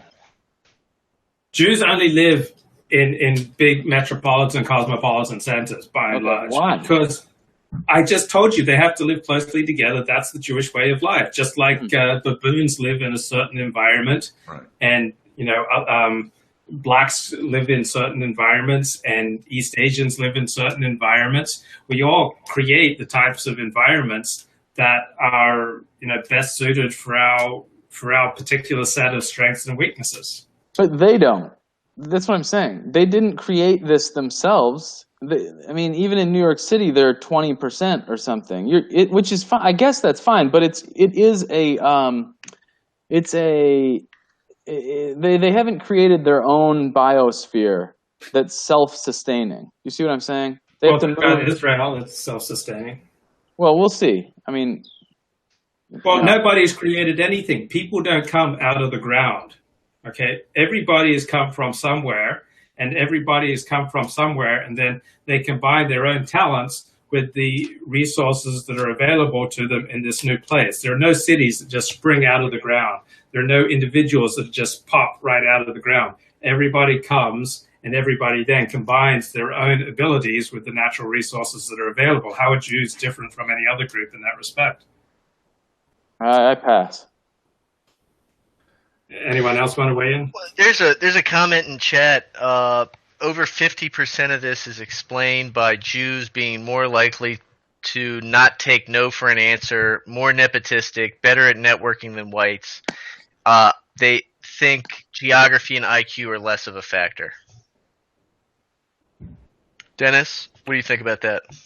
Yeah, no, I agree with that. I mean, to me, the overwhelming fact about this whole question, Manic started it when he said, why would the Jews go to Babylon? Why would they go to this thing that they're supposed to be is anathema to them? Well, they go, like Luke says, they go and they don't participate. They go and they remain among themselves, and they remain in their community, and they remain safe from all those detrimental effects of it. Meanwhile, their secular cousins are all there pushing it, hard. They're fine with that because it's not harming them. Looking at it from self-interest, as Luke says, they're fine with that because it doesn't harm them, and their secular cousins don't even think about it. They think of themselves simply as being secular white Americans and whatever.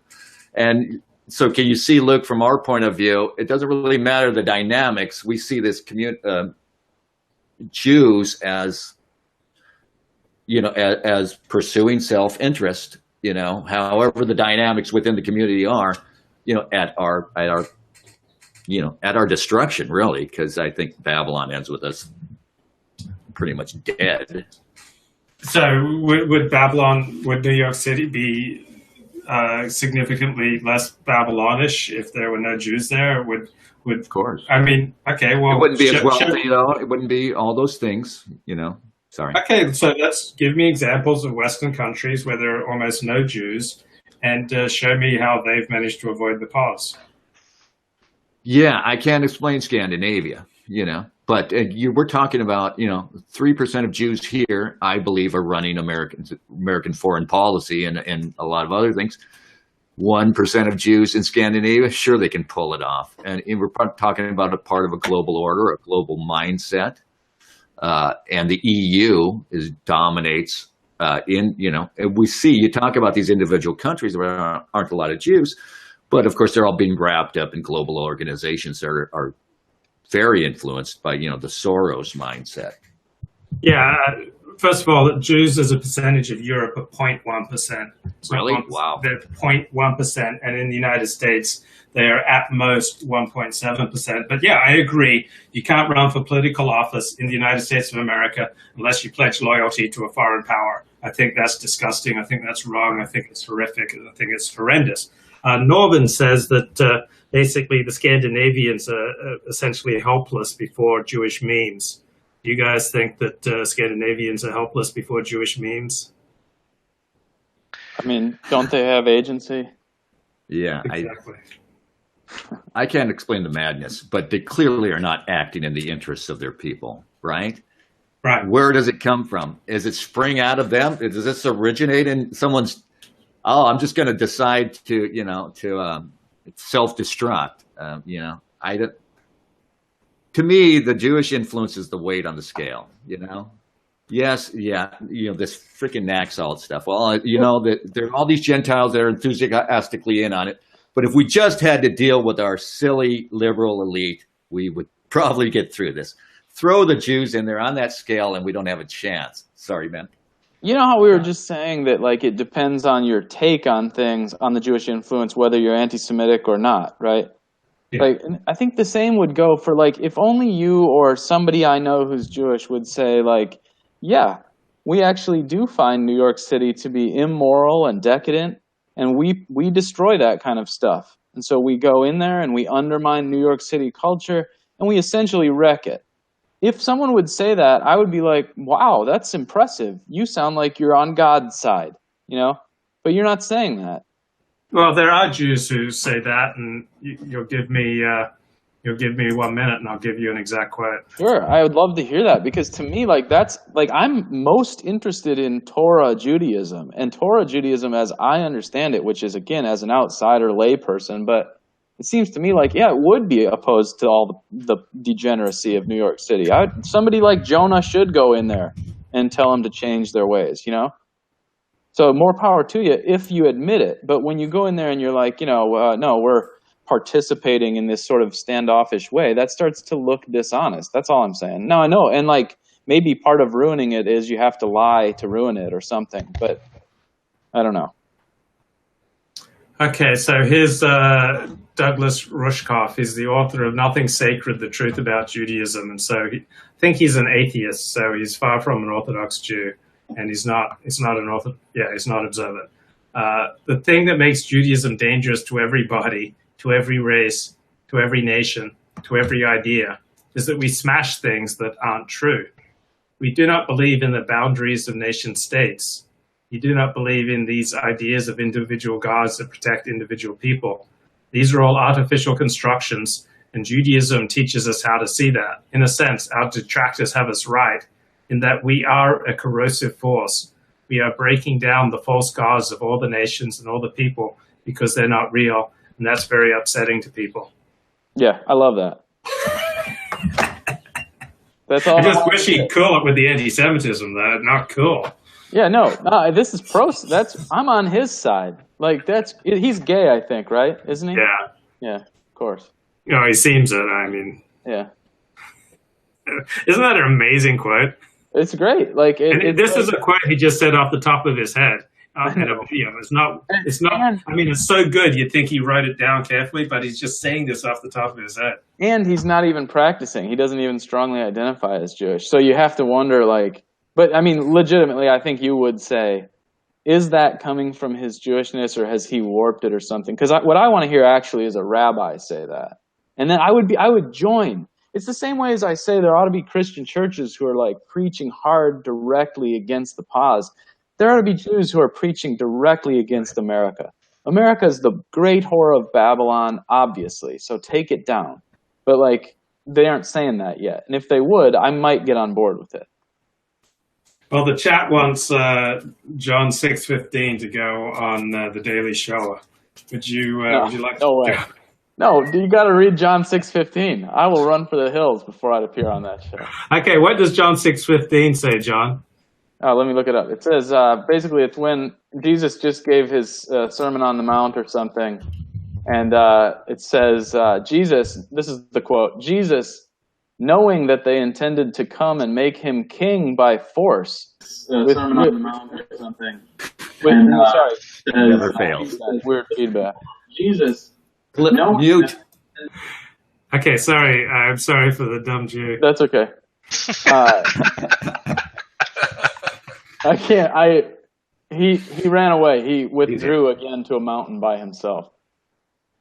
Glib, you got to put your earbuds in or your headphones in, otherwise we get feedback. So get it together, bro. You're making Jews look bad. It's a shanda for the goyim, and then they're going to hate us and they're going to want to gas us. So here's the text, John 6:15. Jesus, knowing that they intended to come and make him king by force, withdrew again to a mountain by himself. So yeah, great selection. But yeah, put those headphones in, Glib, and get it together, or you're just going to cause more anti-Semitism. And we can't afford that. This is a hate-free zone, so you can go ahead and unmute yourself whenever you're ready, Glib. But you got to figure that out. I can't sit beside you and show you how to unmute yourself. Oh, yeah, just come back in. Okay, going back to the videotape, like Warner Wolf. Come on. To us. Also, in proportion to the college-age population, whites are straight up less represented at elite universities than blacks and Hispanics. Now, this isn't controlling for high merit applicants because, as Unz points out, the number of black and Hispanic high merit students is virtually zero. So there's no point in comparing black and white representation relative to merit, because black merit is 0. And so I think you guys saw the Vox Day essay on the myth of Jewish high IQ. And Vox Day, good job, Glib. Really proud of you, bro. Way to go. Yasher Koach.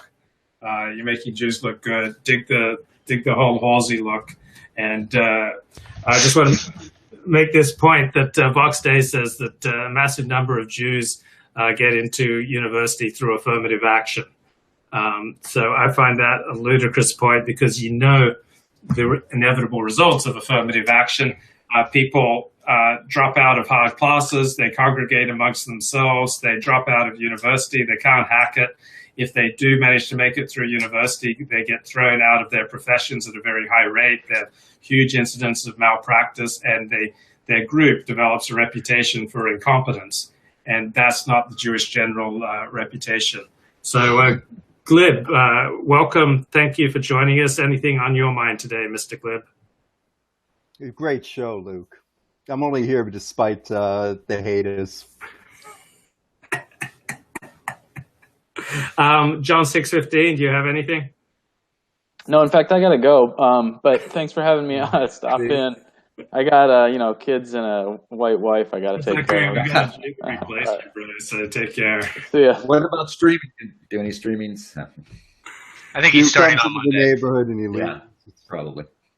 Yeah, John 615. So what are you drinking, Glib? This is iced tea.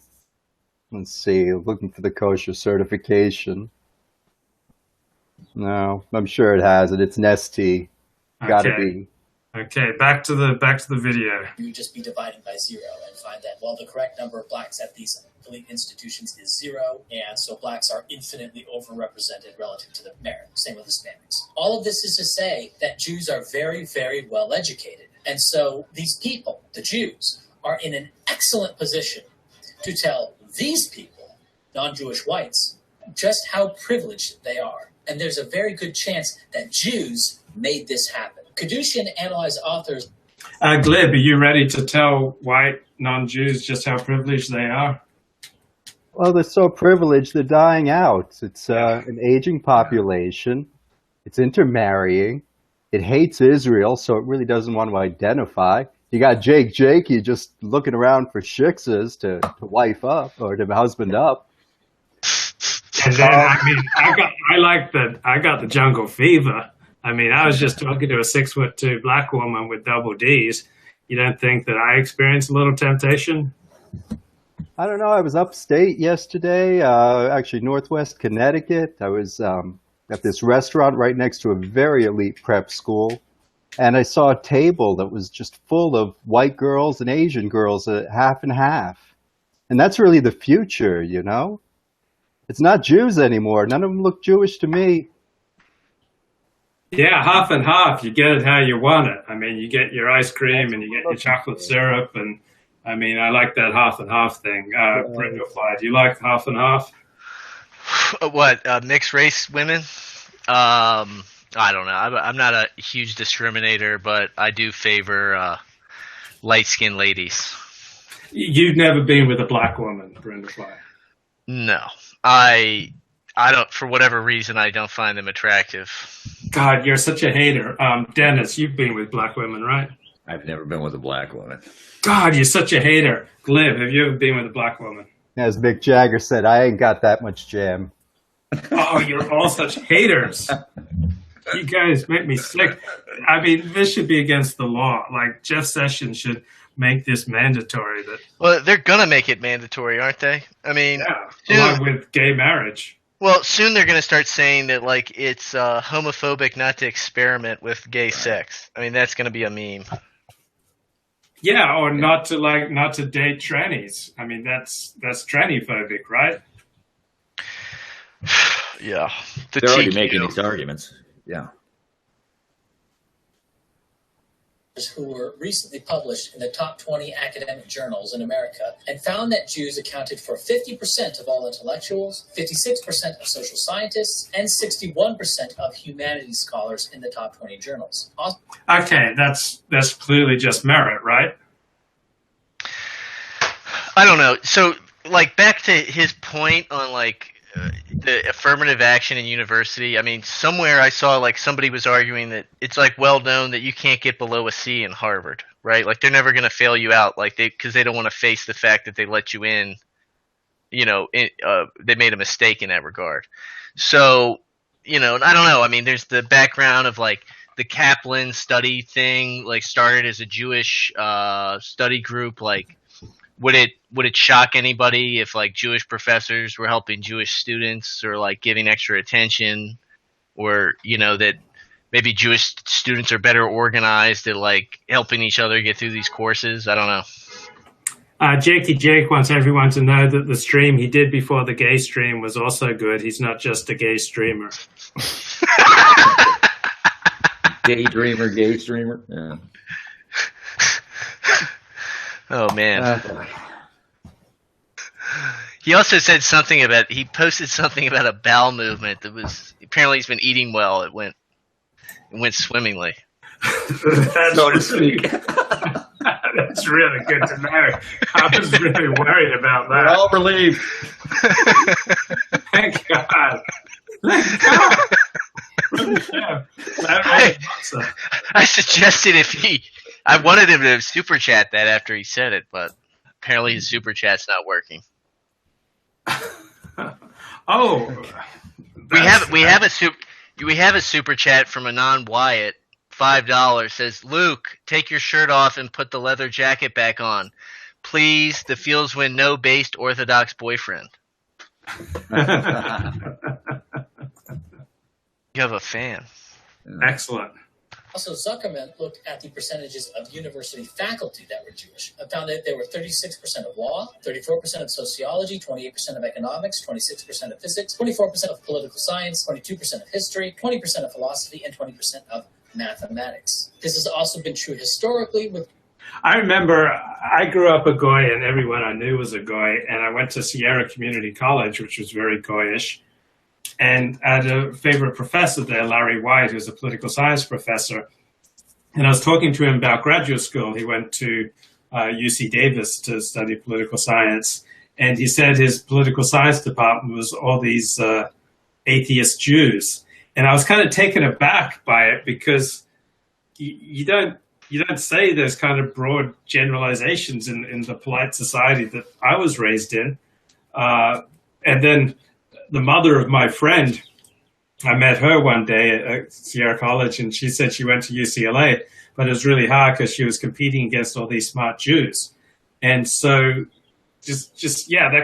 those comments kind of jarred me because I just wasn't used to people speaking that way, and now I speak this way all the time. Jews being vastly overrepresented in academia in Europe in the past. Add to this their overrepresentation in media, not just today, but throughout all of history, wherever there were a large number of Jews, and we can see that the Jews can really drive a narrative. Lynn looked at 5 analyses of Jewish representation in media elites and found massive Jewish control of media, nearly half of what is called the new establishment, meaning the media. In the book, The Media Elite, America's New Power Brokers, Robert Lichter reports on a representative survey of 238 journalists from America's top news organizations and found that 59% of them were Jewish. A 1990 list of the top 10 entertainment companies. Wait, does that shock you guys that 59% of the top media executives were Jewish? I've heard that before somewhere. It might have been Poll. Sounds like a culture of critique to me. Glib, are you? It's our wheelhouse. Verbal IQ. Yeah, exactly. I mean, and think of just the sheer havoc that would ensue if Goyim would start to write their own narratives. I mean, they'd just like spin out of control. This country would go down the tubes. I just don't think you can trust Goyim to design and propagate their own memes and narratives. I mean, you want Finns making narratives? Who do you want making narratives? I Exactly. do want the Finns making narratives. Okay, simple and people. they do. Nobody's stopping them. They just can't compete in the free market. Apparently, they don't have agency. You know. I mean, they just don't have the right stuff. Look, what's our narrative now, guys? England was great. You know, I do very little on Twitter, but but there was rural Britannia, right? And I was an Anglophile way before I was putting on my zitzit, okay? And then there was cool Britannia. And what was cool Britannia? Degeneracy. Yes. And now what do you have? Abdul Britannia. Abdul means the servant. Well, yeah, that's a familiar pattern, isn't it? Right? They go from having pride and cohesion as a civilization, degeneracy. Here come the Muzzies. They're going to reinstitute order one way or the other. I mean, that's where we're headed for, right? Maybe we should have stuck with our simple narrative, our own. I mean, you know. You didn't even have the American dream till Jews told you what it was. Yeah, Western Civ was helpless until you guys showed up after World War II, after your victory in World War II. We gave you the American dream. We gave you Hollywood. We let you dream big, and we told you what to dream. You should be grateful. You remember when they kicked the Jews out of Spain in 1492 and everything went to shit? Yeah. That didn't happen. Actually, it did. Spain was one of the leading powers in the world, and then it quickly declined into a second-rate power. It was overcome by the Anglos. Yeah, because the Spanish didn't have smart Jews telling them what to do. The Goyim tried to take control of their own affairs. They totally ran Spain into the ground. Right. They discovered America. They launched the Age of Discovery. They built a remarkable civilization, astounding art that remains to this day. I don't think they ran things into the ground. I think they were beat by another power. That's Europe's problem, is that they're all fighting among themselves. I mean, the Germans and French despising each other as if they're aliens when they're really close together, close ethnically together, right? But for years before World War II, I mean, these people thought of the others. Our own bigotry here in this country is nothing as compared to the kind of bigotry pre-war Englishmen felt for a Frenchman who in turn felt for the Germans, you know. And Jakey Jake is willing to come on the stream, but he's just going to steer the topic to talking about girls, and then Brundlefly will try to force the humor, and it just won't be funny. I don't think I've ever not been funny, so I don't understand his. Well, you're just not high IQ enough to get his wit. I mean, that's what's going on. I don't know. I don't think he's high IQ enough to get Duvid's wit or mine because he thought we were serious the whole time. So let's not be bashful about it. Jews kind of run the media, or at least half of it. And to be anti-media is, well, in degree, to be anti-Jewish. So cool it with the anti-Semitic remark. Yeah, I mean, this is a good point. To be anti-media is to be anti-Jewish. Discuss. Well, that's the convention of our time. I mean, that's the liberal convention everywhere else. I mean, if you were criticizing NBA players, you would be implicitly criticizing black folk. I think that's obviously true. Well, see, I think this is one of those things where, like, Jews kind of, like, bring the spotlight on themselves. Like, I don't know that, like, Americans would really recognize, like, Jewish control of the media until they start hearing things like attacking the media as anti-Semitic, and they go, wait, why would that be the case? Wait, you're saying Jews bring the spotlight on themselves? Every Jew I know is the most humble, self-effacing person that I've ever met. The phrase I want to hang out with those guys. Go ahead, Cliff. Don't let these Goyim shout you down. I know. I'm the humble Jew. Yeah. And when the dildo is facing me, I kind of lose my train of thought. But the media, it's becoming almost as meaningless as media as political labels. Yeah. The media is dissipating. We're moving toward a post-literate society, and Jews don't excel outside in the visual arts. They could create narratives, but there's hope for the Goyim. Now that we're moving toward a post-literate society, the Europeans who thrived in the Stone Age, they can go toss rocks and in the form of memes and get their power back. There's hope for you, Goyim. Ooh, that was a high level dig. Yeah, that was a sick burn. No, but seriously, we're not moving past post language. We're moving into it's not going to be post information. It's going to be hyper information. So there's no reason why Jewish intelligence might just excel all the more in this new environment. I was reading that the Chinese are treating Spanish as the second language there and not English. Whoa. Because they're going to make a move on Latin America. You know, so Glib. really, Luke, those Mearsheimer videos that you posted a few months back on Chinese power, those were great. Yeah. Glib, there are a lot of people in the chat room who think you resemble Humbert Humbert. Have you ever thought about that similarity? Oh, I've been called worse, I guess. But Humbert. Why? He's like the protagonist. He's like the living version of the protagonist of Lolita. Well, where's the 15-year-old girl? I want to see her. He's got her locked away in the back. Ah. True. Yeah, one of those girls from the prep school, she got left behind. Arms, Mr. Lamar.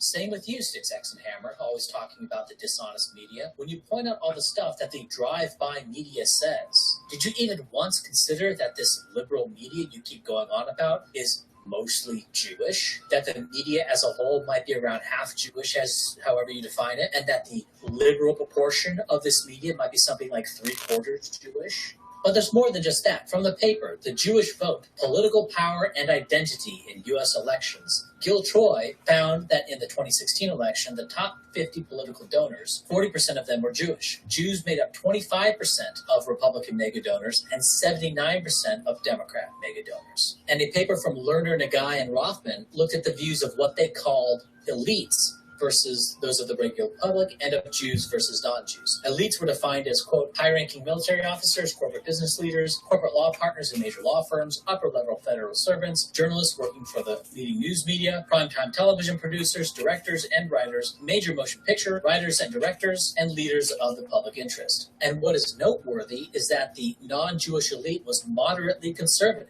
In 1980, even the Jewish public voted for Reagan, but not the Jewish elite. As a result, instead of having an elite in the United States with views largely in sync with that of the American public, because Jews represent about a third of the elite as defined here, we end up with an elite that is ideologically opposed to the general American public. And of course, this is good because it has... Okay, so I need to wrap up the show for today. Dennis Dale, any final thoughts? No, just sorry I was late, and thanks again. Okay, great to see you, Dennis. Glib, any final thoughts? Namaste. Namaste to you, brother. Namaste. Brindlefly, any final thoughts? I want to thank Dennis for his role in helping to get Styx on. That was an incredible conversation. I really liked talking to him. This was a long stream. It was a good stream. It flew by. I guess we'll talk tomorrow. We have the best streams, don't we, folks? No, I thought, it's amazing how much ground we cover. A lot of guests, a lot of topics. It's always a good time. Believe me, the best streams. Bye-bye.